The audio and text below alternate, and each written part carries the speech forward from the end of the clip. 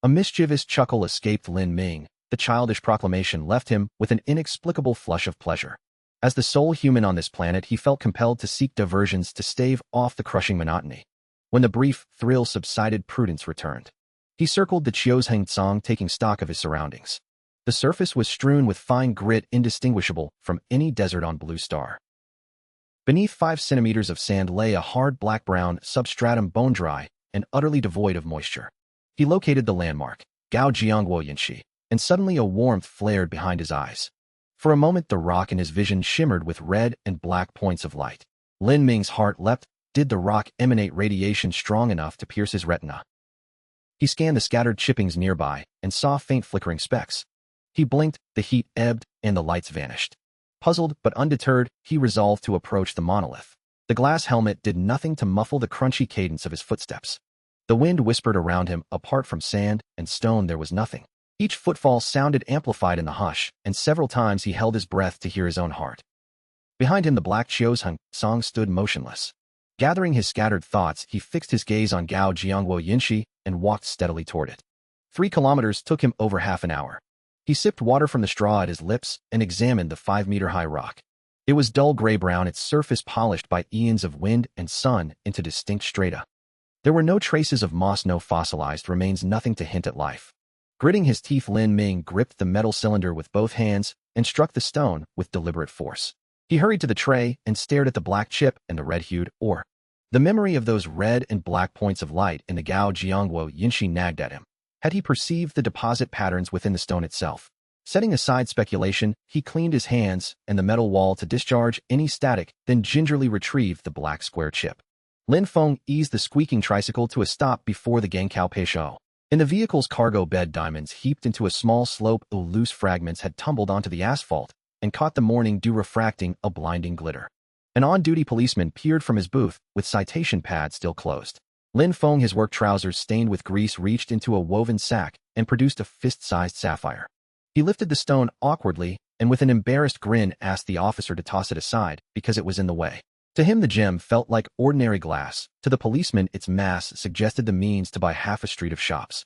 The moment the sapphire slipped from Lin Feng's fingers and dropped into the roadside, drained the entire coastline, ignited with an otherworldly azure band like a luminous serpent unfurling along the shore. More bewildering, each aircraft bore a crooked, childlike emblem. Graffiti snatched from a scrap of paper Lin Feng had doodled on at the recycling yard and discarded the night before. Those careless sketches of smiling faces and stars had inexplicably become the insignia of a nascent space fleet. The policeman's citation book clattered to the ground. He stood trembling and speechless. As Lin Feng scratched his head in stupefaction, a cluster of figures in white coats pressed forward, escorting an elderly man with graying hair. The old man clutched a lab report, and glasses sliding down his nose stammered to Lin Feng that the kitchen waste he had poured out yesterday had, after fermentation, produced an energy source sufficient for the world for 50 years. The laboratory numbers were dense and baffling. The projected residual energy valuation trailed zeros in absurd abundance. Lin Feng remembered dumping spoiled vegetable leaves, leftover rice, and a few moldy steamed buns into a plastic bag the previous evening. He felt suddenly the heat of the old key in his pocket as though it had been placed against an open flame. On impulse, he tossed the key into a nearby green bin. The bin answered with a mechanical click.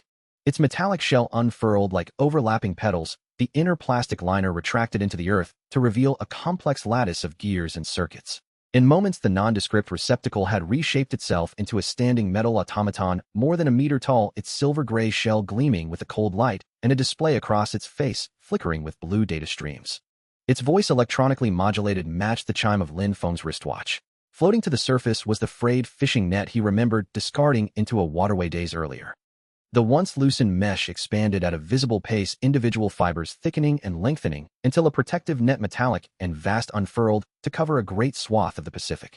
What the net captured were not schools of fish, but a fleet of pirate ships flying skull flags. The pirates clustered on their decks, faces contorted with terror as they gestured helplessly toward the shore. A holographic analysis from the robot identified the net's composition as woven from Jinjin and Xingjihejian, each filament capable of withstanding 100,000 tons of force. Clouds rent open as if cleaved by a blade, sunlight poured down like a luminous waterfall. The dying satellite fragmented midair, and in the midst of cascading debris reconstituted into a floating castle suspended above the port. Its spires pierced the heavens, banners snapped in an unseen breeze. The flags upon closer inspection were fashioned from the tissue he had used that morning to wipe his brow, the corners still stained with sweat. "Shall we find a place to lay out these discarded things?" he suggested, voice calm despite the strangeness, and in that instant a stare of light descended from the castle to the ground. A red carpet ran its length, woven from yarn stripped from the old sweater he had thrown away. The knit was still pocked with small, unremoved baubles. The robot announced, "Master, your castle admission is prepared. Global discarded items are synchronizing requests for reclamation. Would you enable automatic processing?"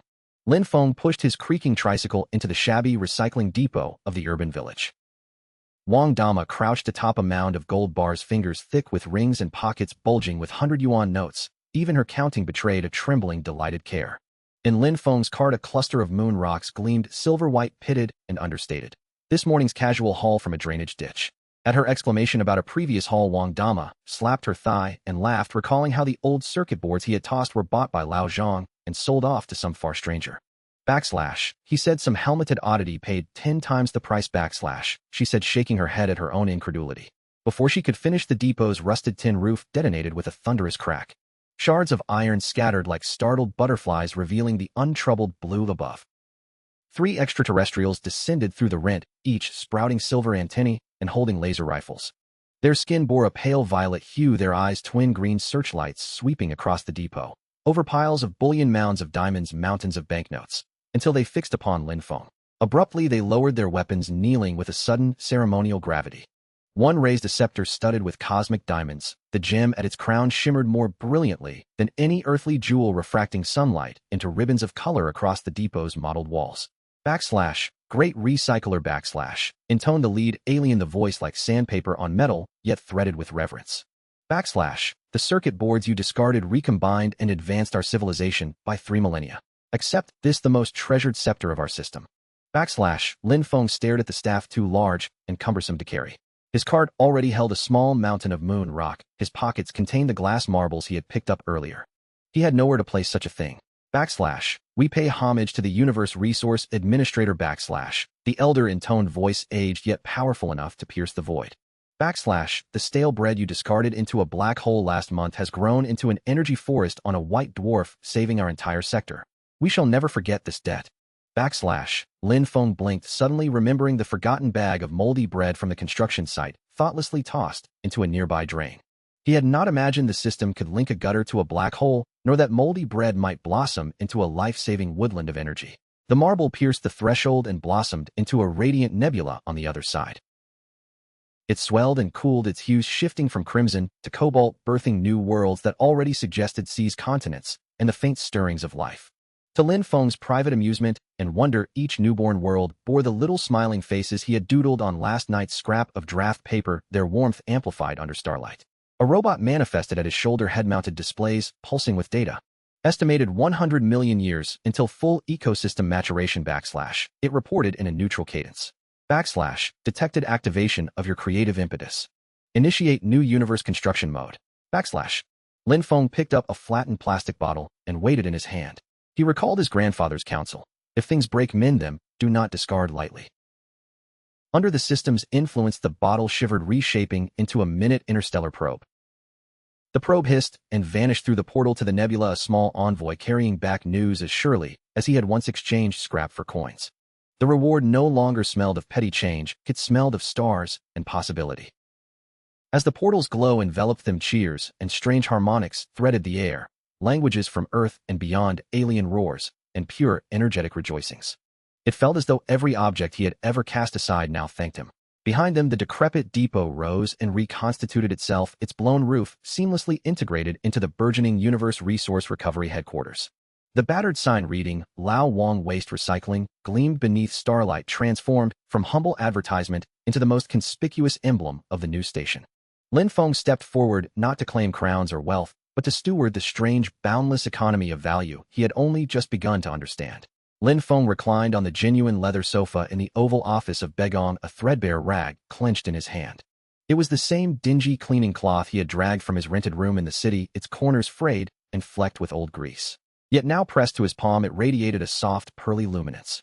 Half an hour earlier, he had idly wiped the president's desk with that cloth, the documents stamped national debt suddenly began to ooze molten gold sheets collapsing into bars that solidified on the floor. In a matter of heartbeats, the pile exceeded the height of the distant Zunushan Xiong, and even the potted plant in the corner bowed beneath the weight. A uniformed aide hurried in and set a tablet on the desk. The screen still carried residual warmth. Its contents made everyone in the office inhale sharply. On a cobalt world in another dimension, the discarded instant noodle cup Lin Feng had tossed yesterday hovered atop, the Lin Yu Dasha spinning into an emblematic device of peace. Any weapon, tank missile rifle, that neared it softened and billowed into multicolored marshmallow, even artillery, fuses unraveling into threads of sugared filament. She waved toward a spiraling galaxy drifting into view. That bag of moldy oranges you tossed. I just saw them in Xianzhuo Xingzi. They grew into singing trees. When the fruit ripens, it chirps that old tune you heard as a child. My bao go, beautifully.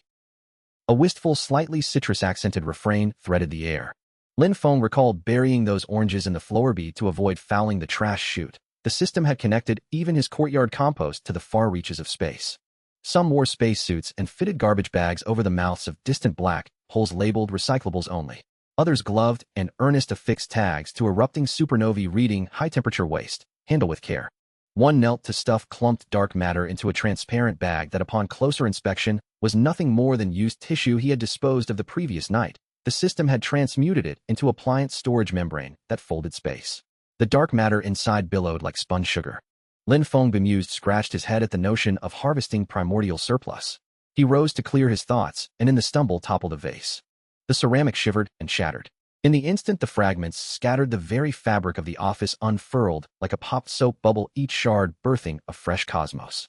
One universe reversed time, watching the elderly climb from graves to become infants. Another sent water uphill in roaring cascades that surged like dragons. In a third, every creature sprouted wings, and even stones sailed the firmament. The Lin Feng crouched with the dark matter sack, glanced up and grinned toward the originating universe. He shook the bag. The murky material inside liquefied into a golden syrup as if honey warmed by sunlight. Around him the others paused, inclined their heads in unison movements so synchronized they resembled reflections in a polished plane. Fragments continued to spawn worlds while Wang Dama's lunar hologram cheerfully brandished a mooncake. Far off, the singing trees in Xianzhuo Xingzi offered their my bao gu in staccato bursts.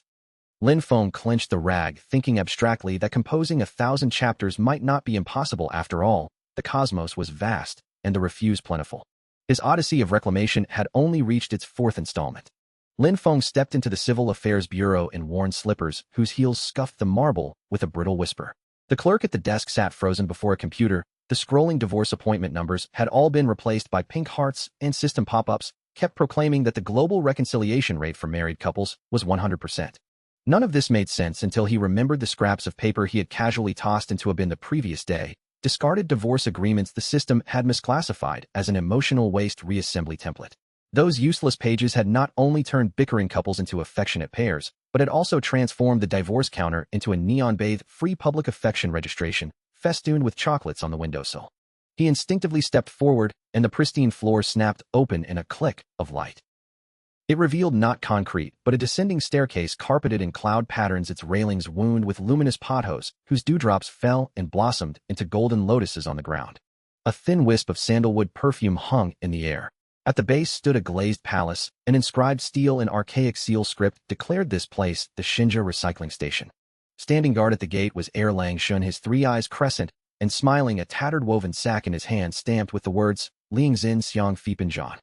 Before Lin Feng could ask what such faith power might do, Li Tianwang trotted up, cradling an empty can smeared with the remains of his instant noodles. A token labeled temporary storage shelf dangled from the summit of his pagoda. Lin, this must be the Kinkin ring upgrade material you discarded, he said, offering the can. I sensed your aura on it and reforged it. It can now bind 10 suns.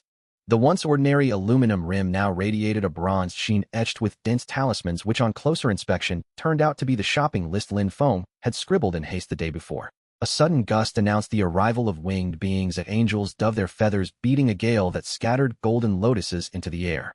In their hands were not scripture, but the tatters of the curtains Lin Feng had thrown out that morning. The torn clawed fabric had been woven into iridescent angel wing enhancers that enameled pure wings in opaline hues, and each beat summoned a rain of diamonds that fell and transformed into songbirds. Lin Darren, the lead angel, knelt and presented a scrap. This material is divine. Heaven's Wing maintenance costs have been reduced by 90%. Pray tell, do you have any old socks left? We seek to test them as boots of holy light. He swung the strange sword, and the distant horde froze, their black armor crackled and fissured, revealing plush pink fur beneath. In an instant they transmogrified into plush toys that nuzzled and clung to his trouser legs. Some bore devilish horns, but wagged rabbit tails and hummed a lullaby. Erlangshan swallowed and nearly dropped his sack. Lin Yu, he said in a small voice, why not let us include the divine realm under your recycling license? I'll be your head of security. 2 gene of your expired mooncakes monthly is more than enough for wages. A battered straw hat perches on Lin Feng's head as he stands at the huaxing jitty, fine red dust seeping through the seams of his shoes. He had found the hat in a neighborhood dumpster, its brim worn away, the straw still flecked with earth soil. This morning he had shoved it on to shield his eyes from the Martian sun. Now where the brim was torn, a faint golden light leaks outward as if fragments of stars are straying through the weave. On the horizon, a 3-year-long galactic storm bears down, roiling with dark purple currents and meteor shards that tear fissures through Huaxing's thin atmosphere. The winds, which should howl with savage clarity, instead take on a viscous, clinging quality. Threads trailing from the straw hat unfurl and entangle the storm's edges. The fibers stretch, thicken, and weave themselves into innumerable translucent cords that bind the tempest into a shrinking knot as the hat turns. A tremor of awe crackles through Lin Feng's communicator. The base commander announces with a trembling voice that the storm's energy readouts have gone to 0 and asks whether the hat is woven from dark matter fiber. Instruments register a gravitational wave emanating from the hat that neutralizes the annihilation energy at the storm's heart. Tempted by the flashing affirmative, Lin Feng taps the screen. The Huaxing surface convulses as if it were boiling, the red sand roils and opens into a cavernous chasm the size of a basketball court. From that blue-tinged void spill rusted vessels. Alien warships, pitted and wingless, black smoke puffing from their hulls. They were relics abandoned in transit, captured by the hat's gravitational wave like iron shavings to a magnet, and they tumble crooked and clanking into his woven duffel. Their weaponry sputters futilely, lasers kissing the fabric without so much as a scorch outlining the sack with a filigree of light. In the observation bay, the astronomers leap from their seats. The feed displays purple electrical arcs, and they cry that the salvaged craft are remnants of the legendary Xiannuzuo annihilation fleet, said to have vanished 30 years prior and rumored to be capable of destroying 3 galaxies. The scientists cannot hide their disbelief that Lin Feng is literally bagging them. Within its lustrous surface, his reflection is the man with the torn straw hat, and a flash of green. The remnant mint from the toothpaste sleeve he had discarded tints its core. The communicator erupts with Wang Dama's exuberant voice, ragged with the crisp sound of chewing. She bellows that the bag of expired fertilizer he tossed onto Jupiter sprouted a tree that filled the gas giant, its fruits imparting alien tongues with a single bite. She says she had Sun Wukong help inspect, and the tree's yield contained a language gene. At that moment, the straw hat detaches and soars. It enlarges in Huaxing orbit until its woven lattice becomes a protective dome with a diameter measured in thousands of kilometers. Each square of strawwork embeds a meteor that had been ensnared by the storm. They have been repurposed into reservoirs of power. Outside the canopy, an asteroid swarm disintegrates angular rocks kneaded into dust, and then into scintillating motes that coalesce into piles of interstellar currency, silver discs engraved with a universal sigil legible across the cosmos. Lin Feng stood beneath the dripping canopy of the Zhu Luoji forest, clutching a leaky black umbrella whose ribs creaked and shed splinters. He had scavenged the umbrella from the neighborhood greenery 3 days earlier. A 1-foot tear gaped across its canopy, 2 ribs were broken, and a lightning-blanched scar marred its shaft. He had meant to discard it until the system had suggested it could be retrofitted into a temporal stabilizer. A pale white light seeped from the rip like warmed milk sluicing outward, and a pursuing Ba Wang Long that had just charged into the mist was reduced with a sickening slip to a palm-sized lizard whose tail still bore red prehistoric earth. It now clambered up Lin Feng's trouser leg. The umbrella shuddered violently, and another rib snapped with a crisp crack. The tear widened, transforming into a spinning white vortex that greedily inhaled the surrounding air. A distant volcano mid-eruption froze as if struck by a single breathless frame. Lava arrested in mid-flight, sparks suspended like a spray of jewels. Within the fractured rib, Lin Feng discovered a half-blister of expired sleeping pills he had tossed into the rubbish the night before. The tablets had seeped into the umbrella's shaft and were now dissolving, acting as a temporal anodyne that soothed the rampaging prehistoric continuum into docility. Lin Feng rested the battered umbrella on the carriage seat. Its ribs still flaked with chips, yet under the carriage lights the frame emitted a gentle luminescence. He understood with a quiet clarity that this was but Chapter 7. The umbrella's work was not done. Countless neglected corners of time awaited its illumination, and scattered across eras lay refuse that when gathered might be alchemized into unforeseen possibilities. In the crystal nebula, the straw hat's silhouette advanced toward ever-distant horizons. The bulging woven sack at his side promised the surprises of some future age.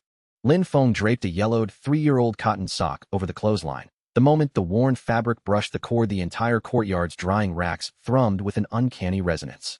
From the gaping toe-hole spilled a pale violet ribbon of light. Lightning that had been coiled about the rooftop lightning rod seemed magnetized, sliding along the luminous strand into the sock, where at the sole it congealed into a pebble of electric radiance the size of a pigeon's egg. He forced the struggling appendage toward the repurposed dumpster, now an interstellar transfer hub. The borer's saliva fell to the pavement and was neutralized by a whitening effulgence oozing from the sock. The taint congealed into dandelion seeds of alabaster fluff. They drifted on the wind and alighted on distant rooftops, sprouting metallic forests whose leaves were sheared from discarded satellite parts, each blade a mosaic of obsolete circuitry. Finally, Lin Feng plucked the fragment of nebula lodged within his lens and flung it skyward. It detonated in the firmament into an iridescent bridge arching across the heavens. At its terminus, a flotilla of alien vessels queued dutifully to unload their refuse into his humble bin. On each hull, the emblem of 2 worn socks, each with a twin hole, gleamed against the cosmic backdrop. When Lin Feng set the chipped blue and white porcelain bowl upon the stove, the flames at the pan's base bowed in unison. He had found the bowl for 5 kuai at a neighborhood flea stall. Its rim was missing a triangular shard, and a clump of rice still clung to its bottom. That grain now emitted a faint emerald glow. A fragment of a neutron star originally destined to plunge into the solar system seemed to be drawn by an invisible filament. It followed the green light into the bowl and congealed at its base into a sesame seed-sized black bead. Lin Feng, why is your kitchen full of fairy mist? Called Wang Dam, appearing in with a bunch of grapes she claimed to have picked from Xian Nuzhua. Last week the vine sprouted from seeds she had tossed. My new smart cooker only plugged in and began simmering a cosmic broth. It says the recipe came from the rice grain at the bottom of your bowl. Before he could reply, the bowl's chipped rim clicked and brightened with a gilt edge. The once murky glaze turned glass clear, revealing innumerable nebulae twirling at the bowl's nadir. Outside, the night cleaved along a seam of blue. What tumbled through were not meteors, but rusting interstellar refugee craft.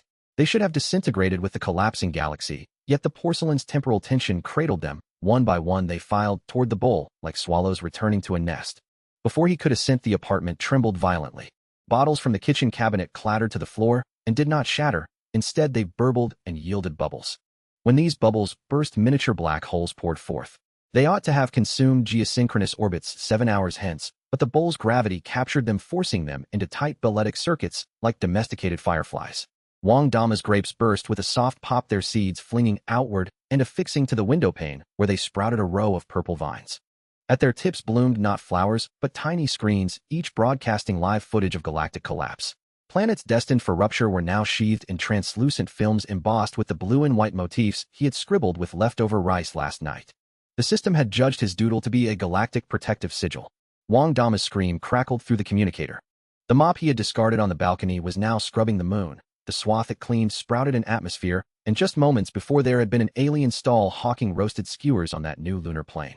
The bowl hummed, and the golden current flared crimson. Lin Feng looked up to see the direction of Xian Nuzhua, collapsing stars clutched by an unseen hand, and bleeding a deathly white light. The porcelain's gash pointed like an open maw toward the implosion's heart, preparing to swallow the storm. Lin Feng plunged the spatula and felt the current climb his arm, crystallizing into a golden cuirass upon his skin.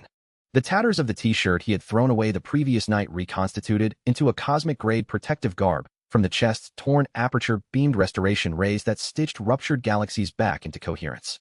As the last filament of collapsing energy fed into the porcelain, the clouds above suddenly cleared. The little black bead had become a radiant star at the bowl's center, continuously birthing new planets. On each world, sprouts unfurled from the vegetable seeds he had tossed, and where fruit should have grown, there hung miniature black holes labeled trial units for reclaiming surplus galaxies. When Lin Feng struck his dust-gray abacus down upon the table, the beads answered with a sudden staccato clatter and began to dance of their own accord. The heirloom redwood frame, marred by a hairline fissure along its crossbeam and missing a single upper bead at the lower right, emitted a spill of golden-red motes from that very crack. Outside, a flock of sparrows that had been perched in the treetop exploded into synchronized flight. The tempo of their wing beats mirrored the cadence of the beads, tracing sequences in midair like a floating ribbon of binary code. Before Lin Feng could reply, the fissure along the abacus beam clicked open to reveal a palm-sized holographic screen. Dense luminous formulae scrolled across it. Each symbol glowed as if it were a living thing. The final culmination of the derivation, an answer that had eluded generations of physicists, completed the grand unified theory, and the last algebraic step required the very missing bead, the one that was smeared with a stray grain of rice from Lin Feng's breakfast. He reached to nudge a bead, but a filament of gilded light repelled his fingertip. Between the beads the motes pooled and congealed into a miniature river of stars. Swimming through that ribbon were not fish, but rotating black holes, miniature maelstroms that should have devoured a nearby star in 3 hours, yet were held captive by the abacus gravitational lattice, circling as tamely as koi in a pond. Lin Feng watched in disbelief as the beads accelerated. The golden red motes crawled like living lichen down the table leg and flared up on the plaster to assemble a three-dimensional star chart. Each galactic coordinate bore a number. On closer inspection, those numerals resolved into a lottery sequence labeled in a system prompt as the Milky Way lucky star coordinates redeemable for the interstellar jackpot. The draw date was plainly yesterday. A crumpled ticket he had carelessly scribbled on the previous night had been transmogrified into a chronological device, a time reverser. Astronomical alarms shattered a pane of glass as the observatory's elders staggered into the room, spectacles in trembling hands. They babbled that the abacus had produced an integer value for pi and asserted with the gravest incredulity that the circle constant was merely an address plate in the universe's recycling depot. There was no time for retort. The battered calculator in Lin Feng's pocket, salvaged from an internet cafe, grew hot, and its broken 5 key sprang up and animated into a golden cursor. It arced through the star chart and circled a region that brightened to reveal a phalanx of alien vessels, their hulls stamped with an abacus motif, forming a procession toward Earth like a convoy bound for a market. He slid his pencil into the crack, and the palace convulsed. The stellar river began to run backward, and the motes coalesced into transparent capsules. Each capsule enclosed a rescinded physical law labeled in the interface as deprecated statutes of nature redeemable for bespoke phenomena privileges. When he opened one, it rained chocolate outside. Where the drops landed, they germinated into tiny suin pan that immediately started counting the exact number of droplets. From distant screens across the globe erupted an exultant chorus. Lin Feng looked up to see the very abacus on his table, now orbiting in synchronous altitude above the Earth, a rotating crystal cube rearranging cosmic parameters with each turn. Its central gear was fashioned from the emptied tube of his toothpaste, and with every rotation a new galaxy sparked into being. Wang Dama's video surfaced again. Ushi brandished a packet of expired cereal that had seeded a numeric forest in their courtyard, where every leaf represented a prime number, and she claimed aliens had decreed it universal currency. Before he could reply, the calculator in his pocket ascended once more, assembling a fresh star map upon the ceiling.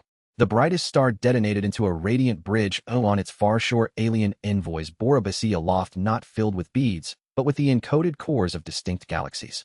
Each envoy wore an emblem stamped with the image of a redwood abacus, with a missing bead gleaming against the cosmic microwave background like a relic of worship.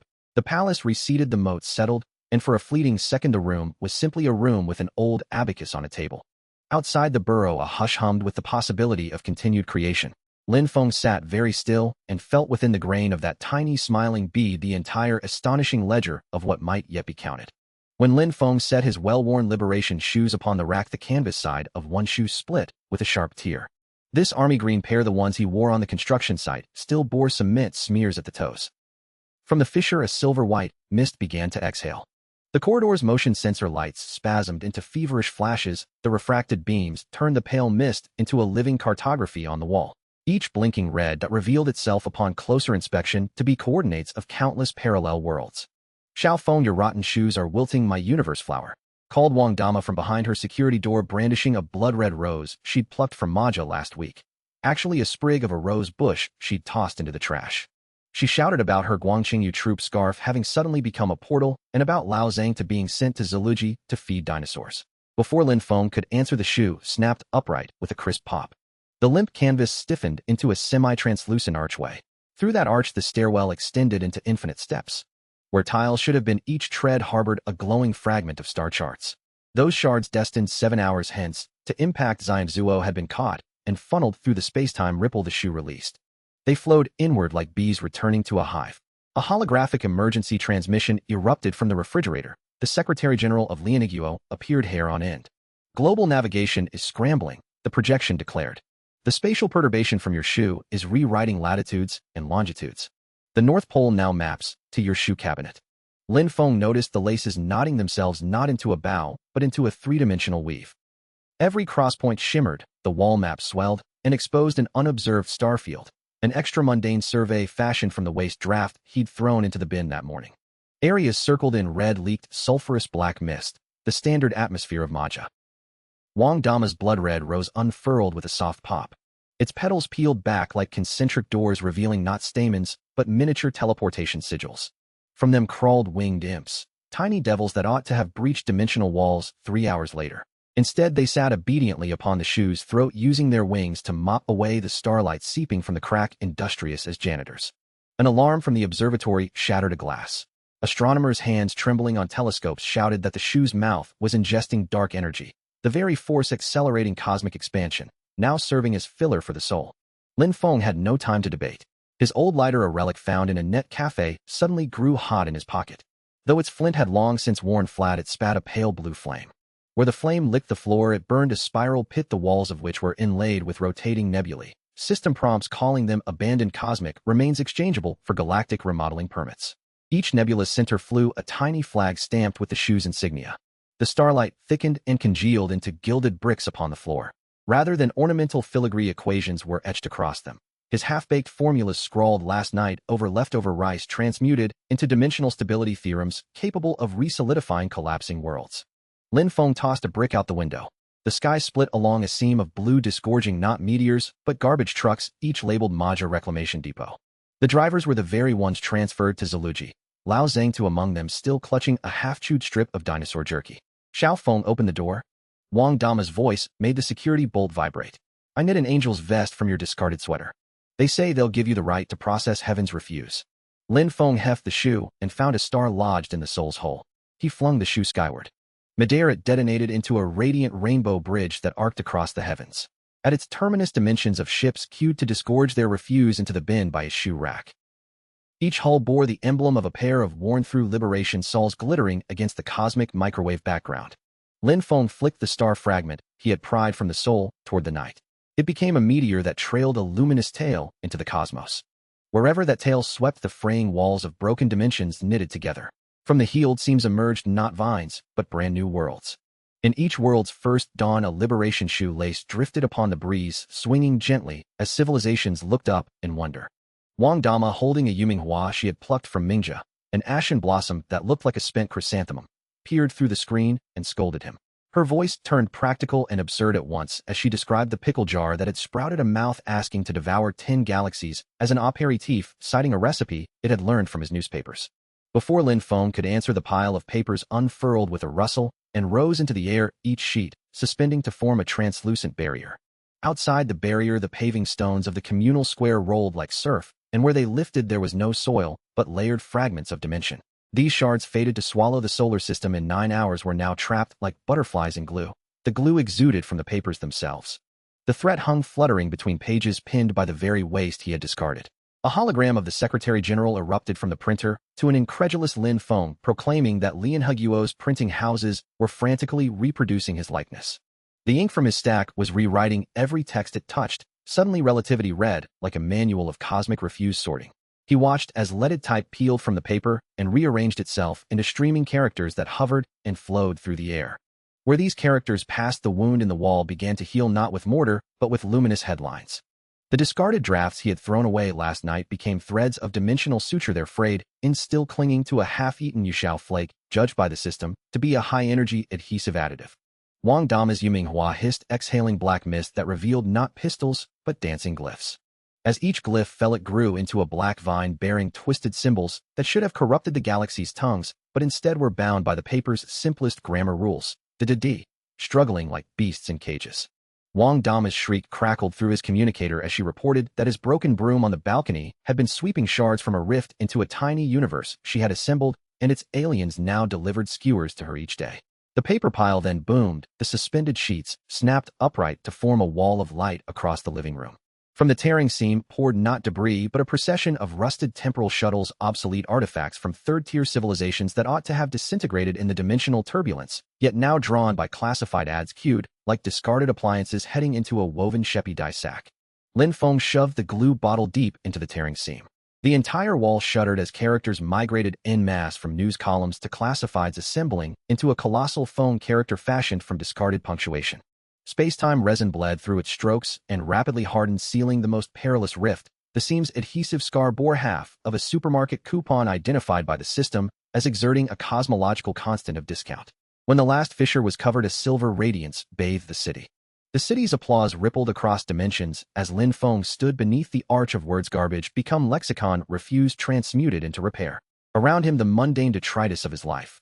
Old newspapers, a broken broom, a milk carton, a sheppy die, had been refashioned into tools of stewardship, their battered textures consecrated into the very grammar of worlds he had unintentionally saved. Lin Feng draped his 5-year-worn cotton tank top, its fabric-washed bone pale, 2 symmetrical holes at the armpits, over the clothesline. The moment it settled, the courtyard's drying racks emitted a humming chorus. Pale cyan threads of light wove from the torn fabric, lightning coiled about the rooftop, lightning rod drew itself away, like severed silk, and slipped along those threads into the vest. Between each fiber, grains of electric light the size of rice crystallized, their surfaces bearing the faint imprints of yesterday's sweat. Lin Feng reached to straighten the garment, but a warm current clasped his fingertips. From the holes, light began to weave across the courtyard floor into a net whose meshes cradled miniature stars. System prompts identified them as supernova remnants convertible into interstellar heating systems. Each tiny sun was tagged with a placard that read in mock utility a longevity statistic. The television erupted with an urgent communique. Lin Yu's Secretary General appeared as a perspiration-darkened hollow warning that the vest's energy signature exceeded that of a quasar and that it was drawing supernova energy from Zingzi. The vest's collar tightened into a spiral conduit, and at its end a transparent hose manifested.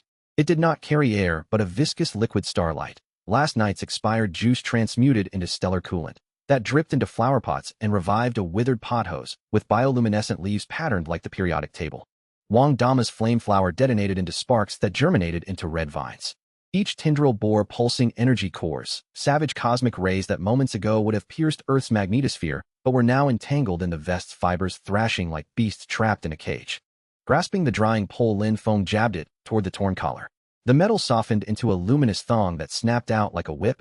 Each arc painted nascent nebulae across the sky, each bloom cradling crystalline palaces whose domes were woven from the same salvaged cloth, filtering hazardous radiation. From the hole erupted a fountain, not of water but of newly formed planets. Worlds reconstituted from material meant to vaporize. Surfaces blanketed not by stone, but by thick layers of cotton taken from a discarded comforter and populated by moving thermometers calibrating each core. Astronomers at distant observatories cheered as an ill-fated Zeta Zingzi received a repair badge and a ludicrously long warranty. When the last vestige of supernova energy slipped inside, the absorbed power arranged itself into a vast radiant character, meaning stability, and in the heart of Zingzi a fresh star kindled its nucleus, embedding a scrap of the vest still stained with Lin Feng's sweat, what the system termed a life mark that could stabilize stellar activity. Lin Feng flings a frayed sneaker lace into the trash, and the clock in the room abruptly begins to unwind. The nylon lace, its aglet long gone, weeps a silver filament from its torn end. The world map on the wall awakens, meridians and parallels rethread themselves along the filament, and upon the ceiling assemble into a three-dimensional chronometric lattice whose nodes pulse with coordinates of disparate epochs. Wang Dama leans against the window brandishing a curious fruit she calls shikingua and cries that Lin Feng's dustbin is disgorging light. She reports half-laughing that her square dance red sash inexplicably became a rope and bound the neighbor Lao back to the tang as a reluctant consort. Before Lin Feng can answer, the shoelace rockets from the bin stretches taut into the air and knots itself into a diamond-shaped ward.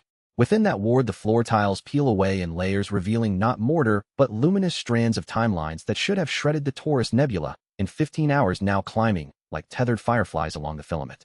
Lin Feng notices the torn end has braided itself into a three-dimensional Mobius knot.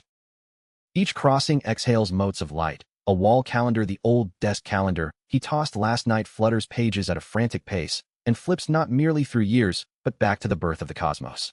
The calendar has been transmuted into a shucking fengingji. Every sheet projects an unobserved chapter of the universe's infancy. Elders from the shucking Guanliju tumble from a wardrobe, holding a luminescent codex, trembling as they declare that the lace's fibers are literally tying knots in time-looping epochs and fastening events. The extinction of dinosaurs bound in a bow with the moon landing. Lin Feng has no leisure for explanations. The rusty safety pin that fell from his shirt grows hot in his pocket and flares a red thread that completes a knot. New cords sprout from the knot, and along them hang tiny bells whose chimes do not sound, but unveil stretched segments of history.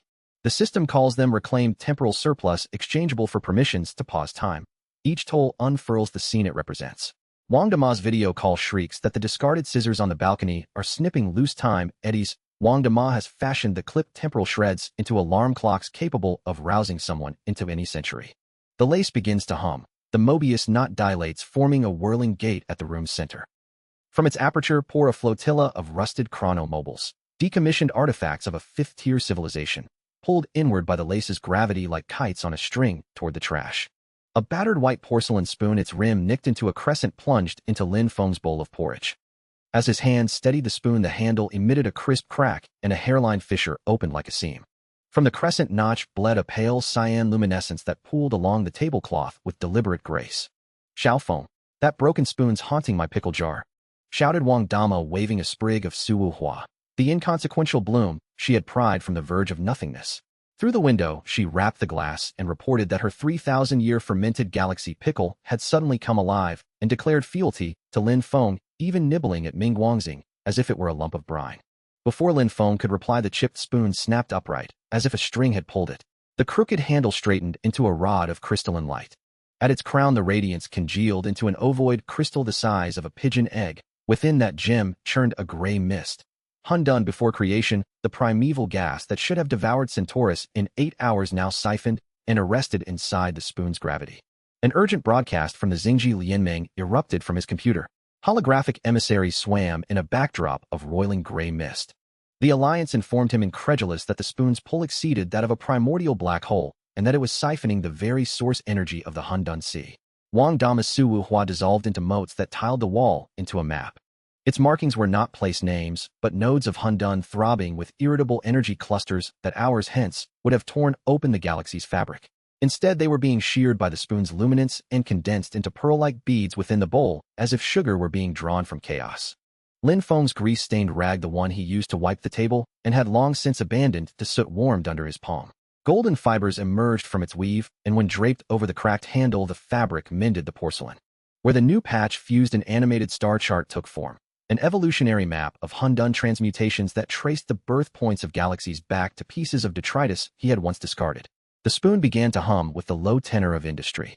Its surface fissured and vomited countless beams of light that braided in the air into a vast funnel aimed at the horizon, where the Hundun Zhihai broiled in mottled gray. The sea, as if restrained by an invisible hand, was being poured through those beams into the spoon. Out of each surf rose fully formed star systems, whole as dumplings, their suns still steaming, as if fresh from the pot. When the crystal at the spoon's notch burst, it scattered motes that rooted as silver flora across the table. Each plant bore not fruit, but a miniature porcelain spoon, each cusp seeping that same cyan light into trickling streams. Where the trickles laced the floor, the once turbid Hundun gas aligned itself into ordered currents combed into planetary spheres, whose surfaces preserved the textural grooves of the spoon, as if cast from porcelain molds. Wang Dama's face bobbed back into his screen, triumphant. She had knit a vest from an old sweater he had tossed, and draped it upon a Hundun spirit. In gratitude, the spirit promised to consign the seabed's Hundun seams to his refused depot, and taught her the arcane recipe for pickling with Hundun gas. Lin Feng raised the scepter, and with a casual sweep unfurled the tiny enclosed sea into an arch of iridescence that spanned the sky.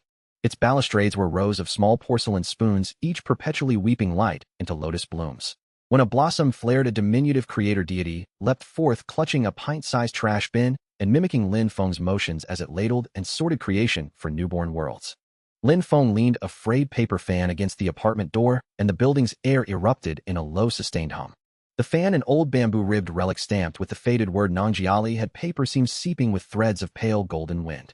Dust in the corridor seemed combed into ribbons of light that circled the fan, and upon close inspection those ribbons were fragments of legal codices, each character glinting with a cosmic radiance. From the other side of the door came Wang Dama's voice, jubilant and incredulous. She waved a strange multicolored fruit she had plucked from a fissure of law, one of last week's discarded watermelon seeds reborn, calling out that even her cellar's pickled galaxy had begun to spin clockwise, and that black holes had taken to dancing in the square. Before Lin Feng could answer, the fan snapped open with a whoosh, drooping ribs straightened into a translucent wind wheel. As the wheel rotated, exercise equipment in the courtyard lifted and assembled midair into a colossal formula of law. At the joints, not sparks, but twisted shafts of light flared. These flows should have torn the solar system apart hours hence, yet the fan's breath captured them and funneled them along the handle like butterflies being swallowed by a vortex. Lin Feng reached to hang the fan back, but a tender gale cradled his fingertips. Lin Feng realized the fan's handle spun itself, threads of wind curling into spirals that formed a microvortex on the surface. At its center, an old newspaper he had tossed the night before rose up, headlines reassembled from "Global Temperature Rise" into "Manual for Adjusting Stellar Combustion Efficiency." The wind threads transformed print into a rule-editing handbook, each punctuation mark corresponding to an amendable physical law. Wang Dama's shriek of delight crackled through the communicator as she reported that Lin Feng's discarded mop on the balcony was sweeping law fragments into order. The pieces she reassembled mandated that black holes observe a weekly day off, and now queued dutifully to deliver her afternoon tea. Then the fan emitted a dragon-like roar. Its wind wheel expanded into a wall spanning the living room, its surface scrolling with clauses that disgorged rusted, obsolete law carriers. 7th-level civilization refuse. Each stamped with recycling tags and filed into waiting sacks at the room's corner. Wang Dama's video call bloomed on his screen. She grinned, holding the scene where a lost spirit had accepted a hand-knit vest she had woven from his discarded sweater and pledged that all law vulnerabilities should be entrusted to Lin Feng for mending. Lin Feng raised his scepter, and the crystal's law ocean unfurled into a rainbow bridge spanning the sky. Guardrails braided from wind threads were studded with miniature fans whose gusts wove passageways to zones of physics, time, and space. Tiny wind figures at each portal held minute bins and sorted abandoned perpetual motion schematics and expired faster than light theories.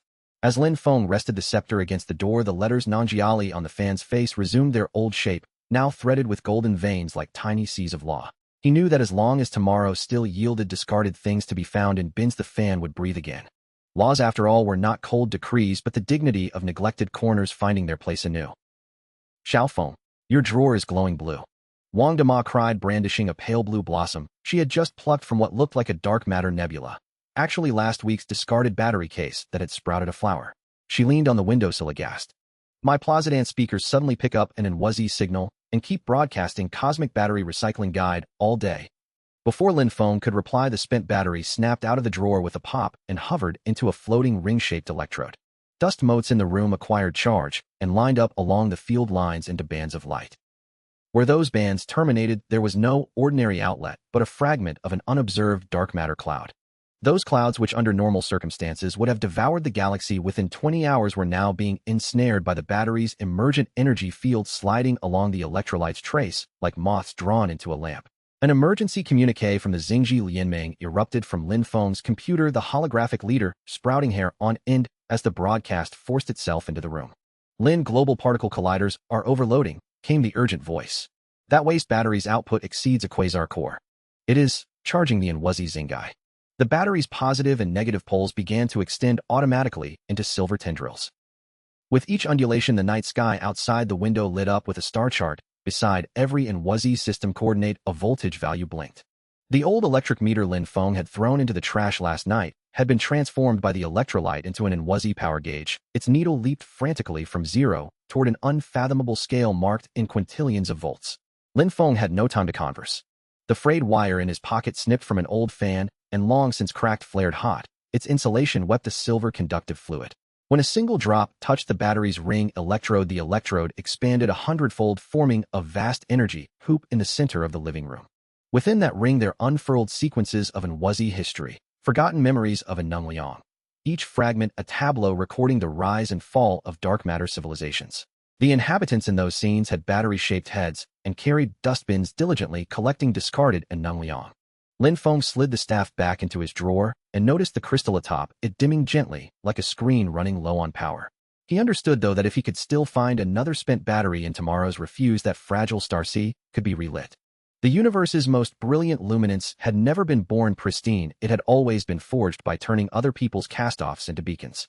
On the windowsill, Wang Dama's pale blue blossom had entwined its roots around a sliver of Nwuzzi crystal, and through the blue glow a transparent flower had opened its petals, imprinted with the faint silhouette of a battery. Lin Feng stood very still in the blue-green light, the room humming with the quiet industry of revived cosmoses and the ordinary conviction that even the most negligible waste could become the seed of illumination. Bending to steady the sack, Lin Feng's fingertips brush its coarse weave. The current issuing from the tear folds into a rivulet across the floor. Swimming in that stream are miniature nebulae, supernova remnants, the system intones. Each harboring at its heart the tiny stone Lin Feng pried from his shoe sole that morning, now judged by the system as galactic core seeds. Wang Dama's face fills the screen once more. She waves her phone to show the factory line, where she claims she knitted a vest for the dust spirit from Lin Feng's discarded sweater. It vows to consign entire veins of cosmic minerals to his scrap depot, and even gave her a method for pickling meteorites. Her jars, she boasts, shimmer with starlight. Bidders from other worlds proffer 10 whole galaxies, but she refuses to sell. On the balcony, the empty bottles he discarded that morning align and exhale multicolored dust streams that pool into a ribbon of river. Floating upon it are luminous recipes: Xingshan tofu pudding, meteor pickle, their instructions glittering in sunlight, and even the riverbed pebbles shine with starlight.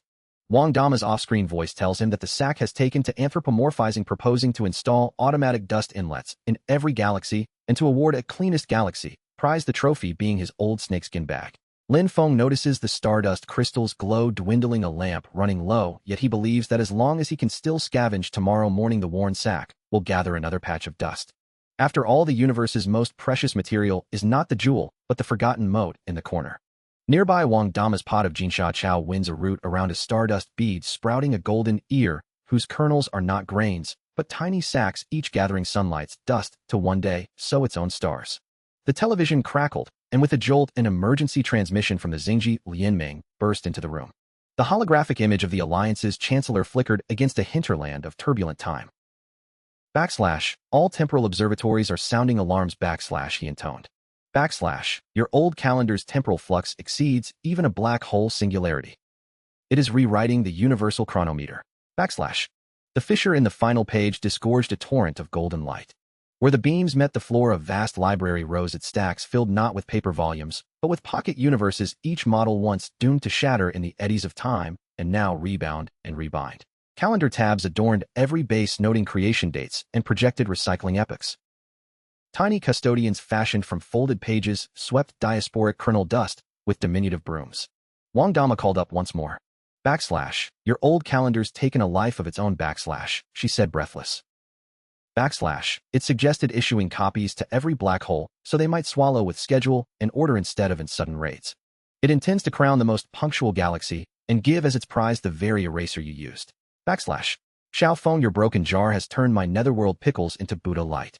Wang Dama called from beyond the fence, waving a withered Wangxing Hua she had plucked from a rift. My 3,000-year galaxy preserves just underwent a mass ascension. They declared you their progenitor and are using black holes as lids. Lin Feng bent to prop a brick beneath the jar, and his fingertip brushed a cool, glazed surface. At the chipped mouth, the leaking brine had pooled into a ring on the ground. Floating within it were not duckweed, but embryonic galaxies, each cradling at its center a shard of pottery, the very shard he had pried from the jar's base that morning. The system classified those shards as reincarnation core catalysts, and the brine labeled the floating debris pre-universal remnants exchangeable for nascent privileges. Lin Feng's old salt shaker salvage from the kitchen blistered hot in his pocket. Its rusted mouth exuded immaculate white crystals that spilled and dissolved into the jar. The brine began to boil, bubbles burst into miniature universes, each a cradle for a newborn civilization and each rimmed with a granule of salt. The system identified those granules as reincarnation stabilizers, residues of Wang Dama's pickling attempts that had accidentally been drafted into cosmic service. He snatched the wall's old pickling paddle and stirred. The paddle lengthened and took on a luminous handle the instant it touched the brine. With each sweep, the worlds inside the jar turned, revealing not galaxies, but layered reels of memory. Some showed dinosaurs grazing on ferns, others the first human-built rockets. The deepest reel captured a ragged boy in patched clothes collecting refuse. The system tagged it, reincarnation core memory exchangeable for primal force. The brine began to redact scenes of war and collapse, replacing them with montages of coexistence and salvage. Wang Dama popped up in a video call, beaming as she panned her camera over the curing line. I knitted a brine-colored vest for the spirit of cycles from your discarded sweater, she crowed. It vowed to entrust every lun we earned to you and taught me to pickle with black hole brine. Taste a jar of prior universe radish. It carries 13.8 billion years in its bite. I refused 100 supercluster offers for it. Lin Feng raised the Lunhui staff and drew an arch in the air. The crystal's inner sea unfurled into a rainbow bridge spanning sky and soil. Parapets were fashioned from pottery shards engraved with epochs, from dinosaurs of former universes to far-flung future star civilizations. The deck was not flagstones, but a procession of curing jars, each harboring a seed from his discarded apple core. The sprouted vessels birthed small porcelain jars. Within them, the brine bubbled, ready to cure the next cycle. Lin Feng draped the frayed hemp over the hook in the woodshed. The rope suddenly snapped open with a crisp crack, unfurling a tuft of silver-white fibers. This was the bundle he used to tie firewood, its surface still bore pine resin and clinging soil. At the broken end, the fibers exuded thin blue-black filaments, as if the rope itself bled of foreign dusk. Xiao Feng, that shabby rope of yours has tangled my underworld chains into a mess. Wang Dama called through the gap in the shed, holding aloft the chaotic blossom she had plucked from the fissure, one of those strange flowers that had sprouted where he had tossed a rope in the week before. My bundle of hell chains has turned into a skipping rope. Get tied, Yin Wang Yi up and hauled him off to square dance. Wang Dama's voice fractured the charge of solemnity with its everyday absurdity. Your scrap basket is weaving cages for chaos singularities. I'm using those cages as vegetable baskets and carting clusters of galaxies to market. Aliens barter star swarms for my pickles. From the rope's severed end, a billion azure beams erupted, assembling upon the soil into a vast dimensional weaving works. Looms did not shuttle cotton here, but conduits of raw chaos, and what emerged from the looms were membranes of dimension, sheets that left to collide would have torn. The rope's filaments restitched those ruptures. The weave's pattern was not warp and weft, but the very knots Lin Feng had tied that morning while stacking firewood. Each knot corresponded to a coordinate in the dimensional map, an unerring cartography of space's strata. Lin Feng drove his sickle deeper into the rope's knot, and the luminous band convulsed. The fibers obeyed the rule the elders had read aloud: left 3, right 4, and swirled into a colossal ideogram for binding. It was constructed of discarded dimensional shards, the strokes hardened into an immense anchor at the densest cluster of singularities. Each ring in its chain was itself a knot interlinked, locking the most volatile node to the edge of his universe. At the clasp hung half a pine needle he had picked up that morning, certified by the system as a dimensional safety latch. Wang Dama's video call popped into the corner of his vision. She brandished a little vest she had knitted from an old sweater. I made this for the dimension spirits, she crowed. They said they'll let you stitch every dimensional fissure and taught me to pickle with chaos energy. Taste this singularity pickle. You'll experience 7 dimensions in one bite. Aliens pay me in star swarms for a jar, and I keep telling them I haven't got the shelf space. Lin Feng swept the dimensional scepter through the air, and the crystals contained ocean unfurled into a radiant rainbow bridge that spanned the shed and arched into the firmament. Its railings were fashioned from dimensional shards. Each baluster was a knot, from simple hitches to intricate pineapple knots. The bridge's planks were not stone but bundles of bound dimensions. Within each bundle slept a seed, housed in a walnut shell he had discarded a week before. When those seeds sprouted, they would not yield trees, but new strands of hemp, whose tips would cradle freshly born dimensions, staked and supported like saplings with tender trellises. Wang Dama's voice returned, amused and triumphant. Your broken hemp has become sentient. It's going to publish a binding manual and regulate singularity eruptions so they behave. It wants to crown the most well-behaved singularity. A prize is your sickle. The largest fragment flipped of its own accord. On its reverse, the glaze congealed into rows of symbols. No incantation, but equations of cosmic architecture. The scrap of yesterday's newspaper he had tossed into the bin had been transmuted by the glaze into a Lantazivu. Each punctuation mark corresponded to a precisely vulnerable fault in the cosmos, the ragged coffee stain along the margin mercifully indicating the intended repair sequence. Deep space probes relayed the spectacle, and astronomers rose from their seats. The formerly prophesied skeletal collapse steadied under these novel restorations. The shards, the commentators marveled, had added an anti-counterfeit signature to the Lantu, who every repaired seam quietly bore a minute lotus visible only under magnification. When Lin Feng set the final shard in the light, while the entire blueprint convulsed, the shard's glaze synchronized into a luminous character meaning wholeness, an emblem forged of all discarded fragments. The flowing glaze began to harden along the universe's most fragile strings, each vibration node fist-patched by a piece of porcelain. Chanzillion motifs wrapped the strands like protective braiding. A ragged cloth corner from Wang Dama's shoe cobbling adhered at one terminus and was catalogued by the system as a wear-resisting pad. As the last breach closed, the cosmos was bathed in a pale teal canopy. On the sill, the pile of fragments had transmuted into a Lantu Quanzhong crown, with a flawless Qinghua panel engraved with a 3-dimensional map of the entire observable universe, each system annotated, repaired, a structural integrity enhanced by multiples. On the floor, the glaze congealed into a gilded certificate reading Lantu Guanliuan Zijijang, complete with a photograph of Lin Feng kneeling to fit the shards and a seal stamped with a Chanzillion. Wang Dama's video chimed again. She triumphantly displayed a miniature Qinghua vest she had knitted for the Lanta spirit from an old sweater and announced that the spirit entrusted Lin Feng with stewardship of all repair points. She claimed to have learned to pickle with porcelain glaze. Her jars of Xingzi were studded with tiny plates that made a satisfying crunch. Alien traders had offered 3 black holes for a jar, and she refused to part with them. When Lin Feng hung the sun-faded straw hat on the hook behind the door, a gust swept up its brim, and golden motes poured from a coin-sized hole at the crown. The frayed straw at the edge shivered as spiderweb on the doorframe tautened, and tracing the mote's trajectory wove itself into a hexagonal ward. The apertures of the ward did not hold dust, but rotating runic sigils. An automated system prompt named them a disorder law captor exchangeable for law calibration privileges.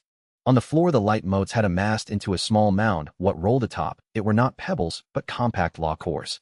The system labeled them high-tier law shards redeemable for law reconstitution authority. Beside each core lay a shard of tile, an object Lin Feng had picked up that morning from the yard, which the interface identified as low-tier law stabilizers. Wang Dama's shriek burst from the communicator as she filmed an old bamboo basket that was collecting the storm's detritus. Once full, she had braided the basket into a law sieve. The refined essences it sifted she had mixed with pickles. Yin Wang Yi kept coming by for a bowl, she bragged, declaring that the brine laws restored order to death ledgers. Lin Feng grabbed the jar of paste and smeared it across the straw. The moment the adhesive touched the motes, it boiled and erupted into a flurry of tacky droplets. Each droplet trailed a filament of straw, and upon striking, a storm wove itself into a funnel whose mouth faced the tempest and whose tail fed the hat's central aperture. The funnels filtered feral law energy into docile particles of pressure relief for the gale. The system called it a law viscosity enhancer, adhesive strength equivalent to causality. Lin Feng pushed the pin through the crown, the dome convulsed, and the straw wove in a measured rhythm. 3 up, 3 down, constructing midair of vast character, meaning stabilization. The motes between strokes coagulated, sealing the most perilous entropy zones.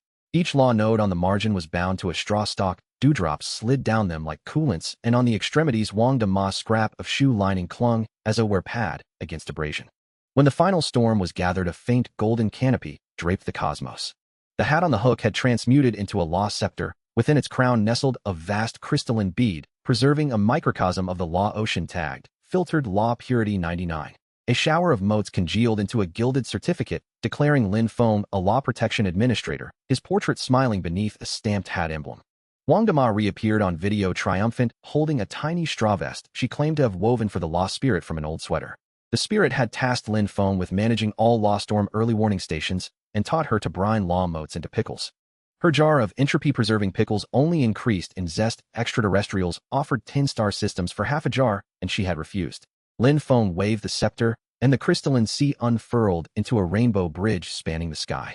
Its railings braided from straw bore tiny hats as balusters. Beneath each brim hung not bells, but miniature law clocks whose chimes tidied anomalies. The walkway itself consisted of hat-shaped shields nurturing saplings of law, seedlings sprung from the seeds he had discarded, each root twined about a straw, as if learning restraint. As Lin Feng hung the scepter back where the hat had rested, fresh shoots unfurled from the straw, and a golden blossom unfurled within the crown's wound. Its petals were etched with primordial law formulae. He understood, then, that as long as he could find a discarded hat on the ridge the next morning, it would gather storms anew. The universe's truest defense, he felt, was never a cold rampart, but the patient braiding of delicate straw into a bulwark against the gale. On the sill, Wang Dama's pot of Ding Feng Chow had wrapped a tendril about a straw and grown a miniature hat beneath its brim. A tiny law core spun obediently like a tamed star. Lin Feng placed the rusted iron pot on the stove. The rim sighed, and a tongue of azure flames sprang forth from the fissure. The pot was an old cast-iron relic, its edge battered and pitted. The hole in its base could swallow a fist. Dark crimson lava seeped from that breach, and the stove's coal ash, drawn to the molten flow, accreted into a miniature volcano whose vent expelled not magma, but scintillant Binian energy crystals, each clinging to half a grain of rice that the kitchen systems recognized as a life energy catalyst. From beyond the window, Wang Dama waved a handful of yangs and chow and shouted across the yard that Lin Feng's battered pot had set her underworld stove ablaze. She claimed her alchemical furnace had spontaneously birthed a sun and scorched Nehi Qiao into molten ruin, blaming the new temper of Lin Feng's fire. Her voice carried equal parts exasperation and awe. When Lin Feng reached to shift the pot, a scorching heat bit his fingertips. The molten leak had pooled into an annular basin on the floor, and within that pool swam miniature stars, tiny stellar bodies that the system called nascent Binian energy, capable of supplying warmth to entire galactic systems. Each tiny sun bore at its core a shard of iron he had scraped from the pot that morning. The interface labeled those shavings stellar core stabilizers. A frantic transmission from the Xingji Lianmeng sputtered through the range hood. The Alliance leader's hologram flickered with singed hair as it warned that the pot's refining capacity eclipsed a supernova. The old iron vessel was not merely burning, it was synthesizing the Binyan Jihua that underpinned all cosmos. The exposed metal divided into filigreed scars of flame, inscriptions of conversion, equations that transmuted one form of cosmic flux into another. An old coal shovel once discarded had been transmuted into a Binyan regulator whose scorched face now annotated settings in blunt mortal terms. Wen Hua for planetary rotational warmth, and Wu Hua for the cataclysm of supernova energies. A dragon-like rumble rose from the cauldron as its fire patterns surged to life, forging a pillar that bridged floor and ceiling. Along the molten conduits, countless Binyan filaments, waste energies abandoned by civilizations extinct or suppressed, were magnetically lured and drawn into the crucible. They condensed into viscous beads of light upon the pot's base, each bead stamped with a seal of purification and a purity readout of 99.99%. Observers peering through energy telescopes erupted in astonishment. They recorded and broadcast that the pot's base had affixed certification seals upon every core, warrants guaranteeing infinite recharge, and that the long-feared vein of Binyan Jihua prophesied to wane had been rekindled and authenticated by a humble kitchen vessel. When Lin Feng hurled his flint into the fire, the giant pot convulsed. The molten strata began to separate. The uppermost yielded tempered luminance formed into starlight, the middle gave volatile freight shaped into lightning, and the depths alchemized into an eternal ember, a seed of kernel flame. Each newborn core bore a tiny impression of the battered pot, like a maker's mark accompanied by a modest legend declaring the energy fashioned from reclaimed materials and fully traceable. A chorus of exultation rose across star systems. Lin Feng turned to behold that every energy core now housed an identical pot, each fire wheel spinning out a cadence of regulated power that orchestrated stars to burn and black holes to feed in measured rhythms. Civilizations rewritten their origin myths to include the image of the holder of the pot, who tempered raging Binyan fire into sustaining light. His manual of refinement was carved into the first stones of countless worlds. Its opening aphorism declared that the cosmos' truest strength lies not in unbridled detonation, but in shaping fierce forces into guardianship. Wang Dama's video reappeared triumphant and silly. She had knitted a fireproof vest for a Binyan spirit from Lin Feng's cast-off sweater, and the spirit had pledged to entrust the cosmic refineries to him. She held up a jar of stellar pickles cured in Binyan flame, boasting that a single bite exhaled 300 degrees of comforting heat, and that alien buyers offered whole galactic clusters in trade for half a jar. With a flourish of the new scepter, Lin Feng unfurled the crystal ocean into an arching prism that spanned the firmament as a rainbow bridge. Its balustrades were forged from strands of condensed energy and decorated with miniature pots. Along the bridge lay energy pools seeded with kernels he had once discarded, corn cobs now germinating into tiny stoves that burned Binyan Jihua. The flame there shifted hue with temperature, an exhibition of the art of refinement. When at last Lin Feng laid the scepter back upon the stove, the fire will began to dim, like a sunset, the furnace's fervor ebbing. Yet he understood that as long as tomorrow's refuse heap might yield another broken pot, the world would again brew the Binyan Jihua. The universe's most precious embers were rarely innate conflagrations, they were the warmth coaxed from every forsaken vessel. Outside Wang Dama's Yangzhen Chao wound its roots around a scrap of iron and blossomed into a golden flower, whose petals bore in delicate filigree the very combustion formulas that lay at the heart of the Binyan Jihua. Lin Feng reached to steady the rod, and felt the warm, smooth bamboo under his fingertips. At his feet, the light pooling from the fissure formed a cross-shaped puddle. Its mirrored surface did not reflect his face, but inscribed runes of equilibrium. The system identified them as high-order balance fragments redeemable for dimension symmetry privileges. Embedded in each rune was a grain of sand, no more than what he had swept from his shoe that morning, declared by the system as balance core seeds. Wang Dama's face popped up on his screen again, triumphant and playful. She had woven a symmetrical vest for the spirit of balance from one of Lin Feng's discarded sweaters, and in return the spirit entrusted her with the maintenance points for cosmic calibration. She even taught her to cure vegetables with balance light. Her jar of symmetric pickles offered brined and faintly seasoned halves that when combined were perfectly harmonious. An alien civilization had traded 2 superclusters for half the jar. She bragged, though she could not bear to part with it. As he returned the staff to the corner, Lin Feng noticed the gradations along its shaft pulsing like a slow heartbeat. He understood that as long as tomorrow's refuse could still yield another broken pole, this bamboo could steady yet more tilting universes. The cosmos' finest state had never been a frozen perfection, it was rather the capacity to find corresponding support for every leaning angle. In his windowsill, a pot of calming herb Wang Dama had nurtured curled its root around a stray bamboo fiber and sprouted a pair of symmetrical leaves whose veins inscribed in miniature the core formula of balance. When Lin Feng set the old brass oil lamp, its wick long since chipped away upon the windowsill, the lamp startled into life with a sharp blue flare. The lamp was an antique of yellowed brass, its body incised with blurred vine motifs, and its mouth missing a crescent-shaped shard from which a silver-white oil now seeped. The pane of glass against the sill became miraculously transparent. Following the oil's trail, layers of Su Wu unfolded like misty strata.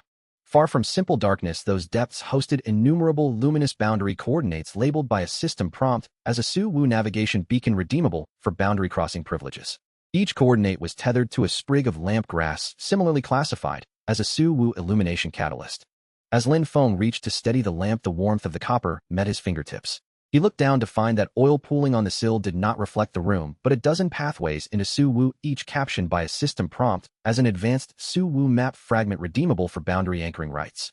At each trail's terminus stood a small stone, the very pebbles he had picked up at dawn from the courtyard corner. The system had adjudicated them boundary cairns.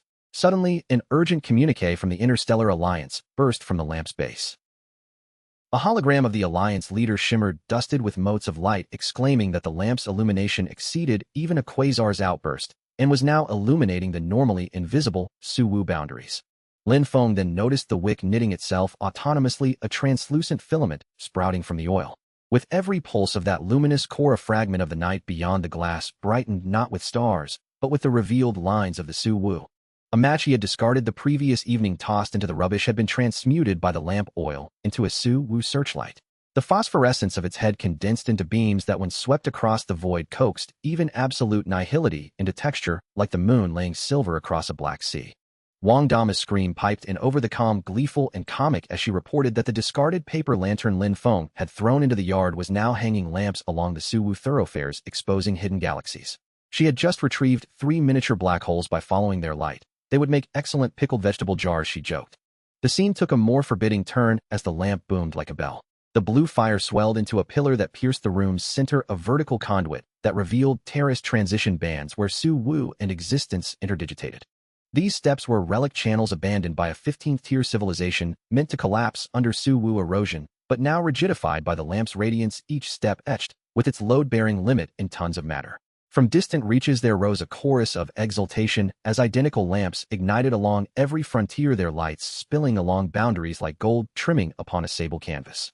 Civilizations amended their cosmographies to include the Su Wu Boundary Illumination Guide, its frontispiece painted with the chipped old lamp and the inscription that the cosmos' bravest light is not the flame that fears extinction, but the one that emboldens each faint ember to shine.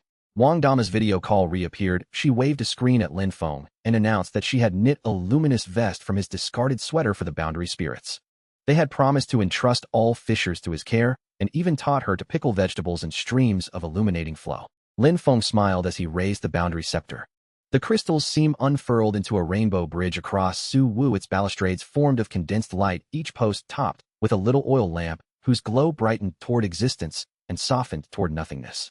The walkway was paved not with stone but with inscribed beacons bearing precise coordinates from the edge of the visible cosmos to the periphery of Su Wu cores. At the far terminus, a lamp without a wick sat, waiting, an invitation to future travelers to kindle new light. When Lin Feng returned the scepter to the windowsill, the flame receded to a gentle, breathable blue. He understood that as long as another abandoned lamp could be found in a rubbish heap, come morning this old lantern might yet venture forth to illuminate new frontiers. After all, the warmest light in the universe is not an unquenchable conflagration, but the courage of small glints daring to kindle themselves in the dark. On the sill, Kaiming Chow had wound a root around a fragment of brass, and beneath the light unfurled a silver bloom, whose petal veining bore the very core formulas of illumination, each character aglow like a constellation of tiny wicks. Your rotten sandals have turned the cloud steps of my immortal realm into a labyrinth. Wang Dama called through the crack in the doorway, holding up a sprig of chuan ginkgo she had just plucked from the rift. She explained it grew from the same tattered sandals he threw away last week. My ascent ladder suddenly branched into 72 forks, and each junction hung a sign like your sandals. They claim the shortcuts were made by your shoes. Mr. Lin, the universe-wide dimension monitors are all shrieking. An emergency transmission from the Interstellar Alliance burst out of the shoe cabinet, and the Alliance leader's hologram half-submerged in an otherworldly plane. Your sandals' breaking force exceeds that of a space-time singularity. They are forging shortcuts across every dimension with their holes. Lin Feng realized the straw cords were tying themselves into knots, weaving a three-dimensional net. Each knot attached to a miniature dimension cushion, Old insoles he'd tossed in the trash last night, transmuted by the sap into dimensional buffer pads. The pads' pleats dampened the dizziness of traversing a passage, cushioning the jolts, as if laying quilts over a rutted road. From the comm device erupted Wang Dama's delighted shriek. That broken basket you left in the yard is gathering the rubble of dimension passages. The stones it collected I piled into a boundary marker. Left reads, this way to the Milky Way, right reads, sandal-dedicated route. Even UD is borrowing it to rush to Wang Mu Niang's celestial peach banquet. Without hesitating, he grabbed a coil of straw cord from the wall and began to bind it to the sandal. The instant the cord met the sap, it sprouted, bursting into a tangle of airborne vines. Each vine dragged a stepping stone. When a stone fell upon a clogged node, it would root itself and bloom into a grass bridge. The planks were laid with bales of straw he had discarded the week before. The balustrades were not mere twine, but inscribed sequences, collections of dimensional stabilizing formulas, the system labeled high extensibility passage adhesive cohesion equivalent to the cosmological constant. As these formulas drifted over broken spans, they acted like glue sealing fissures and coaxing collapsed stairways of dimension to regrow straw-woven steps. Each step bore a sandal print marking a secure tread. Lin Feng slid the sickle into the seam of the sandal's cord, and the shoe convulsed. Its straw weave began to reweave according to a ritual of 3 plates, 2 wraps, assembling in midair into a colossal character for Tong, Hung, a sign forged from the very rubble of block dimensions. Grass sap flowed along its strokes and crystallized, carpeting the most perilous chasms with sod. Every blade of that grass tethered to a dimension node, a dew on the leaves dripped from node to node like lubricating oil. At the outermost rim rested a patch of Wang Dama's old soul lining, the piece she had left behind when she delivered her salted vegetables that morning, registered by the system as a dimensional wear resistance pad. Wang Dama's video flashed again. She propped the screen toward the way station and crowed, I knitted your old sweater into a sandal vest for the path spirit. It pledged to entrust all branching roots to you, and it even taught me to pickle chuanjinko in the sap. This jar of dimensional pickles tastes of 7 dimensions. Alien traders offered 100 star clusters for half a jar, and I would not part with it. Lin Feng raised the scepter. The crystal's internal web unfurled into a resplendent rainbow bridge spanning the dimensions. Its railings were woven of straw cord, each baluster a tiny sandal, their sole perforations still oozing sap that dripped and formed new stepping stones. The deck was not stone but a sequence of node plates, each etched with a dimensional index from Dimension 1. Onward, at the far terminus lay a spare length of straw, cord, an invitation for future hands to continue weaving new lanes. When Lin Feng rested the scepter against the threshold, the straw weave of the sandal exhaled and sent up fresh shoots from its ruptured holes, tinder blades whose vein patterns traced the navigational formulas of the passage network. He understood then that so long as he could find another discarded straw shoe in the morning's refuse, that humble woven relic would build still more lanes. For the universe's most resilient strength had never been some unbreakable blade, but the way each fragile strand of grass could root itself into hardness. On the windowsill, Wang Dama's pot of chuanjinko curled its tendrils around a fallen cord and, nourished by the sap, sent a green vine out into the void, its tendrils exploring little by little, opening a path of its own. Across the fence, Wang Dama waved a vine she had just plucked from a void spring and shouted, accusing and amused by turns. She claimed the jar had siphoned off the underworld's Wangchuan waters from her own jar of pickling brine. Her voice carried tales of a sudden spring in her pickle pot, whose draft revealed countless prior lives. She blamed Lin Feng's forsaken jar for inventing this newfound fermentation. Before the words finished, the earthenware made a soft click and rotated, righting itself, as if by stubborn habit. The seam that had leaked silver beads now cast them into the air, and they congealed into a ring of water that hovered above the jar's rim. A sudden urgent transmission erupted from the old well, an emergency channel from the Xingji Lianming. The holographic leader's hair dripped tiny silver beads. Your jar's absorption exceeds the event horizon of a black hole, the Alliance announced, astonishment lacing its formal cadence. It is gathering the void waters of all dimensions. Then Lin Feng noted the fissure knitting itself. Fresh clay grew from the liquid beads, forming new ceramic where the crack had been, each newly spun patch graven with water-patterned sigils. Where those runes passed, fissures in the courtyard wall wept silver water. Where the water ran, the warpings of Sukong began to smooth. His old ladle, the one he had tossed in the woodpile the previous night, had been transmuted by Su Wu into a Sukong water skimmer, its chipped rim filtered dimensional detritus like a sieve. Pressing his rag over the jar's mouth, Lin Feng felt the vessel shake as clay particles assembled in the air until they spelled in an ancient arrangement of strokes the character Han. That form was woven from rising vapor to droplets that flowed through its strokes, solidified into a great water sphere enveloping the most perilous eye of a void storm. Every inch of the sphere's clay wall connected to a dimensional spring, The concentric water lines across the clay acted as valves tempering the frenzy of each fountain. Wrapped around the outermost layer was a scrap of Wang Dama's shoe sole, a token she had lost earlier deemed by the system an anti-void permeation layer. Wang Dama's face appeared on the screen again, triumphant, brandishing a jar of fermented vegetables. She had woven a clay-colored vest for a Suwu spirit from one of Lin Feng's discarded knitwear. The spirit she claimed had pledged stewardship of the springs to him and taught her to pickle with Suwu. Lin Feng waved the staff, and the crystal's miniature sea unfurled into a bridge that spanned the sky. Its railings cast from condensed liquid Suwu were punctuated by tiny jars that leaked steady silver droplets. Those droplets traced streams across the bridge's deck. Within those currents swam not fish, but miniature dimensions, each a seed that drank and swelled. The walkway itself was made of puddles. Each pool bore a clay orb that exuded Suwu from its seams, and where the droplets struck the surface, silver blossoms unfurled their petal etchings, revealing the essential molecular geometry of Suwu. When Lin Feng returned the staff to the corner, the jar's seam had once more grown a new glaze. Its water patterning sang a wordless melody. Each motif corresponded to a frequency of the Sekong. He understood, then, that if tomorrow morning he were able to salvage another broken pot from the refuse heaps, that clay contrivance might yet hold another draft of Suwu. The universe's gentlest force, he thought, was not the overwhelming deluge, but the patient alchemy that turned every tiny fissure into a conduit of nourishment. On the sill, the Ji Shui tongue that Wang Dama had planted wound its tendrils around a shard, its silver roots drinking at the edge of Sekong, like a guardian tending its well. Lin Feng set the broken porcelain spoon by the stove. The cracked handle revealed jagged shards, and the bowl bore a stubborn tea stain. When the spoon struck the iron ledge, it chimed, and a ring of Qinghua patterning flared like molten ink. From the fracture oozed a milky slurry that traced a sinuous arc across the hearth. The iron wok tilted as if moved by unseen hands, and the stream that followed did not contain water, but a procession of curled Hundun embryos, each annotated by the system as primordial matter of the cosmos, exchangeable for yuantang, crafting privileges. Beside each embryo floated a grain of salt, a foundational seasoning for chaos itself. Xiao Feng, your broken spoon has stirred my celestial pool into a whirl.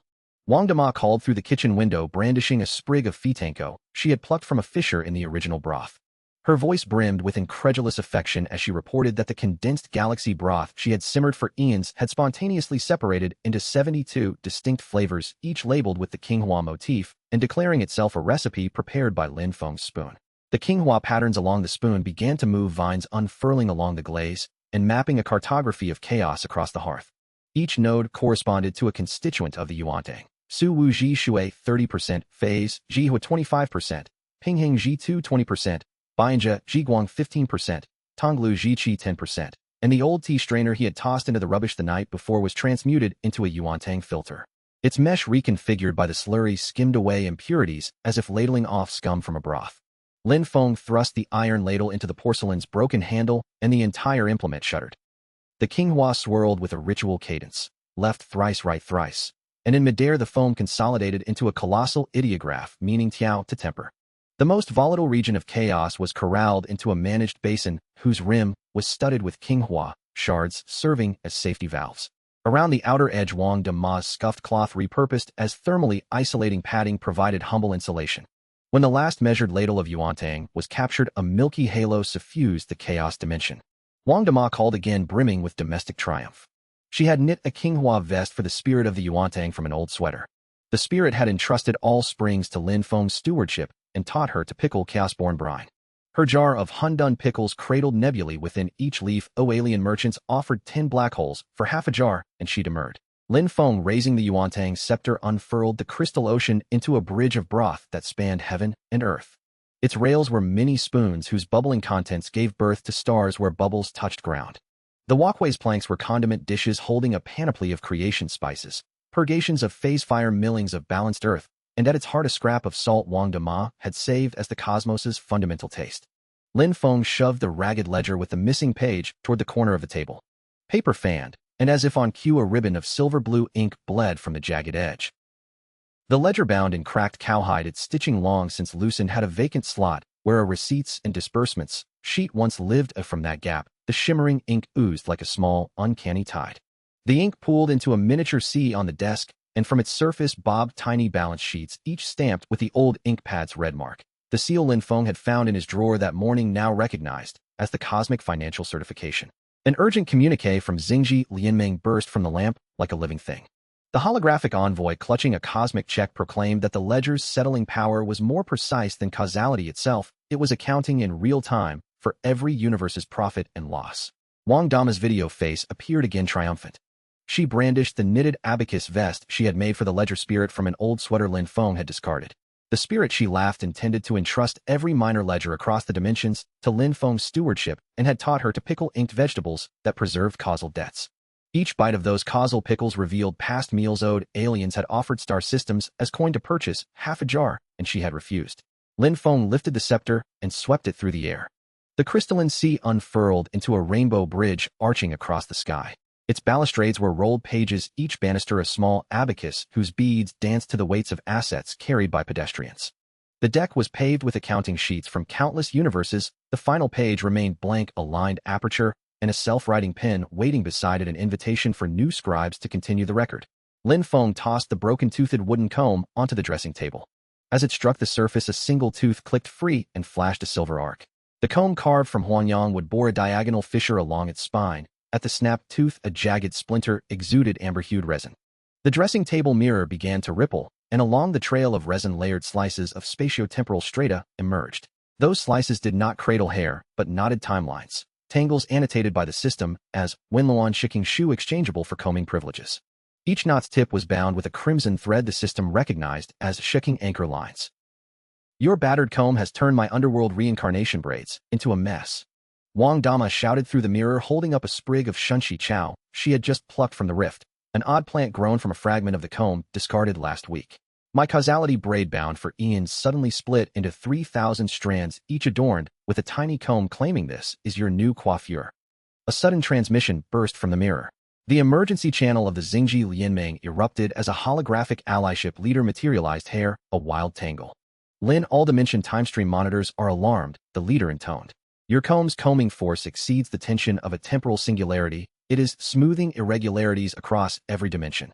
Lin Feng watched in disbelief as the fissure in the comb mended itself. New wooden fibers sprouted from the resin, each fiber coiling with a slender timeline.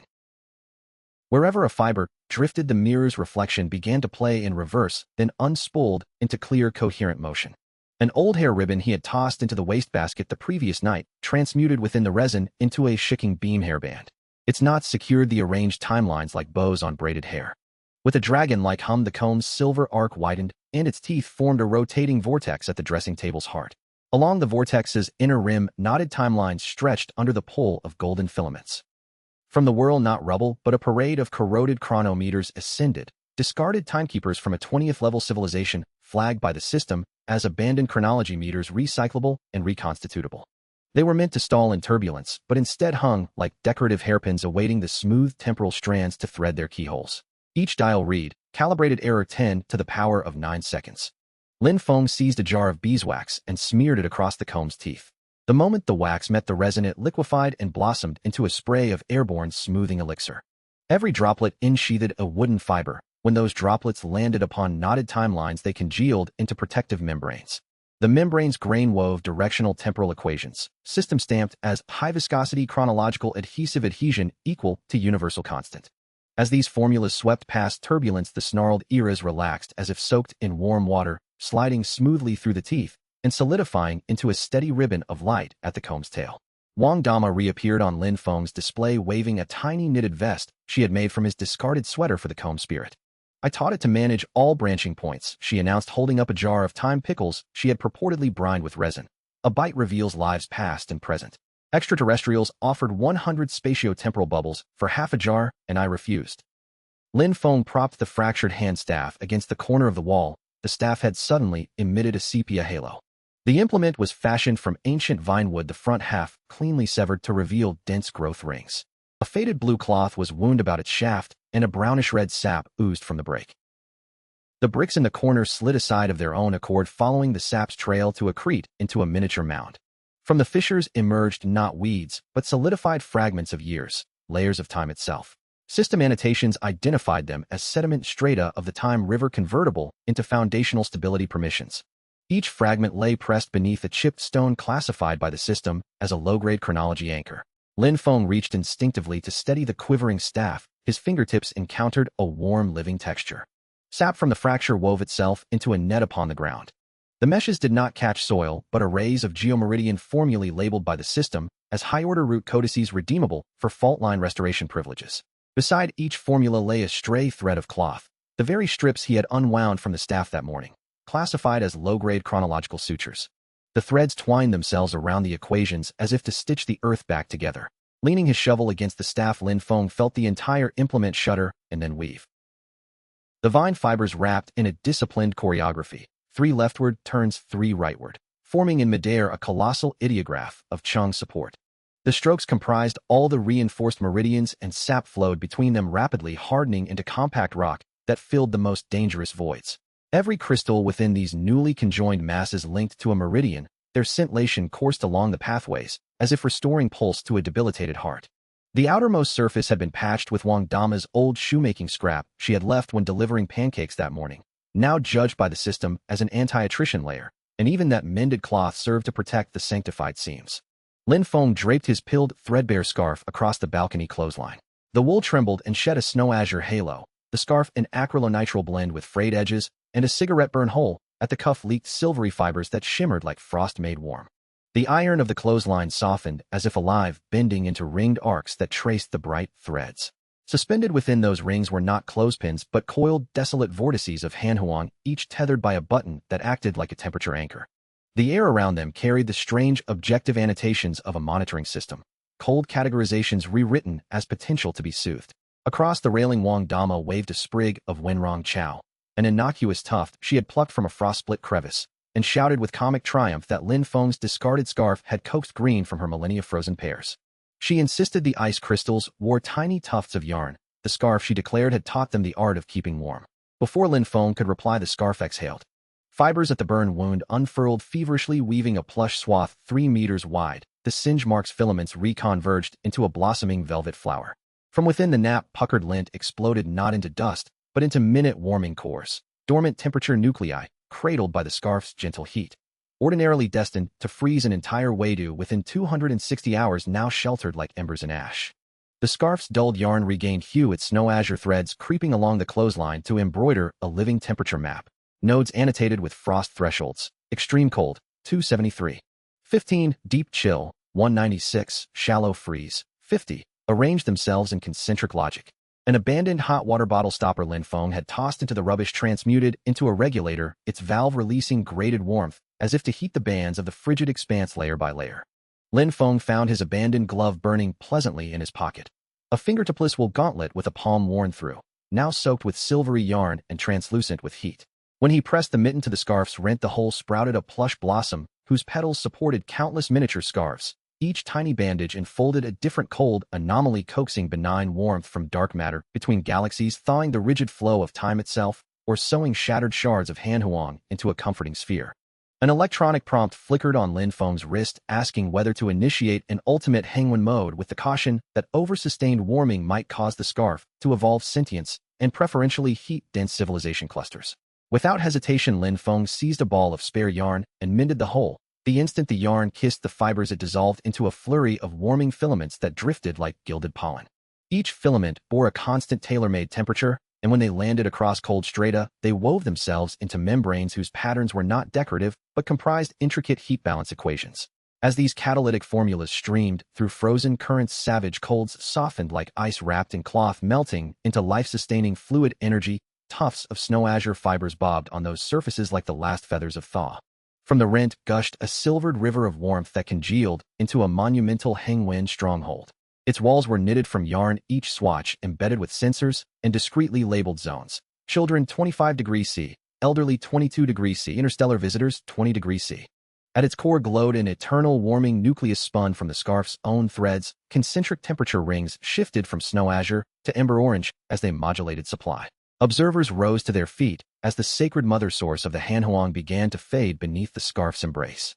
The device's annotations declared that each free domain bore an already stabilized seal and a maintenance card promising years of steady climate. The ground around the balcony yielded a gold certificate, the title of Weidu Hengwen Administrator, with a sepia photograph of Lin Feng wrapped in the scarf and an official stamp of the familiar tattered garment. Lin Feng pressed his warmed glove to the scarf once more, and the fibers took up a rhythmic pattern, knitting an enormous character 4 warm from the very ice crystals they had softened. The strokes were formed from the melted shards, and the resulting orb was a plush globe whose every yarn connected to a settlement. Through these tethered threads warmth flowed like pipes into locked worlds, the outermost layer padded with Wang Dama's old sock, an accidental shield of anti-radiation thrift. When the final fringe of Han Huang settled beneath the scarf's embrace, a snow-azure dome fell over the cold dimension, and the once humble towel had become a long, official Hengwen staff hung on the clothesline. At its head sat a warm core crystal, a microcosm of regulated climate tagged, stabilized, suitable for all civilizations. The trailing fibers on the floor assembled into a gilded license whose photograph showed Lin Feng standing at the edge of the cold scarf tight about his shoulders, and an emblem of the old familiar cloth stamped across it.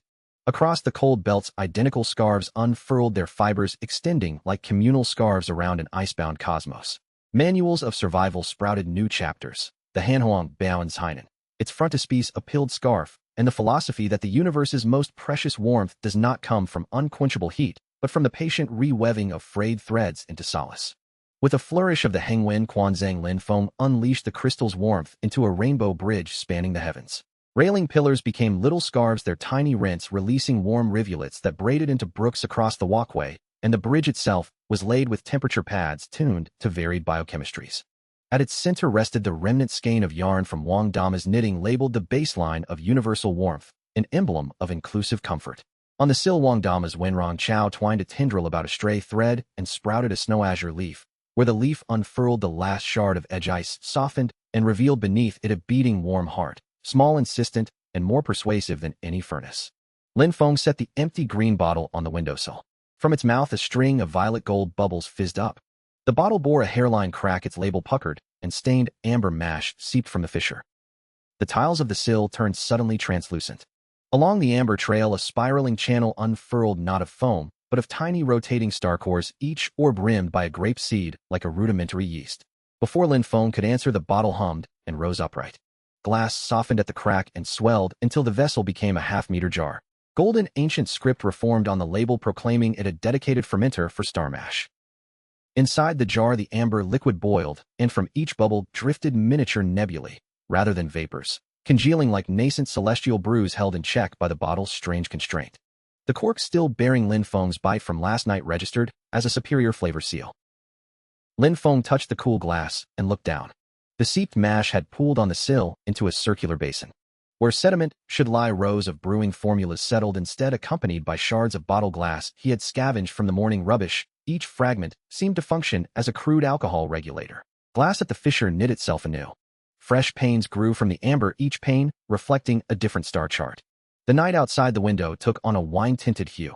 Dark matter stained deep purple, nebulae streaming gold. Lin Feng's discarded corkscrew had been transmuted by the mash into a Xingqian stirrer. Its spiral ridges were precisely what was needed to fold disparate stardust densities into a uniform flavor. Lin Feng slammed the broken cup over the jar's mouth. Glass molecules aligned in spirals, leftward fermentation, rightward aging, conjoining in midair to form a vast ideogram meaning brew.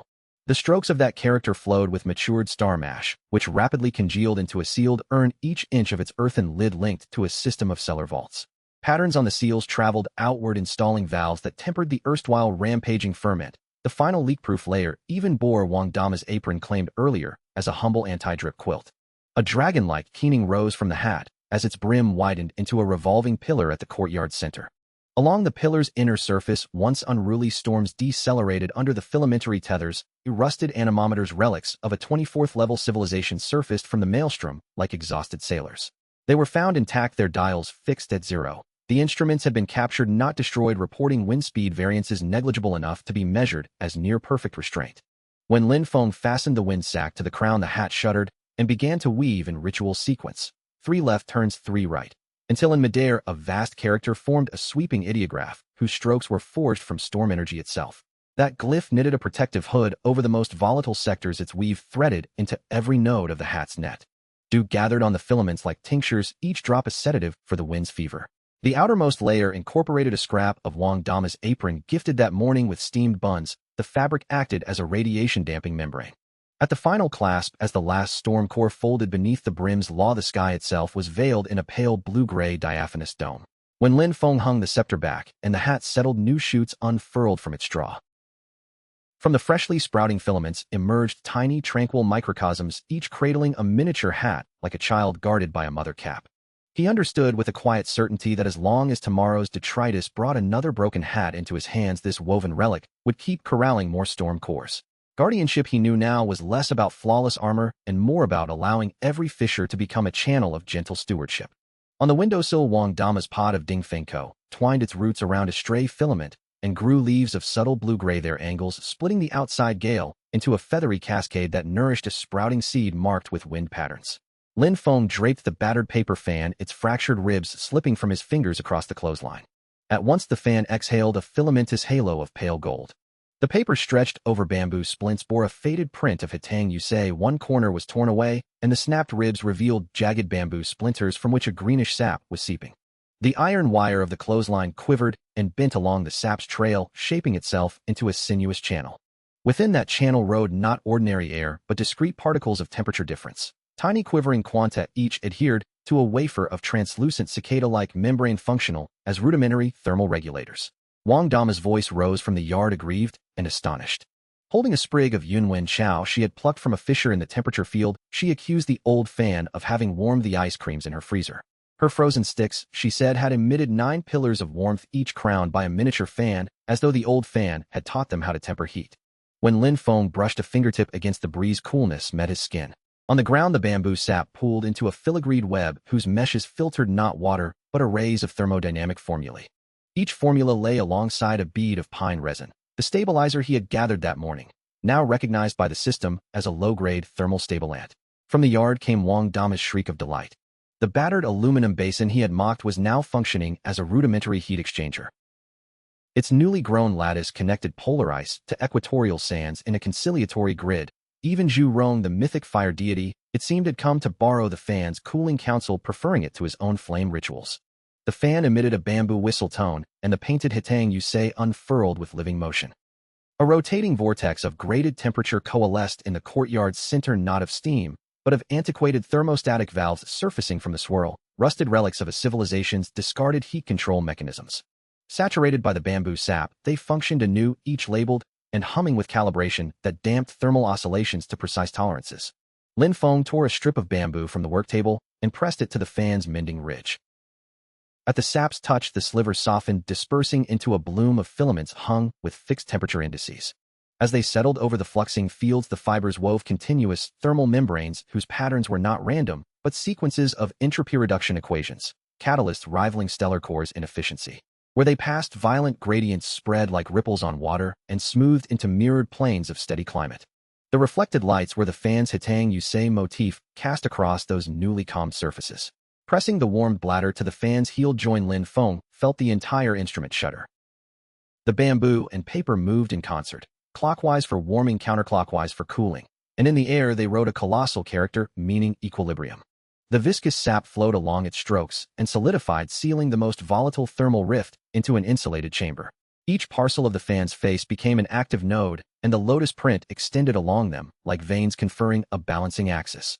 Around the exterior, the rag Wang Dama had used that morning wrapped the structure and was recognized by the system as an extremity shield. Wang Dama's video call illuminated his doorway as she held up a jar of Hengwen Jianghua that had remained perpetually 20 degrees inside the sconce. She laughed at the bargaining of aliens who had offered 100 stellar furnaces for half a jar and recounted how she had knitted a little fan vest from an old sweater which the temperature spirits had accepted before entrusting all nodes to Lin Feng's care.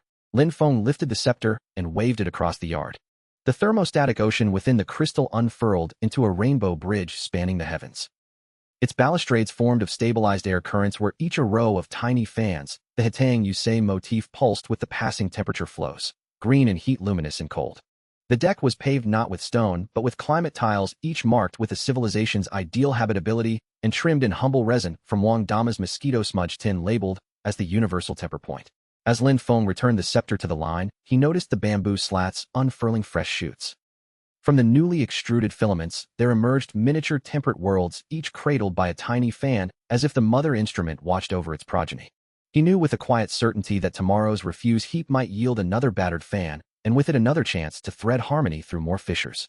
After all, the universe's most moving balance was never absolute equality, but the art of turning every tear into a conduit for kindness.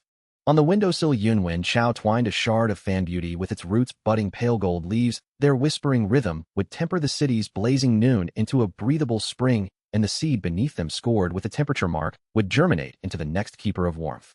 The wood grain of the drawer became translucent.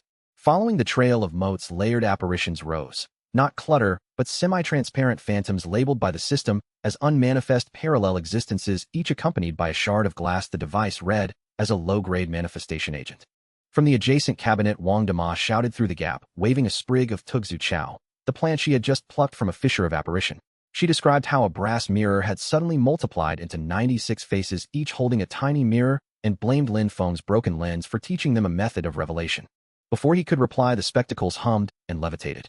The resin around the cracks softened, shards rearranged themselves into a palm-sized crystalline disc. The taped temple transformed into twin chains of light, suspended with miniature material projections, which the system tagged as unanchored material renderings eligible for boundary calibration. Lin Feng reached to steady them. His fingertip met an ice-cold, luminous plane. On the table, the motes condensed into an ultra-thin membrane. It did not shimmer with mere spots, but with arrays of developing formulas, each annotated as high-order virtual real encoding and adorned by an eyelash. One he had blown from the lens that morning, now classified as a low-grade real image anchor. An emergency communique from Xingji Lianming erupted from the cabinet. The Alliance's holographic leader, half immersed in spectral imagery, warned that the glass's developing force exceeded the observer effect. They were revealing the boundaries between dimensions. As the crack began to mend, new resin grew from the light motes. Every inch of the lens mirrored a different existence. Shadows on the wall where a discarded film strip had lain found autonomy. The discarded emulsion had been transformed into a Sushi Fin Ing Dai, a divider capable of disentangling overlapping projections. Elders of the Sushi Yuhui emerged from compartments with trembling hands holding a jade tablet carved with light patterns. They whispered of a Guangxu Jing left by a primordial creator.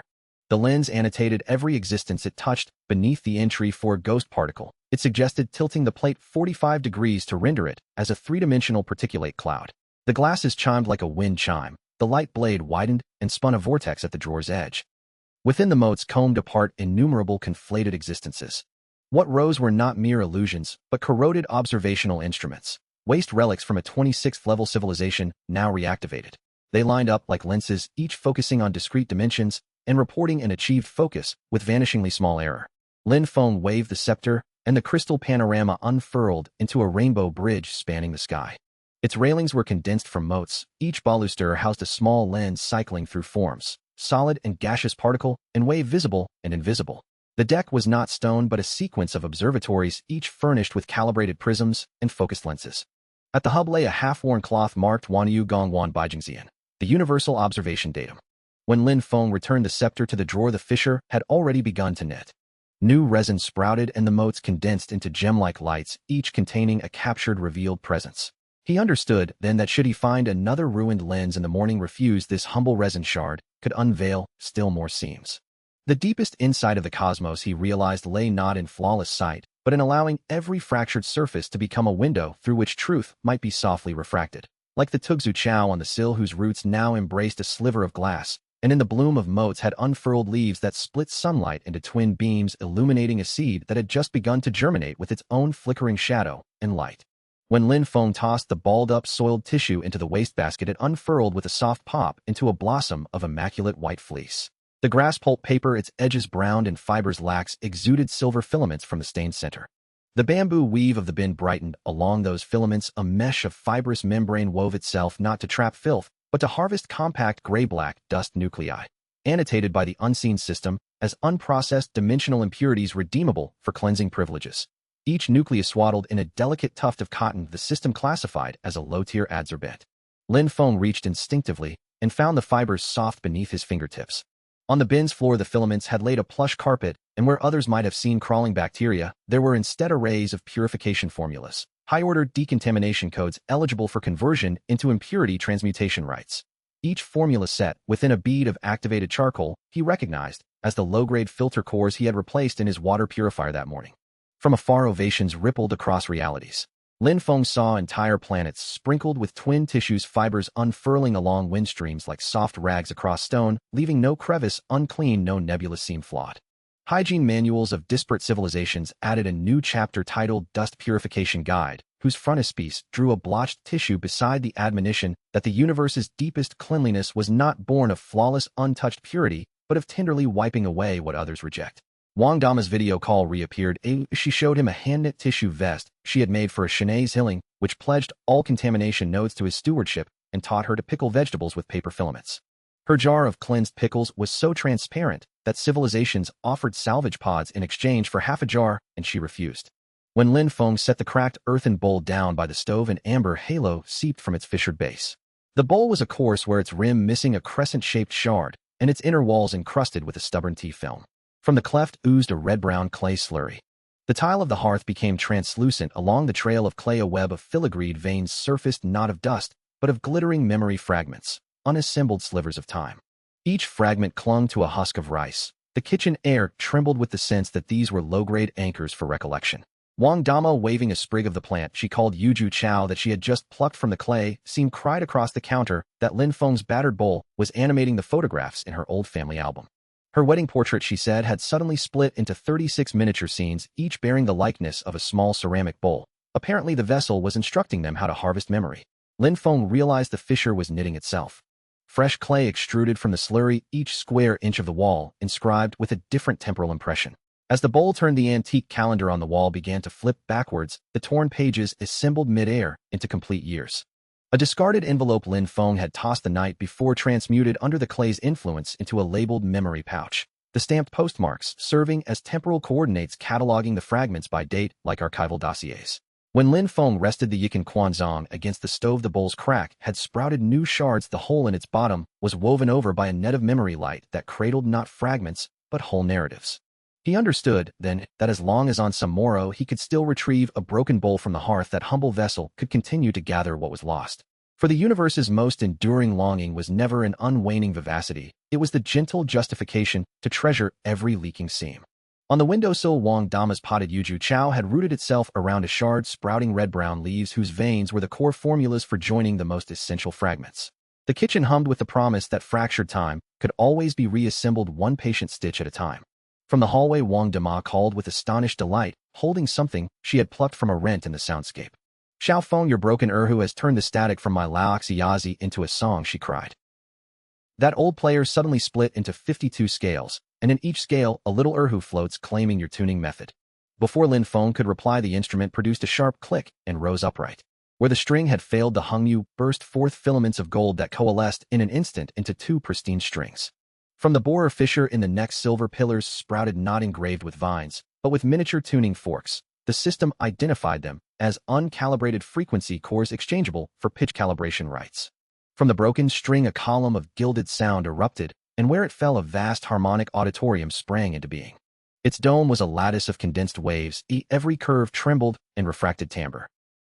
At the center, the stage bore not instruments, but a spinning core of sound. Filaments of gold twisted from the broken strings into a nucleus whose outer rings shifted from burnished gold to silvered white as harmonization progressed. Observers watching remote feeds were enraptured. "Is that not the prophesied maternal core of universal frequency?" they murmured. The instrument's hide was stamping each frequency with the seal, harmonized, and with it a maintenance card promising limitless recalibrations. Wang Dama's face flared across his screen in a video call, brandishing a jar. "I knitted a stringed vest for the spirit of the signatures from that old sweater you tossed," she laughed. "It pledged to entrust all nodes to you, and even taught me to pickle vegetables in rosin. Taste this Hessian pickled radish." One bite reveals the tiny crackle of cell division, and it snaps to a standard pitch. Extraterrestrials offered 1,000 wave generators for half a jar, I refused. Lin Feng raised the Hessian Quanzhong, and with a sweep the crystalline universe within spilled into the sky as a rainbow bridge. Its railings were ribbons of soundlight threaded with miniature erhus. Each string of notes composed new melodies, drafting a fresh chapter in the cosmos score. The walkway was paved not with stone but with sonic mats stamped with the bass tones of myriad intelligences. At the center lay a half-block of beeswax, Wang Dama's remnant marked as the universal resonance datum. As he leaned the Quanzhong back, Lin Feng noticed new pillars of sound slowly knitting along the neck of the erhu. Within the gold filaments at the break, miniature harmonized realms hovered, each inhabited by its own tiny erhu. He understood, then, that as long as a broken erhu might be retrieved from tomorrow's refuse, it could draw out yet more Wanyu Hessian. The deepest resonance of the cosmos had never been a flawless unanimity, but the insistence that every fractured string be allowed to become the prologue to inclusion. On the windowsill, Wang Dama's Hessian Chow wrapped its roots around a shard of bough. In the rosin, it had sprouted gilded leaves, whose trembling frequency tuned the world's clamor into a tender chord and nourished the seedling within the pot, its kernel already patterned with tonal markings. Lin Feng draped the 3-year-old door curtain across the frame. The cotton fabric trembled and revealed a layer of pale ivory gauze. The curtain, worn at the corners and faded to a delicate pink, where peony motifs once bloomed, began to shed silver-white lint from a loose seam. The wood grain of the doorframe deepened as if hearing a secret. Along the lint's trace, intersecting warps and wefts manifested, and where one would expect dust there lay restless kernels of noise. Unsealed dimensional clamor, whose presence conferred the right to conjure barriers. Beside each kernel hung a cloth button, small supports of primitive soundproofing. Wang Dama's voice rose from beyond the fabric.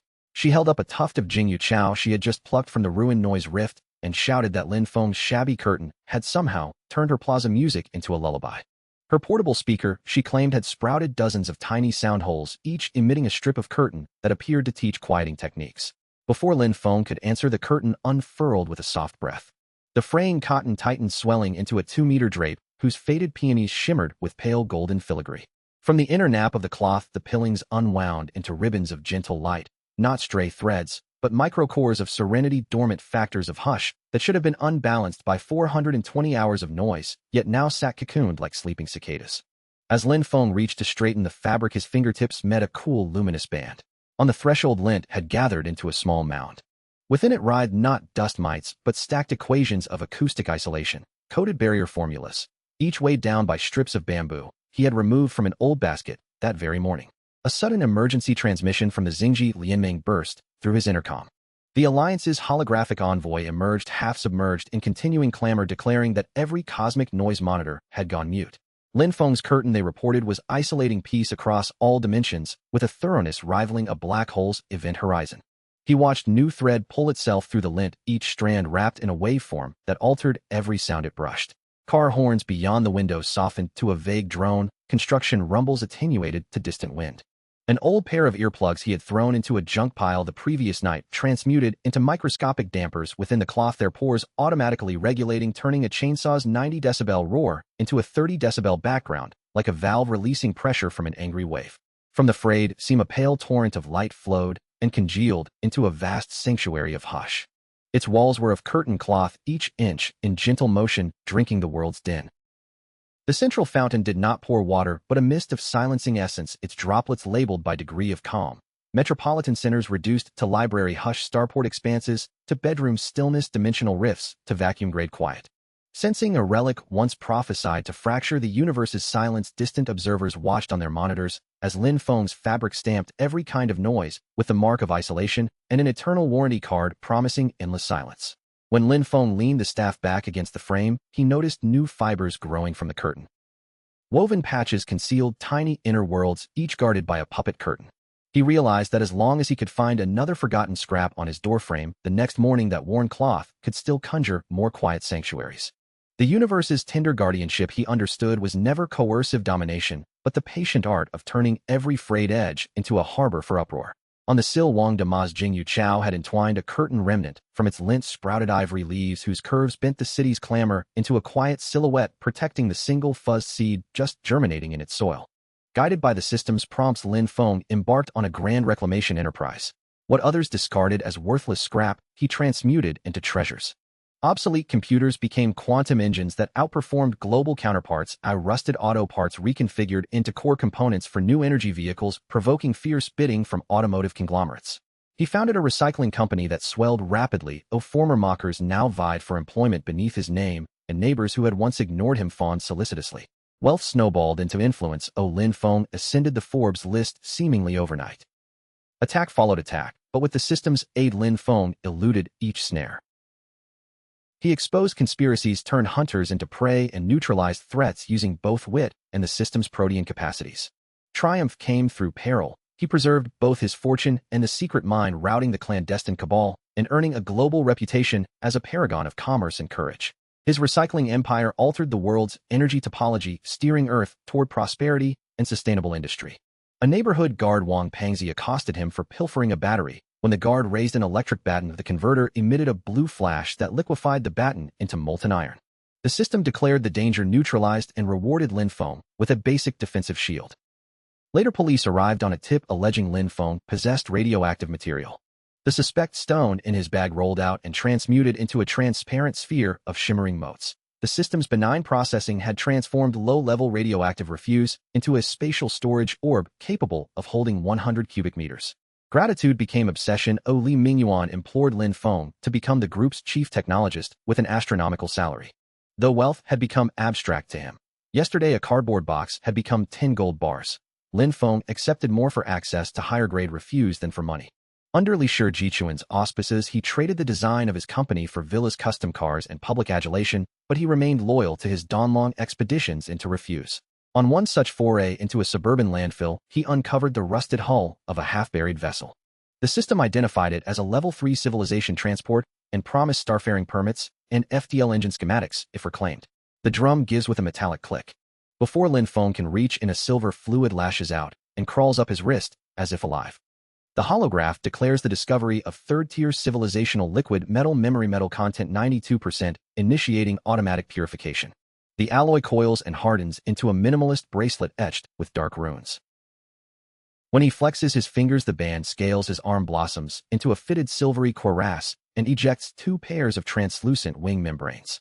Lightness floods his limbs. A practiced leap carries him to the summit of the trash heap as if he were feathered.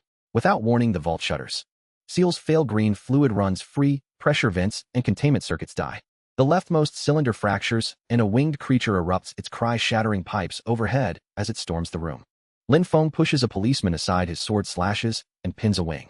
The juvenile serpent erupts from his wrist as a streak of molten gold and clamps onto the beast's neck, draining energy that converts into a bright surge through its scales. The creature convulses and dies. Other cylinders hemorrhage as alarms scream. Lin Feng coordinates a hasty withdrawal while the system harvests biofragments and live samples, crediting him with energy crystals and zoo construction permissions. By the time they emerge, the depot has collapsed inward. The market had become a turned ant heap. Wang Tu, the pork butcher, waved a cleaver at the heavens and cursed. Li Shun tossed live fish, so they flopped like silver comets across the stalls. An old balloon vendor with a reckless grin let dozens of hydrogen balloons drift upward, as if delivering a garland of welcome to the invaders. Xiaoxi, the small serpent coiled around Lin Feng's wrist, raised its head, golden scales flared with a warning red. Lin Feng realized with a chill that the scavengers were hunting him. The ships carried a Mu Chao Zui Zong Qi, a nest tracker. No sooner had he understood than a compact landing skiff slid from a mothership and screamed toward the market. 6 scavengers in silver armor spilled out laser rifles, cutting vegetables into sizzling confetti. No respite came from above. The flagship's purple beam grazed the cityscape and struck a bank, sending a waterfall of glass. From the rubble, a 3-meter Tai Kuogui, an iron golem, stomped forth, chest cannons still smoldering. Every step shook the ground. Lin Feng seized a supply truck laden with breakfast gas cylinders, and with Lao Zhang's help wrenched open a valve. His suit's arm transformed into chains that lashed around a tank. With a desperate swing, it became an incandescent projectile that struck the golem's torso and detonated, ripping half its frame away. He roared out of the factory and ripped across the city's belly, scattering 2 pursuing skiffs. With the countdown ticking, Lin Feng arced the fighter toward the flagship's weak patch. Instead of missiles, he released an absurd salvo. 20 cabbages harvested from the market and infused with energy crystals. They accelerated into the shield, broke clean through, and struck the interface. He followed with a kamikaze ramming maneuver. A drill of hardened alloy punched into the port as he ejected and hurled the scavenger's capture orb into the breach. Morning sunlight crested the clouds as the battle wound down. Lin Feng landed amid the market's ruin, his armor spattered with cabbage leaves and pork gristle. Vendors handed him the largest cabbage and free produce in gratitude. Lao Zhang offered water and a boastful grin. Reporters swarmed, and a headline in a discarded paper, an image of a metallic shard found days earlier, suddenly revealed that his scrap had already made the global news. The spoils and acclaim arrived with a disquieting string of calls. Li Mingyuan, breathless and teary, told him the world had noticed and diplomats were proposing exchange deals for the captured scavengers. The capture device throbbed. Inside came the snarled promise of vengeance from the scavenger leader. Xiaoxi pressed against Lin Feng's palm and declared firmly that its father would answer the affront. "You think that dragon really comes, Xiao Feng?" Lao Zhang jabbed him lightly. "If it does, won't it treat our scrap depot like a snack?" Lin Feng had just opened his mouth to reply when the small snake coiled around his wrist, Xiaoxi, suddenly rose erect. Golden scales rippled like water. On the horizon, a faint aureate halo spread, as if a cup of melted honey had been flung across the sky. The ground trembled, and the scales needle jittered wildly. From the adjacent vegetable market came frightened cries. A great surge of light tore the iron gate from its hinges. A torrent of gold descended from the clouds, and the visitor that alit before them was no snarling monster, but a dragon of flowing radiance. Its scales were like innumerable tiny mirrors fracturing the sunlight into a profusion of glittering stars. Its head was larger than the depot's storeroom. Breaths from its nostrils whipped plastic bottles into a whirl of debris. Xiaoxi leapt from Lin Feng's wrist, transforming into a thread of gold that slipped into the dragon's claw. The adult Wyrm bent its colossal head. In its enormous gaze, Lin Feng saw his own reflection, and an unexpected gentleness. Only then did he notice an umber chain coiling the dragon's foreleg, inscribed with symbols identical to those on smugglers' locators. 3 black cars thundered into the depot. Li Mingyuan and a cohort of lab-coated technicians spilled out, instruments in hand. An old man at the edge of the crowd trembled, pointing at the motes on the dragon's wing. That's the annihilation engine debris from Erfazingzi. Scientists across the cosmos hunted it 10 years ago. The researchers set up scanners, and numbers cascaded across their displays. The lead professor exclaimed that the dragon's scales contained embedded dark matter particles, an object of cutting-edge inquiry. Lin Feng pressed the last cabbage seed into the cultivation chamber of the Ukiujiti. On the monitors, the Earth's core throbbed with a newly visible oscillation. A red pulse flickered like a heartbeat. Each beat sent a low rumble through the roof of the Nanshan scrapyard, and the golden sheen on the dragon's scales dimmed slightly with every tremor. Li Mingyuan hovered over the data readouts, spectacles rimmed with redness. 72 hours, the readout warned. Geologists had reported more than 30 fissures opening in the crust. At that rate, the Pacific plate could collapse. Lin Feng did not answer. He toyed with a small metal relic he had brought from the moon. Restored by the base's systems, it had become a palm-sized compass whose needle fixed unerringly toward the planet's core. The filigree on its face turned gently as the energy waves shifted like a cipher parsing an age-old message. A placenta for the cosmos. Lin Feng murmured, frowning. Xiaoxi poked from his shoulder, eyes glittering gold. Daddy says every world leaves one when it is born. Usually it dissipates with time, but something trapped ours. The dragon's forklaws traced a complex star map on the ground. A spiral galaxy was crossed in red, the position of Zingzi. Lin Feng's pulse quickened. The memory of smugglers' trackers came back to him. Had they been treating the Benyuan Filiao as a trophy? Lao Zhang gaped and picked up a blue-hued shard, only for the system to flash a retrieval prompt. An ancient Atlantis energy core fragment and a schematic for an anti-gravity device. Lin Feng forbade further pickups. At the tunnel's terminus, a cavern opened like a globe. Suspended at its center hovered a sphere of light, no bigger than a basketball, the Benyuan Filiao.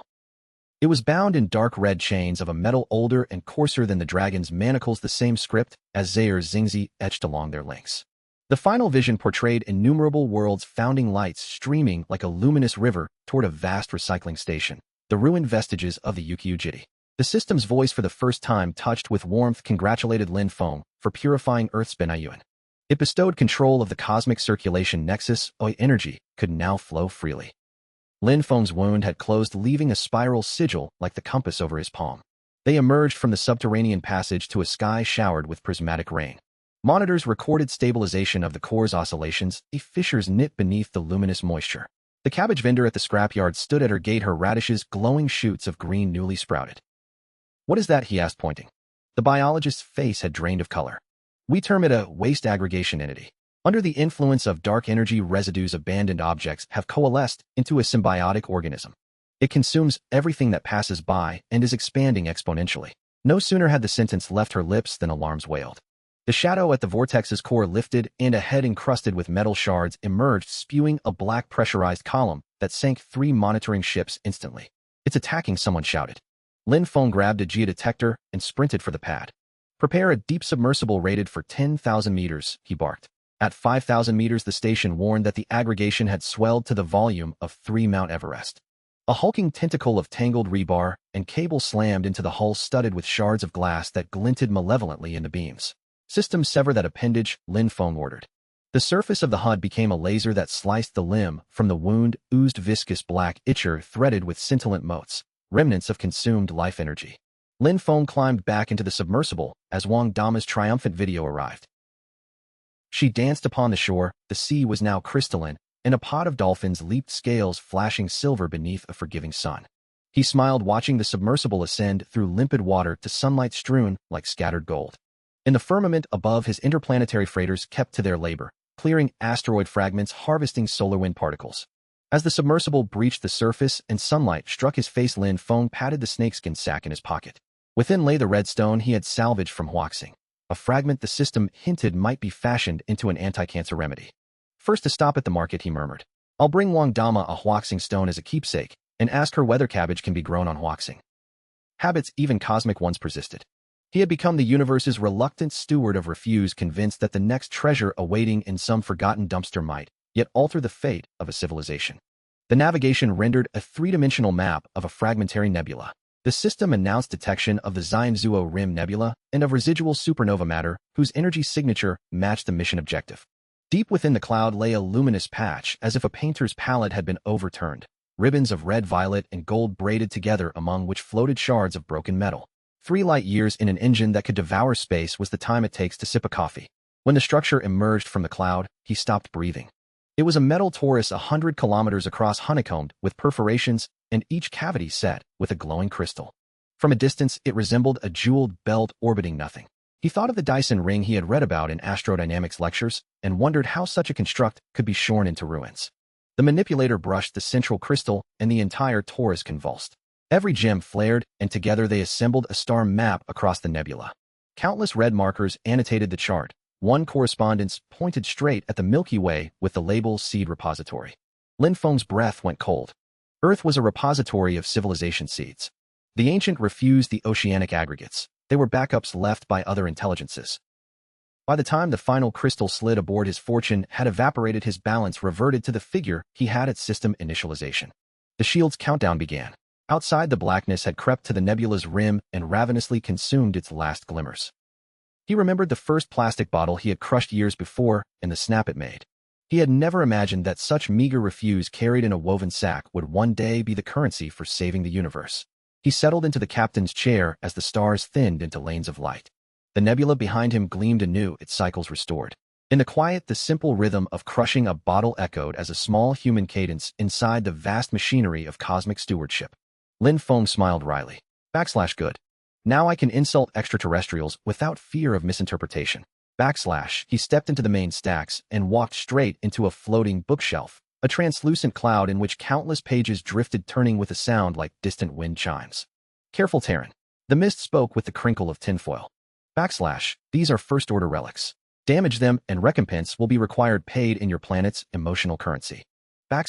Lin Feng recoiled as the pages within the vapor began to record his reaction. His frown materialized into a line of gold text. So the books keep diaries. He breathed. Is this the cosmos grading Earth? Lin Feng asked, gesturing at the charred pages. Because of one nuclear experiment, we're deemed a no-value civilization. From the shadowed corner, an elderly voice answered. Lin Feng turned to see a figure in a wheelchair, or rather an elder-shaped energy form stitched from countless motes of light, leaning on a stardust cane. I am the Shotsong Rin of the library. He said, his luminous beard trembling when he coughed. Earth was consigned to no value, not solely for war, but for forgetting the essence of circulation. Lin Feng recalled the villagers who once mocked him for picking rubbish, Wang Dama urging him to find a proper job, the scornful looks as he stooped in alleys. No one foresaw that such despised labors might become the planet's salvation. A new designation. Lin Feng breathed. The elder's form thinned and grew transparent. Within the Tushugwin's Jin Ji Chu lies the cosmic reboot plan, accessible only to civilizations of circulation. There you will find answers to how Earth may truly join the cosmic fold. Suddenly comprehension arrived with the force of revelation. The universe itself is the greatest recycling system. He murmured. Reboot did not mean annihilation, but the transformation of aged energy back into fertile beginnings. Lin Feng scarcely hesitated. I choose 3. He imagined Wang Dama's smile over fermented vegetables, Lao Zhang's triumphant counting of money, the odor of the city village at 3 in the morning, and that young boy flattening a plastic bottle. Being overlords sounded exhausting. Endless petty disputes with aliens. He preferred squatting in a scrapyard and witnessing the instant a plastic bottle turns into treasure. As the solar system turned outside the viewport, Earth, a blue gem guarded by a fleet of reclamation craft, Lin Feng settled into his seat and keyed the helm. System set course for Nanshan. He said, yawning. Tell Wang Dama I bring a cosmic guide to waste reclamation. Let her ready the pickles tonight I pay. The warship dissolved into a streak of light toward home. In the corner, the snakeskin satchel lay quietly, its crumbs and the soil of earth mingling with the Wenming Kanjuan, quietly gestating new stories. Lin Feng knew now that however vast the cosmos might be, every saga began in a small pre-dawn village, and with a youth who could not help but crush a plastic bottle underfoot. The greatest legends are often hidden in the humblest refuse. A rumble in the tricycle's bed made him lift the canvas. Nestled among gold bars rolled an egg-sized orb of luminous energy, the Sun Huan Hexen he had retrieved from the cosmic library. When the orb brushed the bullion, the precious metal dissolved into gold dust and sank into the soil. The system called it nourishing Earth's origin. When Lin Feng prodded it, the orb sprang into a nearby bin, and the bin disgorged a single golden flower, its petals flecked with shards of plastic bottle. Piercing the atmosphere, he watched legions of flying trash bins scouring orbital debris. Some gnawed at defunct satellites, others reduced asteroid rubble to dust. Leading them was the very tin can he had salvaged in Nanchang, its wings labeled Nanchang Wupinjan 001.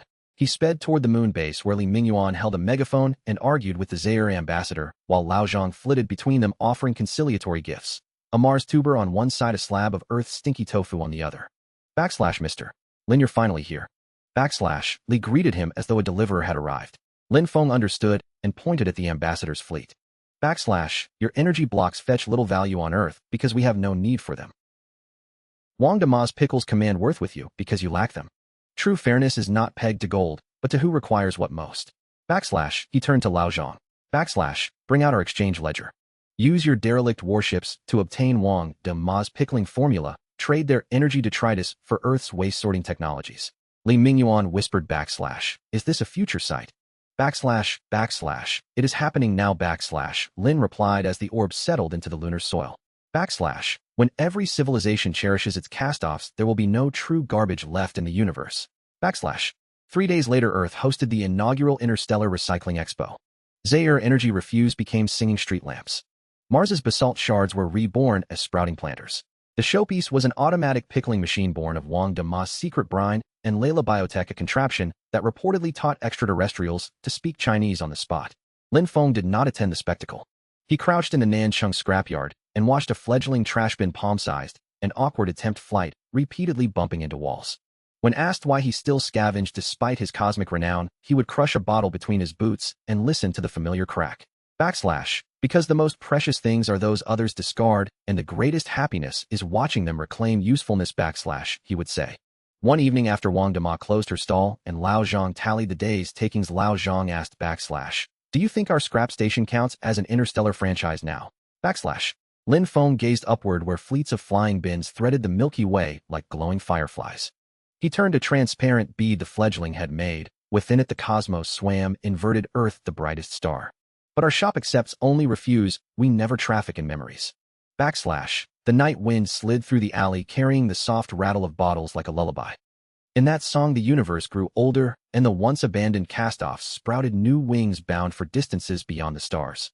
Lin Feng crouched upon the threshold of the recycling depot, watching the 7th Zaire Zingren apprentice stomp a plastic bottle into a misshapen metal lump. The small creature's 6 eyes flared crimson with anxiety, its tail had twisted into a tight spiral. According to the Yuzhou Huishao Shui Tu Kahei Baizun, the apprentice had already ruined 3 crates attempting the Chuji Caping Shu and faced the prospect of returning to the Zaire system for retraining. Lin Feng relaxed his shoulders and demonstrated with effortless grace, crushing an aluminum can with the heel of his foot. Relax and push with the heel. He instructed, his movement flowing like water. Let the creases follow the grain. It saves energy and yields a standard volume. The Zaire Zingren mimicked him but mishandled the motion. With a single crack the bottle shattered into useless scraps. The apprentice wilted instantly, the tendrils on its head drooped like a mimosal plant scorched by sun.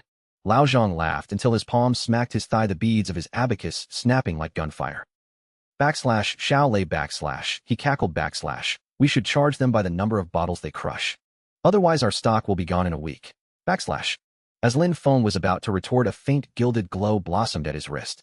The mark left by the system's integration with all things flickered a soft auric pulse.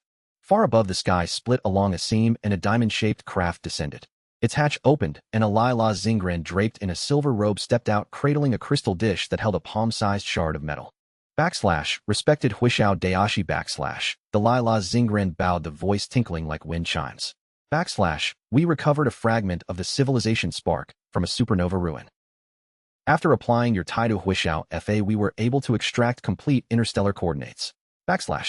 Under sunlight, the metallic fragment shimmered with an inner blue, its etched lines gradually unfurling like a blooming flower. Lin Feng recognized it as a fragment of a Dai San Huan he had once glimpsed in the Yuzhou Tushuguan. He accepted the shard, and it burned briefly in his palm before dissolving into innumerable points of light that assembled into a star chart in the air. The projection bristled with dense red marks, locations saturated with spaceborne waste awaiting reclamation. It seems the universe still has assignments. Lin Feng said, smiling as he cast the star map upon the depot wall. Lao Zhang fetched the apprentice manual. Today we teach them to handle dark matter refuse. Midway through the pages, the depot's iron gate was flung open. Wang Dama barreled in a bamboo basket clutched to her hip. Jars of pickles chimed within. Lin Feng. Trouble. She cried, pointing upward. A group of Huashing apprentices were shouldering winter melons toward a waiting ship, declaring the fruits to be solid energy blocks destined for instructional exhibits. Lin Feng leapt up and dashed outside. He confronted the Huashing with exasperation as they protested placidly that their mentor taught all organic matter on Earth to be potential recovery material. The premise is consent. Lin Feng said, reclaiming a melon. You must ask the owner first. Reclamation cannot be theft. The first tenet is harmlessness. Do not plunder for the sake of salvage. No sooner were the words out than the mark on Lin Feng's wrist flared violently. Over the Tai-Ping-Yang cloud bands began to whirl into a colossal vortex eerily mirroring the oceanic upheaval that had once accompanied the awakening of seabed refuse. This time the maelstrom glinted with a metallic sheen, and within its coils ghostly silhouettes of craft could be discerned. Lila Zingren's expression tightened as it pointed to a red dot on the star chart. It is the Sekong Huixiang, it said. The void echoes you purified are reassembling at the universe's rim and racing along the recycling channels toward Earth. Why target Earth? He asked aloud. Dark, jagged fragments hurled from the vortex like a swarm, devouring the luster of everything they touched. A flock of municipal flying bins lost their sheen and became ordinary sheet metal barrels. Alarms shrieked at the Yukio base. Lao Zhang's cash register frosted over. Wang Dama's pickle jars were encrusted with a black frost. Zaire Zingren fired energy beams, but the shards entwined and corroded their weapons into rust. Lin Feng clambered atop a three-wheeled cart, the mark on his wrist flaring with resolute radiance. Everyone listen. Initiate the Shengming Huishao Zi. Use Earth's vitality to oppose the void. What followed felt like a miracle. The misappropriated winter melon split open, and its seeds launched like meteors toward the vortex. Wherever they struck, new growth erupted. Saplings towered into colossal trees whose roots wrapped the void shards, transmuting them into nutrient-rich humus. Wang Dama's jars exploded, but not in ruin. Their brown brine vaporized into a nourishing mist that revived corroded metal and thawed frozen mechanisms. Plastic bottle fragments germinated and sprouted vines that wove themselves into conduits stretching along reclamation channels and into space. The apprentices' contributions were astonishing. Zaire Zingren cultivated bioluminescent fungi from energy blocks. Lila Zingren coaxed crystalline blossoms from the Dai San Huan fragments. The Huashing braided melon vines into nets that caught falling void shards. They ceased to be clumsy pupils and instead embodied the philosophy of reuse, transforming ruin into resource. At last, a vine-bound fragment dissolved into starlight. The vortex above the Tai-Ping-Yang unspooled and dispersed. Sunlight pierced the thinning clouds, bathing a city draped in living tendrils. The flying bins resumed their routes, but now their wings were flecked with blooms. Wang Dama wiped her eyes as a tender shoot unfurled from her jar. I've pickled countless jars in my life. She sighed. Never thought one would save the world. Lao Zhang ran his fingers along the newly glossed register and marveled. It appears cosmic enterprise begins at the market stall. Lin Feng glanced at the fainting mark on his palm as it cooled, a sense of completion settling into its easing glow. On the distant star chart, red marks were shifting to green. Regions purified by emergent vitality. He understood that the Juiduai Suwu could not persist where civilizations learned to convert death into life. 3 months later, the southern city hosted its inaugural Yuzhou Huishao Jinan Si Desai. The Zaire Zingren took gold with an improved Chuji Caping Shu and one Wang Dama's specially pickled interstellar sauerkraut. Lila Zingren's crystalline blossoms grown from Dai Sun Huan fragments were declared a symbol of universal peace by the United Assembly. The once clumsy Zaire apprentice inventor of the Supin Zisung FA that converts shattered plastic directly into organic fertilizer received a special innovation prize. Lao Zhang thrust a chilled soda into his hand. What are you staring at? He asked. A telegram from the Zaire system had arrived announcing that their recycling plants would adopt Lin Feng's Supin Zisung FA and requesting a master instructor. Wang Dama hustled toward a waiting craft with a basket of newly pickled radish strips, proclaiming she would go to teach them that good produce need not fear obscurity and that valuable refuse deserved proper tending. Sunsets stretched their shadows long across the depot sign whose 8 characters, Yuzhou Fipin Ji Bu Jushao, shimmered brighter than any star. Lin Feng replied smiling. A little more practice. 100 more bottles, and you may go. Night drew close as the flowered-winged bins queued back to the depot. They knew that at 3 in the morning a familiar silhouette would return to the alleyway to stamp bottles and to teach the universe a most humble lesson. The lesson's name simply and eternally was life. Lin Feng circled today's date on the battered calendar at the scrap depot and felt the fingertip burn as if touched by a fever. The yellowed sheet had frozen on the day 10 years past the day he first found the system. Along the paper's frayed edge, a printed motif of a plastic bottle stirred, as though it might crawl free from the page. You can even pick up junk from the age of dinosaurs. Lao Zhang marveled. If you auctioned that, it'd fetch billions.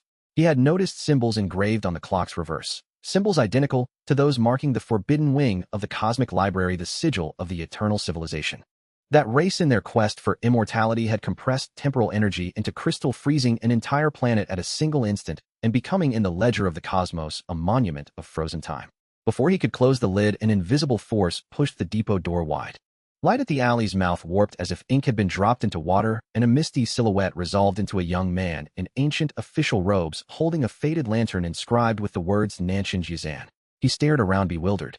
Have I wandered across time? Lao Zhang whimpered and ducked behind Lin Feng. The timeline is unraveling, Lin Feng said, seizing Shen Qinghe's hand. He had to send the clerk back at once. The mark in his palm brightened and tore open a doorway into void. Beyond lay the wooden rooms and guttering candles of ancient Nanshan. Remember, Lin Feng urged, thrusting a modern plastic bottle into Shun's trembling hands. Not a word of this to anyone. Take this back and say you found it. Do not attempt to study it. Word of the depot's peculiar work spread. 3 months later, beside the scrap yard, a modest museum opened with a simple wooden plaque declaring Shijian Fipin Shaokingwen. It contained no crown jewels, only objects that seemed ordinary. An improvised replica of the Wanli-era plastic bottle, Lao Zhang's half-century worn abacus, Wang Dama's first ruined jar of pickles, and the Cretaceous fragment, each item a node in a long, winding story. Time grows old, and the cosmos ages, but those who gather the refuse of eras remain forever young. Lao Zhang lifted a fragment that froze into the image of himself from 5 years prior, phone in hand, as he told his distant grandson that he now scavenged with Lin Laoban and had reached UQ. Heat pulsed through the shard, and a stream of photons flowed into his device, populating an album with long-deleted photographs. Lin Feng realized then that these returning objects sought not to wreak mischief, but to restore the memories they bore to their original custodians. The battered radio from Ukiu flew to Nanshan's old Huai tree, where its opera stilled, and a child's innocent voice emerged, asking, "Daddy, can you fix the radio? I want to hear Sun Wukong again." A man replied that he could not, but tomorrow he would pick a new one. Lin Feng's chest constricted. That child's plea was the memory of his father. When Lin Feng was 10, his father had perished in a salvage accident. The radio had been the last thing he left behind. Lin Feng had sent it to the Fipin station not because it was beyond repair, but because its sound cleaved him with grief. He had once clandestinely replaced a part inside the set, hoping to surprise his father with a restored voice, but he never had the chance to present it. In that moment, the meaning of reverse reclamation clarified. The cosmos was not simply returning items, it was restoring root connections. The discarded objects had become repositories of memory. Through the cycle of energetic transformation, warmth had been preserved and now sought to return to those who had once given it. 7 days later, the tide abated. The returning points in orbit stitched themselves into a luminous ring like a necklace threaded with reminiscences. The Lin Yu announced the foundation of the Cosmic Memory Archive and appointed Lao Zhang as its curator, for he had spent a lifetime listening to detritus and thus understood what refuse could hold. Lin Feng bit the radish, and the familiar spice detonated across his tongue, seasoned now with the tang of interstellar air. He watched the apprentices write biographies and Lao Zhang's book bulging with narratives, and for the first time in his life, he understood that what he had been gathering were not worthless trinkets, but innumerable forgotten lives. Under the deepening night, the glass marble in the Huai tree shimmered in moonlight. Lin Feng knew he would rise at 3 the next morning and walk again to the dump, not in pursuit of energy to salvage or realms to save, but to see which of the world's neglected treasures carrying stories would wait for him. When Refuse remembers, the scavenger becomes the richest of collectors, and the cosmos is never wanting for detritus that longs to be remembered. Half a month and 32 refusals later, the cosmos had entered what everyone called the reverse reclamation. Even the universe's greediest receptacle had become fastidious. Nebulae steeped in grief were disgorged untouched, rage-stained meteors were elastically cast across light years. Yesterday, a shipment of Layla Zingran joy crystals had been mistaken for stale snacks and detonated into stardust. The black hole's caprice had become a cosmic nuisance, or perhaps something more. While others grumbled, Lin Feng understood differently. He thought of animated trash bins that had once flown across a scavenger camp of a battered radio on the Ukiu Jitty, playing peaking opera of Wang Dama's salty radishes, and the tender little moment when someone gave a child a candy in a garbage yard. Life everywhere was stirring awake. Why should a black hole not possess temperament? He thrust the gray slab into a custom containment vessel. If the despair leaked the return wave, the universe's ongoing reflux of rejected matter might metastasize into catastrophe. He needed the hole to finish what reclamation had begun. When the pod fell into the vortex, the violet flushed gold. The stardust face exhaled in satisfaction, its gravity mouth eased closed. The mountain of discarded matter that had hung about the black hole began to yield, swallowed in an orderly, gentle procession, and transmuted into soft streams of light. The energies that returned carried a faint warmth. They drifted outward like spring rain nourishing parched systems. On the station, cheers rose. Layla Zingran plucked a tune upon crystalline wings. Zaire Zingran danced. Lao Zhang wagged his telescope and cried out to look at Earth. Lao Zhang rebranded his scrapyard as the emotional bank. Citizens could deposit surplus joy there for future withdrawal. His ledger noted soberly and affectionately, Zaire ambassador deposited 3 hours of pickle-inspired wonder. A Martian immigrant withdrew 1 portion of homesick tenderness. Beneath an old locust tree, Lin Feng watched children slip wish-filled bottles into the hollow. New time capsules to be buoyed into the future by the black hole's warm return. He remembered the face's simple counsel, hot meals attract, and realized the life he had tended to by collecting rubbish had been in truth a cultivation of warmth. That night, golden filaments laced the sky once more. The dark matter slab Lin Feng had consigned had been reborn as a bright star near Lizhou. Beside it, new lights twinkled into being, each a testament to an emotion digested and remade. Lin Feng rose with a smile and strolled toward the Fiepenswansen. The streets lined bins feathered with flowers and waiting to take flight glittered under the starlight. He would return to the refuse ground at 3 in the morning tomorrow, not to save the cosmos, nor to scavenge energy, but to see which fresh warm days had been left behind, ready to be gathered in his sack and fermented into the universe's finest wine. For in the end, the universe's vastness could not overshadow a single steaming heart, and those who picked up the world's refuse knew best how to keep days forever fresh. They're keeping diaries. Wang Dama said, pointing to the phantasmal images. Look at the jar I used to pickle vegetables. Its fruit holds the faces of every customer who once bought my brine. Even Li Day, who moved away 3 years ago, is there. A hologram of Li Mingyuan flickered into being at the alley's edge, pale as moon dust. There is an emergency. He announced. The recycling network at the universe's edge is collapsing. Transformed energy forms are being funneled toward Earth. Navigation has failed. Lin Feng watched the turbulent current, and a realization steadied within him. The collapse had severed the signposts by which wayward energies found their course. These beings did not lack destination so much as direction. Lin Feng now seldom journeyed beyond Earth's gravity. He spent his days on the threshold of the salvage shop, watching the sack lie in the corner as its rings silently received new tales. Alien visitors arrived with the treasures of their spheres and sat upon small stools, hands cupping fragments they valued. He told them how a plastic bottle could become a key to a starway, how a jar of pickles might soothe a fractured polity, how an unassuming sack could grow the rings of the universe. Once a Lila traveler asked Mr. Lin, do you regret not seizing power among the stars? Lin Feng only smiled and gestured to the sack. See how it has contained stars, swallowed black holes, sheltered 1,000 secrets, and yet returned to this lane. The greatest triumph is not dominion, but the gift of anchoring every wandering thing. One dawn rain woke him. On the sill lay the sack, its canvas dark with wet. A new 101st ring was emerging within, which was set a memory of Lin Feng himself. Hunched at 3 in the morning in the salvage yard, cradling a just-found plastic bottle, turned faceward toward the rising sun, and for the first time in 15 years, smiling freely. He understood at last that he had never collected refuse. He gathered forgotten hours, misplaced affections, fragments of cosmic anonymity. things that simply needed to be named and remembered. The sack did not hold trash but held a universe's nostalgia. When the rain eased and first light spilled across the lane, Lin Feng slung the sack upon his shoulder, as he had 15 years earlier. The bins at the alley's mouth stirred, and their fruit pulsed, illuminating his path. From the market came the first cry of the morning. Wang Dama arranged her pickling jars. Lao Zhang's abacus clicked like the chime of constellations. Lin Feng slid the final plastic bottle into the hollow of the old Huai tree as the awakening thunder rolled across Nanchang's sky. The bottle still shimmered with the 3 o'clock dew. Its label, wrinkled by years, barely revealed the characters for mineral water.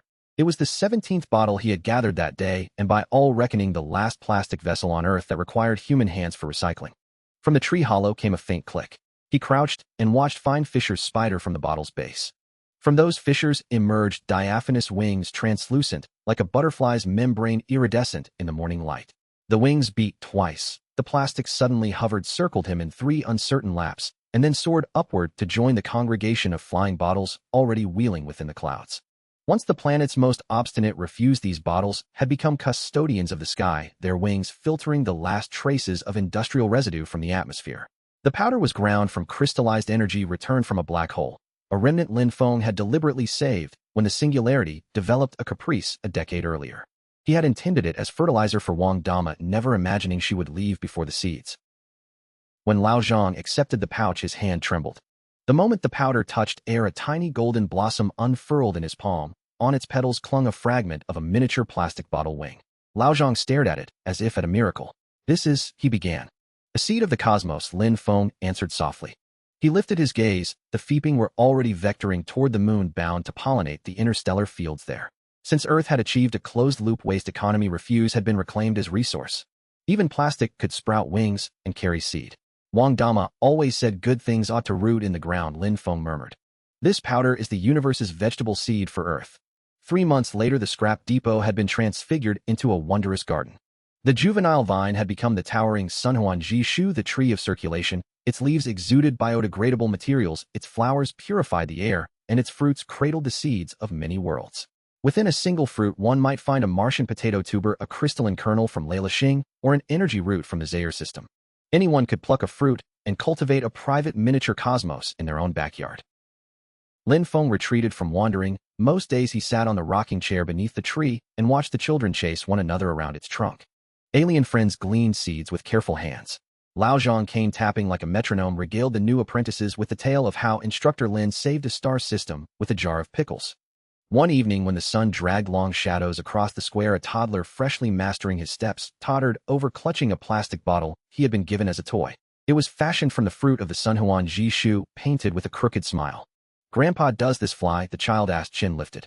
Lin Feng set the toy gently upon the earth. As before, the bottle formed a pair of little wings at its base and, buoyed by some invisible grace, rose toward the sunset like a luminous meteor. The child's delighted shouts scattered a flock of Feeping into the sky. In the dusk, they formed a vast emblem of continuity, the symbol of the cosmic cycle, and the answer Lin Feng had sown over 15 years. Lao Zhang handed him a cup of hot tea. "Did you hear?" he said. "The new civilization in Zion's has written your life into their textbooks. They call you the one who wove the cosmos from rubbish."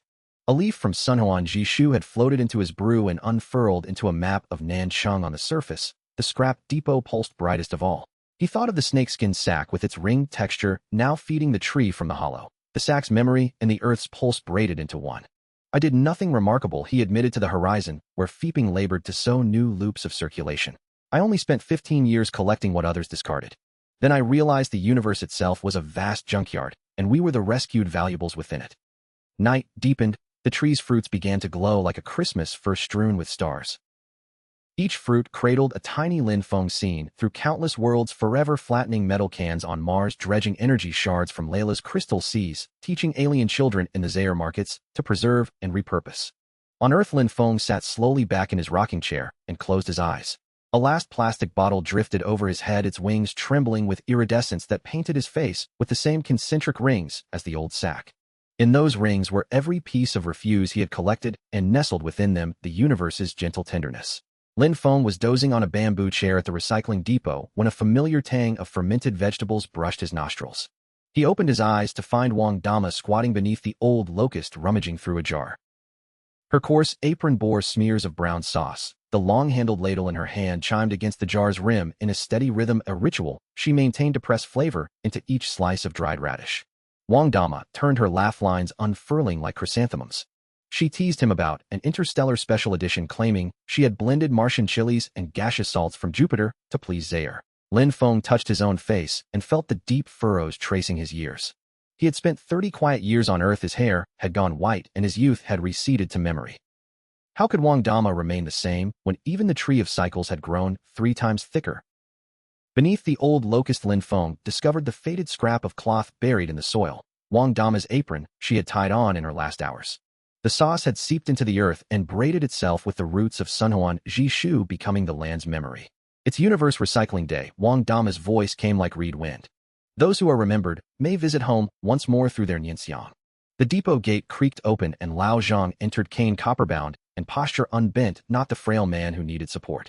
His abacus clicked, stardust fell from its beads and struck the ground as glittering coins. He produced a rusted tin he had once hidden in the locust's hollow. Inside, a glass marble rolled in refracted sunlight, what Zaire folk had called an emotional energy condenser, though Lao Zhang grinned and called it merely a renamed childhood marble. Memory moved through Lin Feng like warmth. He believed he had outgrown easy tears, yet seeing Lao Zhang stooped back and Wang Dama's familiar apron let loose a cascade of recollections that struck his chest like the clatter of bottles in a sack. Above, the sky slid open. A diamond-shaped vessel descended. Layla Xing emissaries emerged, their crystal wings scattering rainbows. The Zaire Dishi's 6 eyes curved into crescent moons. Behind them, apprentices in Nanshan Feipanzhan workwear carried blocks of humming energy. His body thinned into translucence, then into a scattering of motes that merged with Sunhuan Jishu. In the tree's rings, a new band formed, embedding a familiar snakeskin sack lying among a nest of plastic bottles, drifting in peaceful slumber. That evening, children of Nanshan saw blossoms upon the tree never before seen. Each bloom cradled the sunken smile of an elder bent at 3 in the morning to pick up a discarded bottle, as if it were the universe's treasure. Beneath the tree, the faded apron budded. Sauce that had seeped into the earth nourished a new seed. Come next spring, perhaps another Sunhuan Jishu would rise, its first ring concealing the story of a snakeskin sack and the plastic bottles that surrounded it, waiting for the next soul who would lift them gently from the ground. On a clear rain-sun morning, when the drizzle had barely darkened Nanshan's bluestone, Lin Feng's fingers found an old copper key inside the hollow of the Sunhuan Jishu. The handle's grooves were burnished smooth by time. The engraved numerals 001 remained unervingly crisp. He recognized it as the gate key to the old way station, a relic he had long assumed decayed with the rusting iron door decades ago. Those fragments moved like filings toward a magnet drawn along the root fibers into the tree's hollow. Xiao Lin pointed to beads of sap that welled on the trunk. They tasted faintly of brine when she cupped them in her palm. The tree is crying, she said. It says it can't remember, so many things slip away. It seeks the final coordinates, Xiao Lin exclaimed, slapping her palm with excitement. The badge on her uniform flashed a soft crimson. The tree says all memory needs an anchor, like a ship needs a quay. The keys are collapsing, someone must become a new quay. Wang Dama's voice, familiar and warm, found him from within the crystals. Her apparition stepped out, the sauce on her apron dripping to the earth and sprouting a golden blossom. The universe forgets as people do with age, she said, but if someone remembers, it is not truly gone. Lao Zhang's phantom appeared beside her, the abacus still clicking as stardust from his beads fell upon Lin Feng's shoulder and hardened into shining buttons. We spent our lives scavenging so good things would not be lost, he intoned. Now you must be the living ledger and keep the universe's broken things in your heart. As Lin Feng accepted the bag, his body turned translucent like the elders who had merged with the Sunhuan Jishu before him. From the gear mark on his chest poured a stream of golden light that flowed down into the tree's roots and into the silver net beneath the soil. That radiance carried every story he now held, becoming new Ji medallion that would alight in every needy fold of the cosmos. Will Grandpa Lin become a star? Xiao Lin asked, tears gleaming in her eyes. He shook his head and smiled, indicating the newborn shoots within the hollow. I will become these buds, the roots, the nutrients in the soil. Every bottle you pick up from now on, every warmly brined bite, every star you glimpse at dusk. Those will be my way of saying, I remember, I have not forgotten. When the final thread of golden light left him, Lin Feng's form dissolved entirely into the Sunhuan Jishu. The copper key's broken fragments reassembled within the hollow into a small seed, which Xiao Lin placed with trembling care into the snakeskin bag. This was the final coordinate entrusted to a new apprentice to carry and sow across the stars. At the lunar observatory, Lin Feng was polishing the telescope when a familiar face flashed within the barrel. It was a young girl with twin braids, her work coveralls worn soft, where the Yuzhou Huishao Switchuo badge had glinted. She stood on tiptoe peering into the lens, clutching a faded sheepskin satchel. It was Xiao Lin, the Mars emigrant, who had left 3 years earlier with Ji Zongzi. Time had brushed fine lines at her eyes and threaded a few white hairs through her temples. Xiao Lin's complexion had gone paler than lunar dust. The Sunhuan Jishu is dying in Andromeda. The stardust devours memory crystals. Civilizations touched by it simply forget who they are. The Layla Zingren have been staring at fragments of the Dai Sun Huan as if in a trance. Ambassador Zaire has even forgotten the taste of pickles. One split open and inside floated a faded sash of an apron. Wang Dama's apron, the very half he had buried among the roots of the Sunhuan Jishu years ago. The stain of preserved vegetables was unmistakable. Lin Feng's heart dropped. That mark was the last brine of Wang Dama's pickling jar, the same jar he had carried to the tree himself. It's eating emotional memory, he said, clutching the fractured crystal. His chest gear flared with sudden heat. Not mere forgetting. It strips away every memory linked to warmth. The tang of pickles, the clink of bottles underfoot, the longing for home. Those vanish. He climbed into the canopy. The stardust surged like a tide, but shrank away when it met the tree's rings as felt in his creased skin. The silver powder that settled into his palms began to heat and melt into pinpoints of gold, seeping along the gear mark into his body. He realized that Yuang Xingchun was nothing but cooled shards of forgotten memory, infused with enough warmth they could reawaken into living light. The rain revived the Sunhuan Jishu's rings, restoring the vivid bands of memory. On the streets, blank expressions kindled into recognition. The Fei Ping regained their iridescence and took flight, carrying laughter back into the sky. Xiao Lin scooped a piece of remade crystal from the gold-streaked mud. Inside it, Wang Dama's smiling face shone. Oh, she could almost hear the woman lifting the pickle jar and calling, "Child, remember to come home sometimes." One apprentice held a newly found can and asked timidly, "Will the stardust come again?" Lin Feng tapped his own wrinkles where faint lights had begun to sprout. The stardust germinated by his body heat. "See," he said, "they have already become seeds. Forgetting is not the end. If we keep memory warm, even the coldest stardust can flower in the heart." Xiao Lin crouched to cover the memory seeds with snow, looked up. The stardust badge on her overalls flickered. "This is the Chuangxing Xingyan," she murmured. Ancient Leilixing tomes taught that once in countless eons the universe, Gestatesh, knew civilizations there, and what it needs most is a witness who knows the law of cycle best. As her words fell, the snow-draped memory seeds, fragments of Wang Dama's broken pickle jar, the beads from Lao Zhang's abacus, the flattened remnants of apprentices' plastic bottles, began to shine in concert. They threaded themselves down along the roots into the earth, weaving a silver net that led directly to the nebula pictured on the invitation. He Dong emerged from the nebula's heart, not as the picky child he had once been, but as an elder in a black robe, a staff of stardust in hand. The whirlpool emblem on its headpiece unfurled to reveal an emotional core, a sphere of warmth composed from innumerable civilization-born memories brighter than any star. "Recycler," He Dong intoned with the gravity of a deep bell, "your dowry is proper.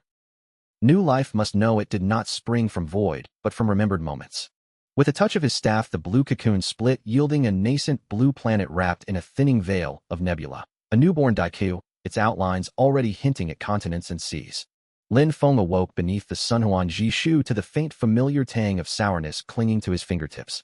He opened his eyes to find a small earthen jar emerging from a tree hollow. Its mouth was sealed with a red cloth whose corner was embroidered with a radish leaf in the style of Wang Dama's pickling jars. Transparent rootlets climbed the jar's body and burrowed into the tree's grain, as if the vessel sought a steady home inside the trunk. From a branch above came Lao Zhang's voice. The old man sat cross-legged in the boughs, an abacus in his hands crusted with Xian Daikaiu's soil. The crisp clack of the beads mixed with the far-off sound of tides as he remarked on how fertile this new ground was, joking that even his abacus had sprouted fresh, counting beads overnight. Lin Feng pushed himself up and found he lay upon a cushion of stardust that was no longer the silver Yuang Fenmo he once knew, but a warm golden luminance. Inspecting it, he discerned concentric rings, the weathered annals of the old snakeskin bag, now threading along new rootlets into the Sunhuan Jishu, merging into the tree, as if the two had always been one. He pressed at his chest where the gear-shaped mark remained. It had ceased to glow and had become a lustrous jade inlaid with the faded silhouette of a plastic bottle. A voice rose from the jar.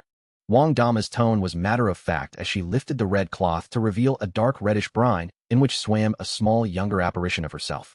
She laughed and declared that the so-called promise of becoming nourishment had been a trick. What had been offered was not oblivion, but a kind of pass through the wheel of recurrence, a pass now rooting itself in the land. A clatter followed in the earth. From the soil, a little girl formed her hair in ram's horn braids dusted with golden stardust. In her hand, she carried a renewed snakeskin bag, this one woven from Xiandikaya's pliant vines still beaded with dew. Upon contact with Lin Feng's fingertip, the bag's surface blossomed with the same familiar annual rings as the old one, each ring a memory in miniature. Lin Yu, the child said, her voice green as new shoots. The tree told me to bring this to you.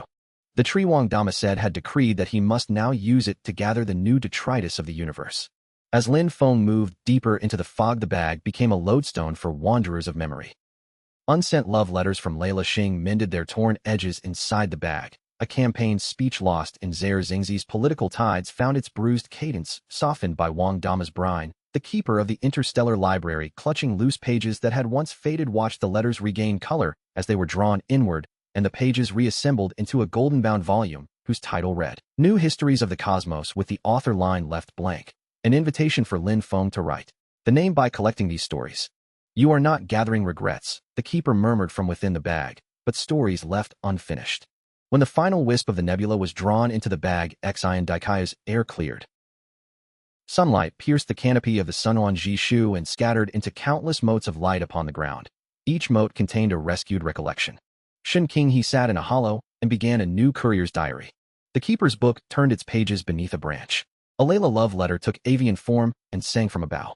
A Zaire speech unfurled like a bloom facing the wind. The newly formed rings on the bag shimmered with embedded pinpricks of stardust, as if someone had crushed constellations into the leather and scattered them within. Lin Feng closed the door of his salvage shed and hung a wooden sign that read, Closed, as the evening breeze sifted stardust through the canopy of Sunhuan Jishu. The sign was fashioned from the energy refuse of Zhao Xingzi. Its edges still bore the scorched rings left by a snakeskin satchel. In the dusk, it gave off a faint blue glow, as if a living stone were breathing beneath the wood. A little girl arrived, clutching a glass jar in both hands. Inside, a twitching violet mist wrapped a tiny gear that turned relentlessly against the glass. She explained it was a shard she had found among Yuwang Xingchen, a remnant that the satchel's rings had failed to digest, stubbornly holding its shape, where even Wang Dama's pickling brine could not dissolve it. A voice came from the jar. Old Zhang's ghostly figure emerged from the brine beads of his abacus, clacking in a rhythm that matched the stardust. He told them bluntly that the scrap Lin Feng had once lifted was not a broken trifle, but a seed the universe had buried. The time for fruition had arrived. Lin Feng looked once more at the gear in the jar. As the mist thinned, it revealed a simplified satchel emblem identical to the motif on the vine-woven bag at his side. He realized then this was a core shard of the system. Lights flared across Xiandikayu's sky as recyclers from distant systems answered the net's tremor. Layla emissaries bore flowering Dyson ring fragments. The Zaire ambassador lugged an energy block inscribed with pickling recipes. Martian settlers arrived, with a pot fused from both soils, and even the old Earth bottle memories braided together into a luminous ribbon. They had been drawn here like pilgrims to a cross-temporal commencement. Standing amid that gathering, Lin Feng understood why the system had chosen him. It was not for rarity, but for refusal, to stoop to remember, to treat what others discarded as treasure. That reverent habit was itself an art of reclamation the universe desperately needed. The little girl returned with a satchel full of new regret shards and set it at Lin Feng's feet. A swirl of stardust drifted from the bag into the wrinkles of his hands and sprouted a thread of vine that linked the seedling to his jade gear. Lin Yu, she said softly, stars are growing in your wrinkles. He touched the vine and replied with a laugh, not stars, my rings. They will grow into the tree with me. Remember, as you would protect a home, cherish each moment. For all that is picked up becomes the universe's miracle, all that is remembered becomes the foreshadowing of rebirth. Sitting beneath the Sunhuan Jishu, Lin Feng watched the words unfurl and felt his own creases become script. The gear pendant at his breast thrummed in sympathetic resonance. The star ring on the diary's cover began to thread itself into the ridges of his face, embroidering his forehead and cheeks with fine new lines. They were not signs of decay, but new annuli, year-rings in which the universe's salvage stories were embedded.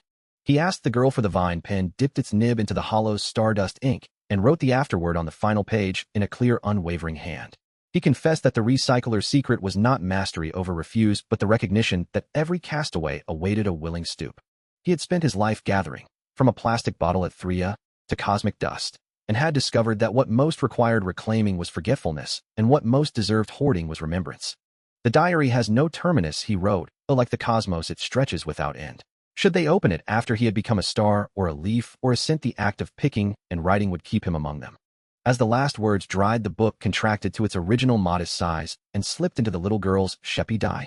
The bag's rings gained a fresh loop. Lin Feng's afterward transcribed into the universe's lingua franca as a delicate star trail of characters. In a dim corner of the Xian Daikaiyu Waste Depot, Lin Feng discovered the rag doll as stardust sifted through the window and settled upon its faded skirt. Its body had been stitched from worn cotton, its arms mended with crooked patches, and at the neck there remained only a raw, ragged break, as if its head had been wrenched away, exposing the grayed cotton within. This was the most singular of the little girl's collected regret fragments for the day salvaged from the Yuang Zaos. Around it the marsh's stardust had swirled, as though keeping guard. Lin Feng realized he was gazing upon Ji Xixian. His fingertip brushed the doll's breech, and the jade cog at his chest warmed against his ribs. Ji Xixian were the memory threads with which the Leilashing folk wove their emotion dolls to enshrine a child's joys and sorrows. This doll, however, had been stripped of its memory core, its head removed by force. He looked up toward the Yuang Zaos beyond the window. Over the marsh, stardust was coalescing into a vast whirlpool. At its heart, a white shape swam like a trapped head of fabric constrained by glittering motes and unable to move. The doll, he understood, was searching for the missing part of itself. Outside, the storm of stardust conformed to the cocoon's pull. The white shadow within the vortex loosened and drifted toward the depot. The glittering shroud that had bound it thinned and revealed a head fashioned with hair of energy threads from the Zaire Xingzi, and eyes composed of tiny shards from Fei Ping, those iridescent fragments once adorning the wings of the old Earth flying bottles. In the projection, Wang Dama fussed over the doll, fashioning a new head from a ceramic jar, and Lao Zhang, in his practical way, inset bottle, shards for eyes.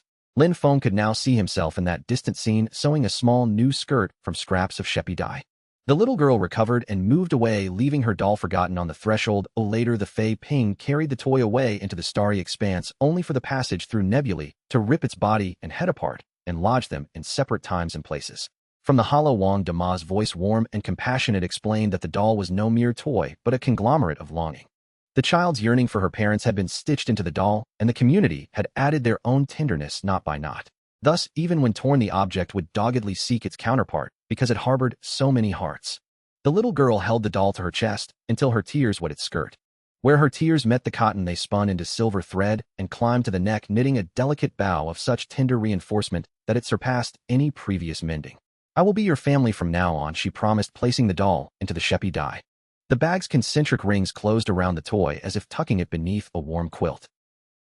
Lin Feng watched the little girl mend a new garment for the toy from leaves of the Sunhuan, Jishu, the fabric as green as Nanchang springs. In that quiet moment, he understood that some refuse resist recycling not because of its material, but because it contains unsaid farewells. Likewise, some regrets traverse the span of years not merely by the whim of stardust, but because there is always someone striving to remember. At dawn, the little girl set out with the shepi dye on her back, and the doll perched at the bag's rim like a tiny navigator. As they passed the Yuang Zaos, the marsh's stardust receded, revealing a bed of forgotten playthings lying tranquil, awaiting retrieval. "Let us bring them all home today," she decided, and the shepi dye opened to accept them. Among the treasures, she found a rusted tin frog returned from Zaire, its eyes clouded with corrosion, yet flickering a thread of red when the doll drew near. The headless doll's 5-decade quest had not been a vain pursuit of bodily completeness. Its search was to reunite the hands that had stitched it, the eyes that had watched it, and the warmth that had once made it worthy of care. Even as trash, it glowed with the memory of those affections. When the dusk painted Xian Daikaiyu in soft gold, the little girl returned the shepi dye heavy upon her shoulders. The doll's skirt was flecked with marsh mud, but its smile was brighter than ever. She arranged the tin frog, a peg-legged horse, and paint-worn blocks upon the depot shelf. The doll sat among them like a child who had finally found home. Late into the night, the depot lights burned. The doll lay upon the little girl's pillow, and its Ji Xixian twined moonlight and starlight into a warm dream. Within that dream, the two braided girls walked hand in hand, cradling the restored doll upon the Nanxing threshold, while the scent of Wang Dama's pickles drifted by, and Lao Zhang's abacus clicked in the distance, composing a song that would never end. At the bedside, the shepi dye lay silent, its rings etched with a new mark like the outline of a headless doll that was slowly, inexorably knitting its smile back together. Morning light filtered through the recycling depot as Lin Feng gently combed the rag doll's hair. His fingertips snagged a newly sprouted filament of golden thread that had pushed free from the doll's cotton locks and looped around his skin. This was the 3rd month since the doll had recovered its head, and the memory filaments woven into its body had lengthened steadily. They had already traced a pale ring across the hem of its dress, a miniature annulus like the concentric years of a snakeskin pouch. The girl's work uniform badge flickered, projecting a schematic of roots belonging to the Sunhuan Jishu. A silver filament on the diagram extended from the depot toward the Yuang Zaos, ending in a pulsing orb, the regret core. It was the last sliver of energy from the wrecked vessel that had carried the doll's parents sealed beneath stardust for 53 years. The golden filaments swelled and fanned into a net that swept up every regret fragment across the swamp. Wreckage dissolved into silver currents that tunneled into the doll's arm. The faces in the family photograph lifted and folded themselves into the rag body. The recorder's white flash streamed along the memory threads into the doll's skull. There the father's hidden star root coalesced and cast a single gilded flight from the ruins of old Earth to the sky of Exine Daikayu. "They are not lost," the girl whispered, clutching the doll. From its chest came a faint heartbeat as the scattered fragments reorganized, no longer absent, but remade as part of the cosmos that had been waiting for the doll to reclaim them. As the final filament of light sank in the stardust above the swamp dissolved, revealing a clear lake that mirrored Exine Daikayu's heavens and the doll's own silhouette. The rag fabric grew transparent as countless pinpricks of light seeped into the weave, as if someone had torn a night of stars and stitched them in. The bow at its throat unfastened and became a silver butterfly that circled the doll and soared along the star path. Wang Dama's voice issued from the foliage as her apparition mended the tiny rag mouths. Lao Zhang crouched on the shore, scooping luminous grains of light with his abacus beads. "I've calculated it," he murmured. "This lake's light will amuse the children of Exine Daikayu for 3 centuries. Each light grain held a story that turned every missing limb into laughter." The girl plucked a leaf. The little doll etched upon it winked and offered a translucent seed. The very memory fruit that had dropped earlier, now germinating with a fine root curled by a slender golden filament like a miniature snakeskin pouch. The original rag doll had long since become a strand in Exine Daikayu's star track, and every night it cast a thin filigree of gold back toward the depot, as if to say, "See, even without a head, I still find my way home." Perhaps the ultimate fulfillment of recycling is not the reassembly of every fragment into its former shape, but the cultivation of courage within each imperfect thing to continue toward warmth with whatever remains. The headless doll had told the universe with its rings that possession matters less than the resolve to walk onward with what is left and seek the tender places. Guided by the system's prompts, Lin Feng embarked on a grand reclamation enterprise. What others discarded as worthless scrap, he transmuted into treasures. Obsolete computers became quantum engines that outperformed global counterparts, rusted auto parts reconfigured into core components for new energy vehicles, provoking fierce bidding from automotive conglomerates.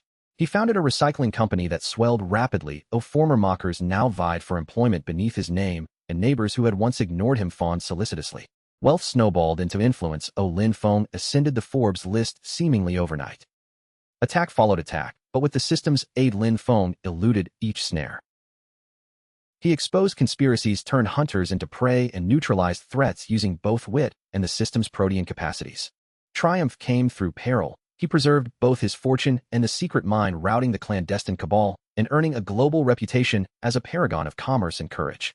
His recycling empire altered the world's energy topology, steering Earth toward prosperity and sustainable industry. A neighborhood guard, Wang Pangzi, accosted him for pilfering a battery. When the guard raised an electric baton, the converter emitted a blue flash that liquefied the baton into molten iron. The system declared the danger neutralized and rewarded Lin Feng with a basic defensive shield. Later, police arrived on a tip alleging Lin Feng possessed radioactive material. The suspect's stone in his bag rolled out and transmuted into a transparent sphere of shimmering motes. The system's benign processing had transformed low-level radioactive refuse into a spatial storage orb capable of holding 100 cubic meters. Gratitude became obsession. Li Mingyuan implored Lin Feng to become the group's chief technologist with an astronomical salary. Though wealth had become abstract to him. Yesterday, a cardboard box had become 10 gold bars. Lin Feng accepted more for access to higher-grade refuse than for money. Under Li Shijichuan's auspices, he traded the design of his company for villas, custom cars, and public adulation, but he remained loyal to his dawn-long expeditions into refuse. On one such foray into a suburban landfill, he uncovered the rusted hull of a half-buried vessel. The system identified it as a Level 3 civilization transport and promised starfaring permits and FTL engine schematics if reclaimed. On the threshold of his scrap station, Lin Feng was sifting stardust when a shard of cotton cloth glimmering with gold drifted into his bamboo sieve. A daisy embroidered upon it wore fragments of stardust. The concentric rings at the edge of the fabric trembled as though something inside were striving to emerge. It was the first full moon night since Xin Yanhao returned, and the moonlight over Exine Daikayu carried a warm aroma of cloth freshly toasted, as if countless remembrances were fermenting within the stardust. A little girl came running, clutching a shell. Dew pooled in its hollow, and afloat on the surface turned a miniature cloth doll spinning gently with the moon. The rings embroidered upon the doll's skirt aligned perfectly with the fragment in Lin Feng's sieve. As the shell neared the cloth piece leapt into the shell and adhered to its inner curve, emitting a crystalline chime like a bell. Lin Feng pressed his ear to the shell and discerned a delicate melody produced by vibrating memory threads, the very nursery tune Wang Dama had once hummed while pickling vegetables. Beads of a transparent liquid seeped from the fabric's rings and fell into the stardust. Wherever they landed, slender vines unfurled at once, each terminating in a plump fruit shaped like a tiny abacus. When shaken, these fruits snapped with a faint crackle, a marriage of Lao Zhang's abacus clicks and the crystalline tinkle of Lai La Xing. Lin Feng traced the raised patterns on a fruit's surface and saw the star path map of Su Wu Dai, a regions once chaotic now glowed with faint light. These are Deng Dai Gua, he explained. The cloth doll has buried parents' longings in the soil. The fruits remember every voice of waiting. From the hollow of a tree came "See Nian how its sail embroidered with daisies that shimmered." Miniature cloth dolls on the mast adjusted the rigging. The little girl sprang aboard with her shell. The cloth fragment now stood as helmsman upon the bow, its skirt rings spinning so swiftly they painted a silver wake behind the vessel, sketching a luminous route home for the Wei Guizha. When the light dissipated, the Wei Guizha motes became meteors raining down upon Exine Daikaio. Those that struck Iwang Zhaoze drew flowering vines across desiccated lake beds. Those that fell upon Sun Huan Jishu produced fruits that could play memories. Most astonishingly, one meteor plunged into Wang Dama's pottery jar. The stew within bubbled, as if possessed, and gave birth to innumerable tiny cloth figures, each clutching a miniature pickling jar, smiling with crescent eyes. The sky began to shower wings as Si Nianhao settled beside the scrap station. Hundreds of translucent wings circled and drifted to rest upon the shoulders of those who had waited. Their collective flutter formed a chorus that traversed time and place. Lin Feng watched an apparition of Wang Dama appear amid the rain, fastening little pickle jar pendants to passing wings so that they would never be lost again. He caught one wing. Within its concentric rings played an all-too-familiar conversation. The summons to supper from his youth at the Nanshan scrap station mingled with the click of Lao Zhang's abacus. "This is Tuan Yuan Yu," he murmured. The wings recorded every waiting and finally let them fall where they belonged. 3 months later, Deng Dai Gua-bearing plants had rooted in every corner of Exine Dike. Children inscribed their longings upon scraps and slipped them into fruits before burying them beside the tree's roots. Alien recyclers came bearing the memories of their own Wei Guizha to exchange these fruits, letting disparate longings entwine within the stardust. Lin Feng seldom boarded Si Nianhao now. He spent his days in a bamboo chair watching children bury their hopes, letting Yuan Man Chao's vines cloak the station's roof, and listening to Lao Zhang's abacus compute itself beneath the moon. The clicks of its beads blended with the crisp fall of Deng Dai Gua, as if innumerable reunions were being recorded in real time. At the scrap depot stove, Lin Feng stirred through a jar of pickled Nianxiang Kai when a scrap of cotton cloth shot from the rim, suffused with a faint golden radiance. A daisy embroidered on the rag was stained with brown brine. The concentric rings at its edge quivered in the ravenous glow of the flame. It was the first Tuan Yuan Jia on the new planet, and by an old-world custom, every household sealed a jar of Nianxiang Kai to trap longing itself inside time. A little girl ran in, jingling a small bronze bell forged from an energy ingot from the Zaire Xingzi. Its crisp tingle found a curious harmony with the cloth's tremor. The bell neared the stove, and at once every pickle jar on the hearth shuddered, as if singing. Their lids hammered like a chorus of anxious hearts, as though something beneath the clay sought escape. Lin Feng lifted the oldest earthen jar, Wang Dama's heirloom, and from its depths rose countless ephemeral cloth doll silhouettes. Each phantom held a miniature pickling spoon and stirred the sauce to the rhythm of the bell. He scooped one apparition with a long-handled spoon. The doll unfurled within the ladle, and a filament of golden light bled from the ringed neck lines into the brine, forming transparent crystals that resembled Nanchung radish seeds.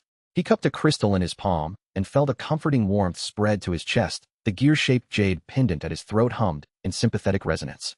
The scent of Wang Dama's pickles braided with the doll's yearning and fermented, producing a thing that could root every memory-curing reunion in tangible form.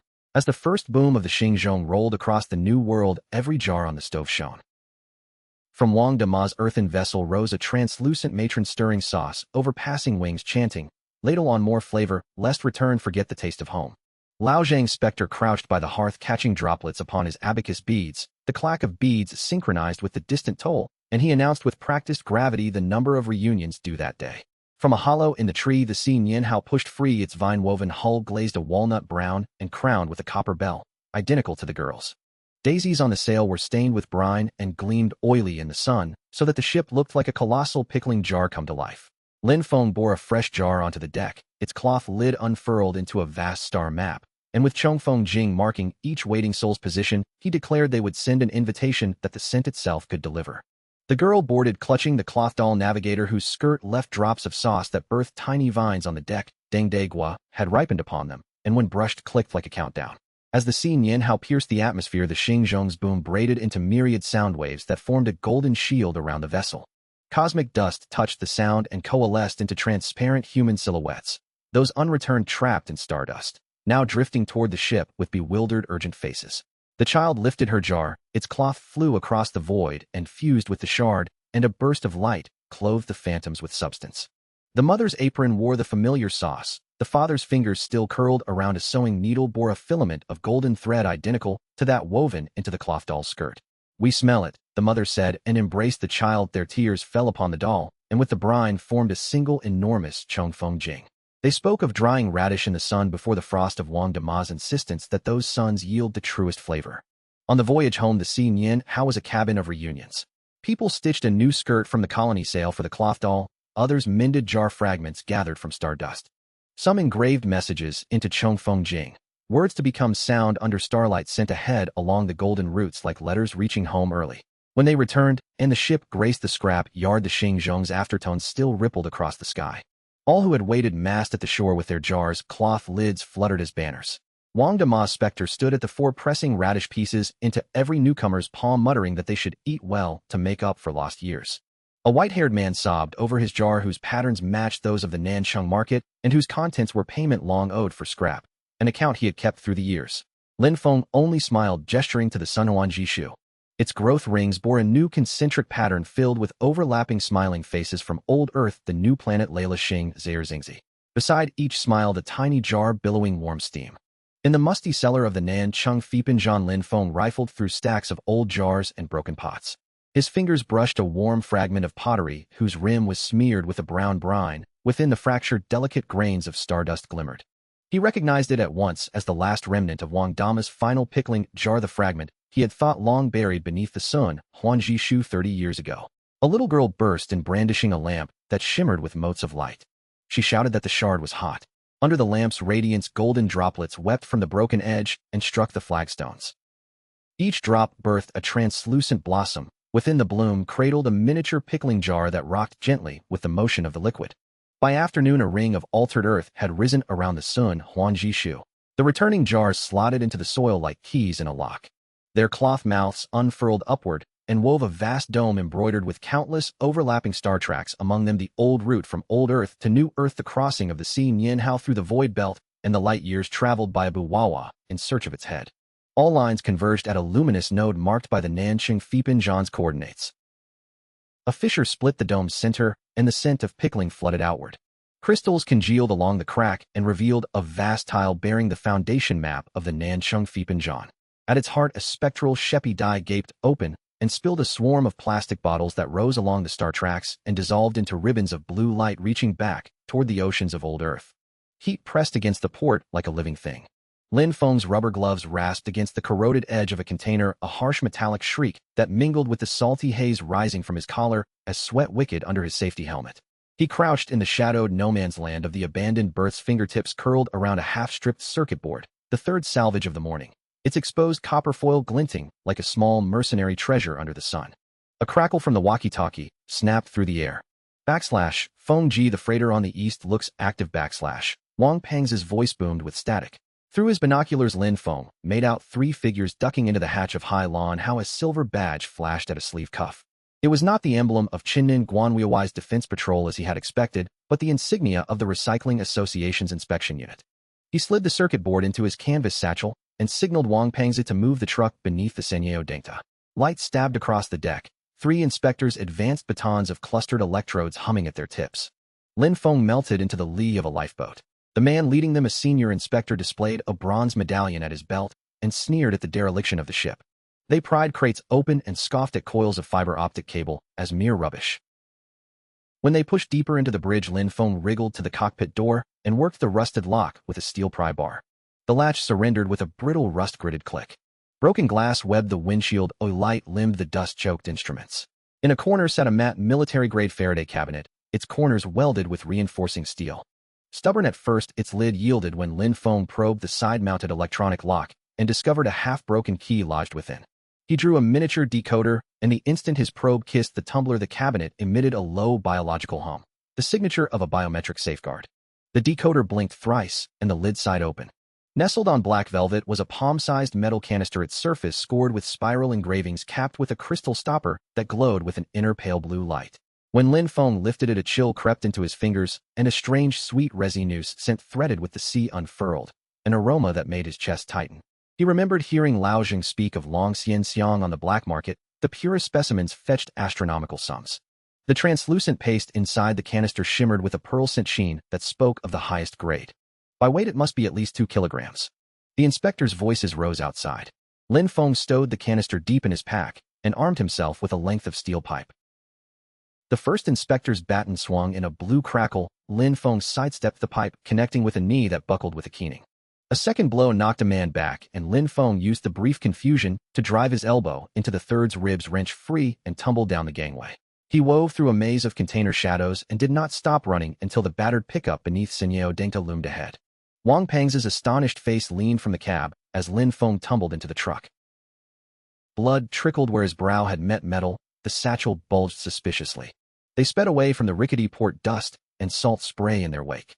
At Lao Zheng's junk stall in the depths of Chinninjihuo, Shishang, the old man's spectacles perched at the tip of his nose, spooned a speck of the substance to the light and mouthed a reverent curse. Natural from the intestines of the sperm whale. Look at this sheen. On the black market, you'll get 180 credits per gram. 2 kilograms, 360,000. He snapped his fingers and arranged a buyer for that very night, cautioning them to come with cash and company. Night knitted itself across the outskirts as they waited, engines idling in a stand of trees. Lin Feng moved through a shabby warehouse with a spring knife in his pocket. Beneath the bulb, a man in a suit wore an expression of controlled avarice, flanked by 2 sunglasses-clad bodyguards. The bag went across, the suit man nodded, and the black case of currency emerged. Then sirens rent the air.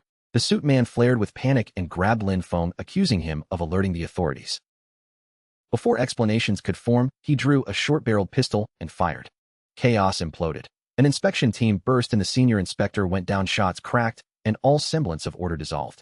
Amidst the carnage, Lin Feng snatched the money box and fled to the rear exit, just as Wang Peng's pickup crashed the lot and swept him into the cab. Flames licked the rafters behind them as the truck bull-rushed the barrier and roared onto the highway. Adrenaline and the shock of near-death made Wang Pengzi whoop with exhilaration. Lin Feng paid it no heed. He placed a call to Lao Zheng, busy signal. The timing of the sirens had been too precise. Someone had leaked their wind. Under a knife-silver moon, the pickup bent its headlights toward the port.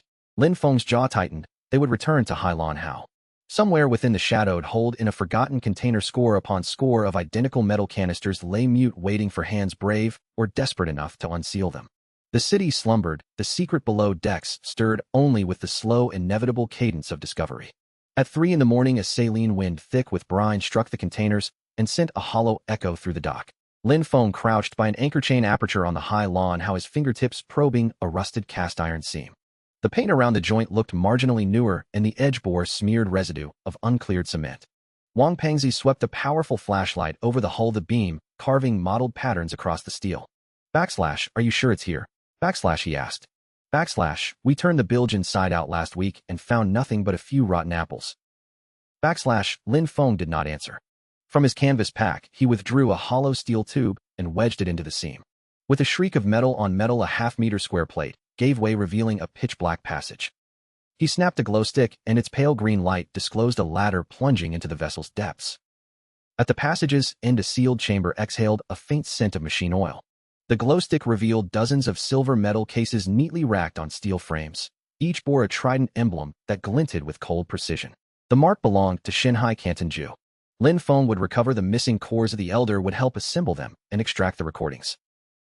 In return, Lin Feng demanded that once the tapes were reconstructed, the cores be surrendered to official custody. Their conference was interrupted by the wail of police sirens. Vehicles sealed the street outside. The elder clutched Lin Feng's arm and bolted through a back entrance that led past pickle vats and into a narrow tunnel. They emerged into a derelict demolition zone framed by broken windows and corrugated roofs. Red and blue lights crawled over crumbling walls. Lin Feng thought of Wang Pengzi and the loaded pickup. He glanced up just in time to see Pengzi dash into view, clutching a smoking metal case. Pengzi threw the case down and shouted that it held a tracker. An explosion rocked the street, debris tore through a wall. Lin Feng turned, and the elder remained behind. He stood amid the rubble holding a single M7 core aloft. With a sardonic smile, he pressed a button. The sapphire detonated in a blinding surge of blue. The police cruisers reeled and collided in the glare. The elder vanished in the light. Then, as if a seam had been cut through dawn, a pillar of azure rose where he had stood, a luminous shaft that stitched the sky to the ground. The detonation had purged the tracker. Lin Feng and Wang Pengzi slipped away carrying what remained. Back at a ruined ironworks by noon, they dismantled the cases. 26 sapphire cores lay like cold jewels, a one was missing. The map demanded 27. Without that final module, the acoustic mosaic could not be completed. A voice, Lin Hao's voice, breathed through the damaged core. Lin Feng held the fragment as if it were a beating heart. He prepared to leave, but the engine room door opened and 3 men in black suits filled the frame. The leader's tie clip bore the same trident emblem as the metal cases. Mr. Lin he said with glacial courtesy. Our employer wishes to ask you a few questions about Shanghai Hao. The harbor wind knifed through the cabin, and the cracked sapphire cut cold through Lin Feng's palm like a quiet promise. He understood then that retrieving the remainder of the truth would draw him into a storm far larger than he had imagined. The emergency lights in the abandoned metro tunnel flicker, elongating Lin Feng's silhouette along the rusted rails. He crouches on the corroded track, cradling the fractured blue sapphire core between his fingertips. A faint electric hum threads through his ears, and beneath it the ghost of his brother Lin Hao's voice trembles like a needle against a taut nerve. From a ventilation shaft, Wang Pengzi pokes his head out, his miner's lamp skitters over the tunnel walls. He reports seeing the men in black suits circling the freighter high lawn, leaving no creature free to escape. Lin Feng slides the M7 core into a specially shielded pouch and produces a U-disc the dying elder entrusted to him. The metal casing bears an inscrutable code, a key to a Darnet forum said to hold clues to the disappearance of Shanghai Yuhao. Before Lin Feng can respond, bootsteps scar the tunnel's hush. A column of black-suited figures advances along the track, a leader brandishing a firearm, a trident emblem catching the lamplight. Lin Feng shoves the U-disc into his shoe sole and hauls his pack. They bolt through a cramped conduit into a derelict residential quarter. Peng's helmet smacks a brick, the echo blooms into gunfire. Bullets whistle past, spalling sparks from masonry. An altercation erupts among the intruders. A blonde thug stomps a control lever, and a heavy claw crushes a heap of scrap. Seizing the moment, Lin Feng and Peng's slip behind piping that leads to the external sewage culvert. As they slide along the rusted conduit, Lin Feng's hand brushes something hard and pulls out a military hand grenade marked with the Jitcha DUI's red-threaded safety lug. The presence of the grenade confirms the inspection team's ambush. The lighthouse at Donggang Mata swept its beam every 10 seconds, casting Lin Feng's silhouette across the moss-covered pier like a lengthened exclamation mark. The M7 core cradled against his chest still gave off a faint heat. The quantum chip pressed cold against his sternum steadied his racing pulse. Fengji, they're here. Wang Peng's head emerged from behind a container, his hand gripping a sharpened steel pipe. At least 20 this time. Some bring heavy weapons. Lin Feng did not turn.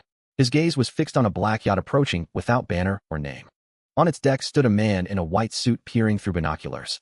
The gold-rimmed glasses and the white coat matched the man who appeared in the incriminating footage, the surgeon who had pulled the strings behind the police siege on the tea house. Lin Feng handed Wang a metal sphere fashioned from an abandoned gas canister. Take this. Press the red button if you're in danger.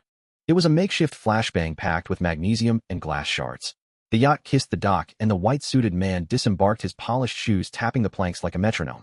Among his retinue were the Xiang Laisheng's bodyguards, a lanky inspector from the enforcement squad, and even a middle-aged man in a Chungwan uniform, whose ring of keys matched the lock on the Halen House cockpit. The image jerked violently, then a gunshot, and the screen went black. Lin Feng's knuckles whitened as he scanned the shadowed container mouths on the tablet. Dozens of gun barrels glinted. So you do not intend to negotiate fairly. He stepped back, gravel whispering beneath his feet. The white-suited man smiled, producing a pocket watch. On this day 3 years ago, Lin Hao stood before me and promised to give the evidence to the police. He opened the watch to reveal a photo of Lin Hao in prison garb, the decompression chamber's metal hatch behind him. A confession, and then a cruel recital of watching someone suffocate beneath pressure melded into indistinct gore. Wang Pengzi, suddenly on top of a container, swung his pipe and struck a bodyguard. The flashbang detonated white and searing. Amidst the blinding chaos, Lin Feng drew a spring knife from his boot and lunged at the Chungwan officer. The knife tore through a wrist, keys clattered free. He rolled, snatching them, and sprinted for the lighthouse. Bullets carved vermiculate holes into the timber. Below, the old iron gate yielded to the key, and Wang Pengzi was pinned beneath two guards. His pipe slid from his hand and clattered into the Black Sea. A sting of pain lanced Lin Feng's shoulder as a round grazed bone. "Don't mind me. Get up." Wang Pengzi's howl carried the brittle crack of a broken rib. Lin Feng thumbed the padlock free and spun to see the white-suited man aiming a pistol at Wang's temple. Desperate, Lin Feng flung his bag. "Take it. Let him go." The man weighed the canvas, laughed, and fired. The air froze as a German Shepherd, 07, threw itself between the bullet and Wang. The shot struck the dog's neck. A spray of red blossomed on the pier like a horrific rose. When the timer hit 0, the server room detonated in a sheet of flame that roared up the stairwell. Lin Feng watched the white-suited man stumble upright in the inferno, clutching his pocket watch. The man hurled the watch into the blaze. It burst, and a tiny storage device flashed a last dying blue. Then distant sirens swelled into a chorus. Lin Feng slid down the tower's lightning rod and crashed onto the sand, a shuddering weight of pain blooming across his shoulder blade. In the fog of pain and smoke, Wang Pengzi returned, cradling 07.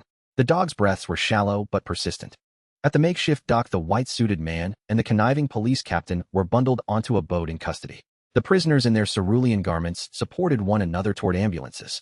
A young man raised half of a Shanghai Contunju badge, Lin Hao's half, and shouted across the wind, "Brother." Huzzy said he found the stars beneath the sea. Lin Feng smiled through blood and salt. He pictured Lin Hao's last grin, the discarded dreams that had been trampled into scrap, yet had guarded one bright truth. The dawn found him strapped to a stretcher and lifted. The tower's flames still licked the sky like a coastal torch. Wang Pengzi sat nearby, bandaging 07 and murmuring comforts. Lin Feng closed his eyes to the sound of the surf. He understood with a new certitude that his scavenging would continue, but henceforth he would collect not only detritus, but the truths swallowed by darkness, and the light his brother had died to protect. Lin Feng lay rigid under the harsh fluorescence, the sting of disinfectant filling his nostrils as he stared at a hairline crack in the ceiling. A dull, constant ache throbbed beneath his scapula, where bone fragments had grazed the bullet's passage. The doctor had ordered at least 2 weeks of immobility. He could not remain idle. The phone on the bedside table vibrated insistently, the name Lao Zheng flashing like a tiny accusing needle. When Lin Feng answered, Lao Zheng's voice trembled with desperation amid the clatter of objects being smashed. The line died mid-sentence. Panic flared in Lin Feng's chest. He tore open the package on the nightstand, concealing a fruit knife at the small of his back, but before he could reach the door, it burst open. Lin Feng clutched the notebook. The image of his brother Lin Hao as the originator of the backup data, hidden elsewhere, knotted his resolve. Through a slit in the door, Lin Feng recognized the uniforms of the Jicha DUI. The lanky officer who had appeared in the photographs led them, pistol in hand. They kicked wide the warehouse door, barking orders about finding the data disk. Lin Feng and Wang Pengzi hid among the parts as the officer's search closed in. Lin Feng found a steel pipe, and with a glance to Wang Pengzi recalled an old modified mousetrap in a corner that would launch 3 steel spikes when triggered. The mine entrance lay hidden amid a stand of pines, a rusting winch, and a danger placard declaring the place off limits. The lock on the chain was new, bearing a trident-shaped key that matched the emblem clipped to by Zizhuang's tie. Wang Pengzi warned Lin Feng of gas in the veins of the tunnel. The deeper they went, a metallic sweet reek rose up. Chemical notes braided with the breath of old iron. Footprints in heels stained a cobalt blue dye identical to the hue etched upon the titanium bracing of the Hai Lan Hao. Someone had beaten them to the site. The tunnel opened into a yard of stacked containers. Lights glowed from within the central crate. From a distance, a woman's deliberately rough voice spoke of securing the data disk, and how, with by Zizhuang, detained the whole smuggling network, awaited new orders. Lin Feng recognized the rasp of the woman who had once wielded a short-barreled pistol in the spice merchant's depot. She was the true architect, the merchant, a mere veil. As he edged closer, the woman stepped into the light, hat brim low, a cigarette pinched at one corner of her mouth. In her hand, she toyed with a blue gem, the M7 core fragment. "Lin," she cooed, and her bodyguards leveled their weapons. She demanded the disk and promised an ignoble end should they refuse. Lin Feng laughed and pointed to the innermost container where he said the disk lay. "Dare them to fetch it." The pair of guards advanced, but a sudden explosion convulsed the tunnel. Wang Pengzi, who had found a gas line earlier, had sparked it. A shock wave toppled the container, plunging the yard into bedlam. In the scramble, 07 lunged at a guard's ankle, and the woman shielded her wrist as the blue gem clattered free. Lin Feng snatched it up and saw etched upon its rear a string of numbers and sums that matched the bribe ledger in Lao Zheng's notebook. The M7 components themselves were the ledger, a ledger in metal. Rockfall and smoke announced the mine's imminent failure. Lin Feng hauled Wang Pengzi toward the exit as the yard began to collapse. Over the din, the woman's shriek cut, accusing them that the disk was a counterfeit. They burst into the reddening dusk as the tunnel sealed behind them, a trident key twisted and twisted into ruin by the falling stones. Breathless, they fled the choking mouth of the mine. Lin Feng dialed an anonymous tip line and imparted the warehouse's address and the existence of the ledger they had unearthed. Only these incriminating artifacts could save Laozhong now. Night descended as they crouched at a street stall opposite the Xiaohui. The aroma of fried stinky tofu hung warm in the air. Sirens sliced the city's hush, and police flooded the association's entrance. Through the third-floor window, they watched Laozhong emerge, supported by officers. The old man winked in their direction, and clutching a half-eaten piece of tofu, an echo of the first meal Lin Feng had offered him. The news erupted with a headline that proclaimed the smuggling ring's collapse and credited Laozhong's scrap yard with the pivotal evidence. Lin Feng tossed the numbered blue gem into a nearby trash can like an ordinary stone. Somewhere beneath the glow of street lamps and the clatter of reclaimed metal, Laozhong's grandson played with a slingshot. The world's hidden transactions had been exposed, but Lin Feng knew the city's secrets would not vanish. There would always be more relics to find, new stories buried in refuse. He rose and shouldered the beginning of a new chapter in his life as a collector of castaways. Wang Pengzi hoisted 07 and fell and stepped, their dim lantern sweeping the alley where fortune and ruin lay jumbled together. They left the scene while police lights still painted the walls. Lin Feng glanced once at the association, its flashing red and blue like the afterimage of a blast, and then at the lane of salvage yards where lamps winked on. He felt an unexpected lightness, as if retrieving the ledger had lifted a weight from the city's chest. His calling, one of hands and discarded things sifting the past for truth, had only just begun. A torrential downpour battered the corrugated roof of the salvage station, each metallic strike composing a relentless percussion. Lin Feng crouched by his dismantling bench, turning over a salvaged circuit board he had pried from the apex of the city's refuse heap that morning. The army green lacquer on the chip stubbornly clung to its surface, and the pin configuration betrayed a familiar military-grade specification. Without pausing, Lin Feng sealed the circuit board in a waterproof pouch and snatched a crowbar from the corner. He ordered Wang Pengzi to don a raincoat and sent them both toward the waste treatment facility. In the rain-washed night, the plant loomed like a dormant beast. Enormous compactors turned slowly, chewing mountains of detritus into shards. The mud underfoot slickened and Lin Feng's boots scraped against protruding metal, each sound keen and metallic. When the cart reseated, Lin Feng rose and inspected the furnace's flank. He noticed a panel whose ironwork was newer and still tacky with fresh cement. Behind it lay a narrow passage that descended to a subterranean chamber. The cellar reeked of disinfectant. Metal containers were stacked with clinical precision. On one topmost canister, a label read, Xian Ti, 37 How. Lin Feng pried a can open. Instead of blue sapphire cores, it held transparent nutrient solution and a fist-sized gray-white mass. An incubated organoid, a grotesque simulacrum of cultivated tissue. They reached the control room at dawn. Wang Pengzi was bound to the console, a medic in a lab coat preparing the syringe. Lin Feng hurled the insulated packet of metallic tissue into the chamber. Upon exposure, it hissed and emitted a white vapor. Circuits shorted in a cascade of sparks, and emergency lights bathed the room in crimson. The medic's face was Laozhong's. The alleged ally was revealed as a betrayer. Lin Feng disarmed him with a crowbar, and amid the struggle, a valve burst, and a tide of emerald sewage flooded the floor. Wang Pengzi freed himself, severed a tendon in the assailant's leg with a fire axe, and the would-be executioner was swallowed by foaming waste, trailing rising blood bubbles. They fled as the plant convulsed.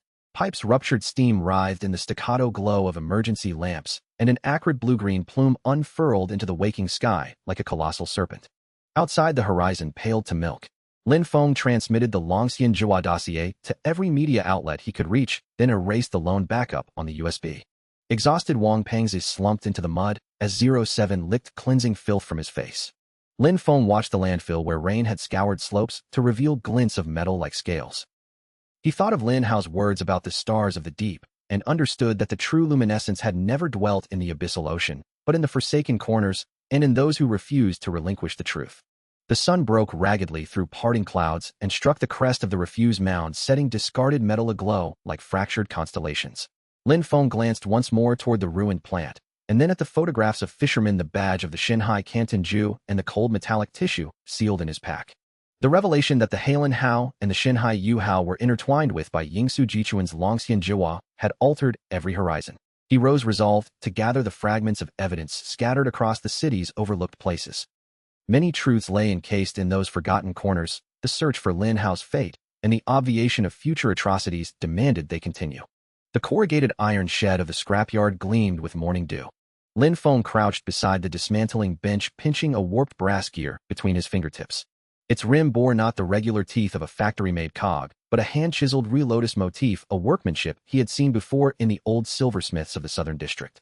The memory of last year's matching silver bangle and the proprietor's solemn declaration that such craft had long been lost lingered in his mind. Boss Yu stooped to snatch the pages. Lin Feng slashed a shard of broken glass across the man's wrist. The jade finger ring he wore clattered free, revealing inside its band a finely incised poppy motif. Chase them, Boss Yu roared, clutching his hand. Lin Feng darted down the lane. The wind lifted the ledger pages against the broken wall, where they fluttered like confessions. At the antiquities market, the fabled Kaibao Liulai Tao was long gone. Only a weathered fragment, inscribed Kaibao Shanlin, sat behind glass. The stall owner, an old man with pale eyes, confessed he had purchased a bronze stupa from a demolition lot the previous month. It screams at night, the man muttered, as if something rolls within. The tower rose only half a foot and was carved with 9 budded lotuses. Its base bore a hidden latch, and Lin Feng, recalling the ledger note, blood must soak to open, ready to pierce his finger. 07 surprised him by tearing its own wound open and letting its blood smear the lotus petals. A click sounded, and the cap sprang open. Police sirens fractured the night. Someone, Wang Pengzi from the tower roof, spotted them and called it in. Boss Yu, seeing the flashing lights, stuffed a ruby into his mouth. Lin Feng felled him with a single precise kick and fastened a confiscated pair of handcuffs onto his wrist. At dawn, the officers hauled from the vault 300 kilograms of a new synthetic narcotic and a trove of artifacts. Zhang Dehuo sat by the steel, rubbing the carved name Zhang Xiaoyi, tears falling like an absolution. Finally, he whispered, finally repaid. When dusk fell again, Lin Feng welded the brass gear to the lotus petal, fashioning an iron flower whose petals would never wither. He planted it in the scrapyard's floorbead, where rust took on a warm glow in the sunset. As the radio murmured of the dismantling of the Bai Ingsu syndicate and the seizure of contraband and cultural relics, Lin Feng kept the welding torch low and steady. He understood that desire would always breed new networks of crime, but he also knew that those who rummage among the refuse for truth ensure that light will never be wholly devoured by shadow. Wang Pengzi arrived lugging an old-fashioned gramophone. Its horn crooned a warped version of Yi Lexiong. He boasted of a recent find. Lin Feng's gaze lingered on the gramophone's base, where a faint impression of a poppy mirrored exactly the motif carved into Yu Laoban's thumb ring. Got it from old Chen's place at the alley, Wang said. Says his grandfather brought it back from a ship where he served as a sailor. They walked to the dock to confront the Halen House present master. Captain Zhao, a bent man with a prosthetic limp, had sailed those decks for 40 years. At the very pronunciation of long, he hurled down his wine gourd and swore they must not meddle. A sea chart hung on his cabin wall. His red-inked route matched the old ticket's course. He revealed a plank lifted from under his bed, and beneath a slab of wood so dark it seemed to drink the light. Its cross-section held a thin, dark red stratum, like congealed blood. When this ship was built, he rasped, they mixed human bones into her timbers. Every captain smeared blood on the long. That's how they kept the thing quiet. The Lotus shuddered. A low rumble climbed through the hull, as if the vessel itself had been struck. From the crystal's surface, a miniature chart bloomed. Moonlight refracted into ink that traced currents and depths. A crimson ring marked a point where the coordinates did not match the official record of Shanghai Yuhao's last known position. 3 degrees of longitude separated truth from the public lie. They've falsified the wreck site, Lin Feng realized aloud. The metal lotus convulsed, and a dark itcher beaded along its petal edges. The hull groaned and fissures spidered outward. Shouts rang from above. Get out. The long was splitting. Captain Zhao screamed into the radio. Lin Feng shoved the crystal into a waterproof pouch and hauled Wang Pengzi toward the ladder. Water found the cracks first, a cold, bloody scented tide that painted the moonlight red. They burst onto the heaving deck, the Halen House midsection sheared with a thunderous wrench. 07 leapt into the waiting lifeboat. Lin Feng and Wang followed, cutting the slack as the ship gave a last keening sound and slipped stern first beneath the black throat of the sea. The gramophone back at the scrap yard turned over again, and this time the melody of Yi Lexiong ran pure and resonant, the song braided with imagined surf and a chorus of long-dead sailors. Lin Feng made a rubbing of the illicit chart and fashioned it into a paper boat, folding the truth into a vessel small and fragile. He set it into a basin. The paper boat drifted toward the window, and then beyond, carried by a current that aimed for the harbor. The real voyage was beginning. The cave at the coral reef held the survivors. Shanghai Yuhao's secret lay exposed in the crystal, and the century-old curse bound to the long would now demand an answer. Before dawn, the harbor lay in a pallid blue-gray. Lin Feng crouched upon the jagged rocks of the fishing pier, a crystal sphere warming faintly in his palm in time with the rise and fall of the surf. As morning light strengthened, a coral reef motif within the orb resolved in a sharper relief. Etched grooves suggested a cavernous interior uncannily reminiscent of the M7 core schematics. He realized his younger brother had hidden the escape route within the core's design all along. At noon, the reef cluster loomed, low rocks protruding like a field of immense white lotuses. The compass spun madly as soon as the trawler entered the shoals, the radio filled with static and beneath it distant cries for help that sounded like Lin Yu's voice. The old fisherman slammed the radio off. He explained that Gue Ku Jiao recorded the voices of the dead, echoes reverberated in the stone, and returned like morning. Lin Feng donned his mask. The M7 shard glowed hot through its waterproof casing. The three-dimensional map indicated the escape pod lay hidden in a dissolution chamber beneath the principal reef, its entrance sheathed by dense coral. Only the scent of Long Xianxiang would coax the polyps to withdraw. He tucked a dive knife into his suit and instructed Wang Pangzi and the fisherman to hold the boat and watch the black yacht. Beneath the surface, the water bit cold and clean. Sunlight refracted through the corals, scattering jewel-like motes. Lin Feng followed the crystal's guidance. A flash of silver fish rushed past their course, mirroring Shanhai Yuhao's own plotted route.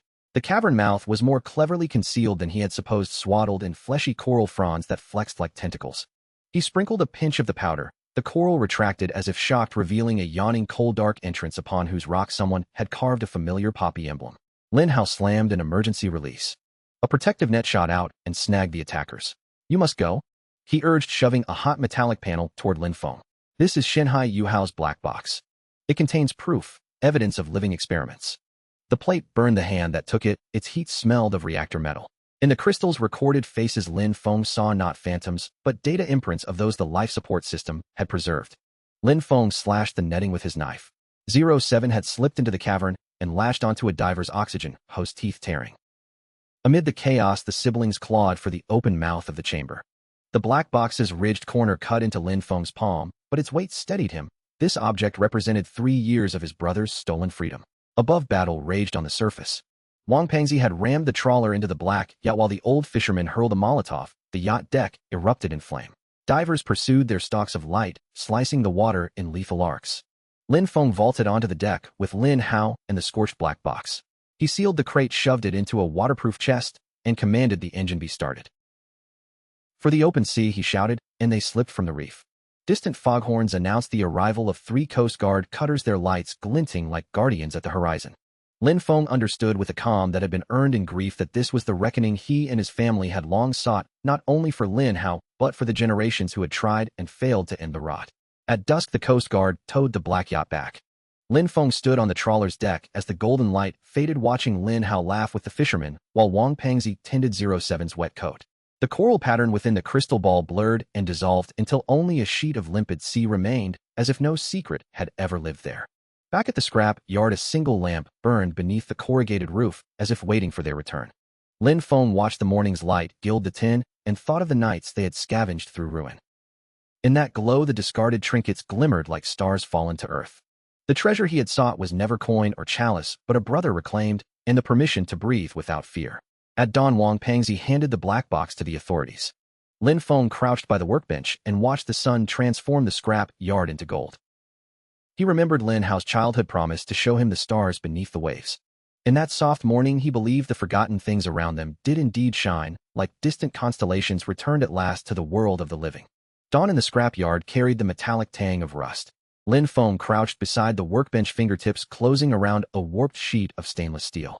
Sunlight streamed through the corrugated roof, scattering motes of light across the wall, like the bioluminescent flecks Lin Yu once compared to the seabed. Lin Yu approached, holding a scorched circuit board. 3 years had done little to erase the faint scars on his face, souvenirs from a reef cave where rock had torn his skin. "Can this be repaired?" He asked. He explained that the backup chip from the black box had been half-burned, and they needed a compatible substrate. "Where's Pangzi?" Lin Feng glanced toward the yard's gate. At this hour, Wang Pangzi usually returned bearing a half-filled sack of salvage. Lin Yu wiped the dust from the board. He went to the demolition zone in the Eastern District. Old Lee said they tore out an antique radio stuffed with odd components. They found the lock hidden within rusted filigree on the weighbridge base. Lin Yu entered the letters XC. A soft click unlocked a concealed compartment, revealing the chip numbered LH07-2 and a yellowed schematic showing an improvised signal transmitter fashioned from scavenged parts. At its center, a note read that all 3 chips must act in concert. Lin Yu pointed to the margin of the drawing. It does more than that. It can pinpoint every deep-sea probe altered by the white poppy. Those modified devices are being smuggled into international waters. Brake screeches cut through the yard. 3 men in suits filled the doorway, the leader brandishing a badge that proclaimed Scavenging. They claimed to have a tip that this site held evidence of smuggling. Lin Feng observed their shoes and noticed the same fresh red paint as on Pang's pack. The match felt deliberate rather than coincidental. He signaled Lin Yu with a glance and slid a hand toward the pry bar under the bench. We can surrender the evidence, but show us your authorization, he said. The lead agent's hand dropped toward his hip holster.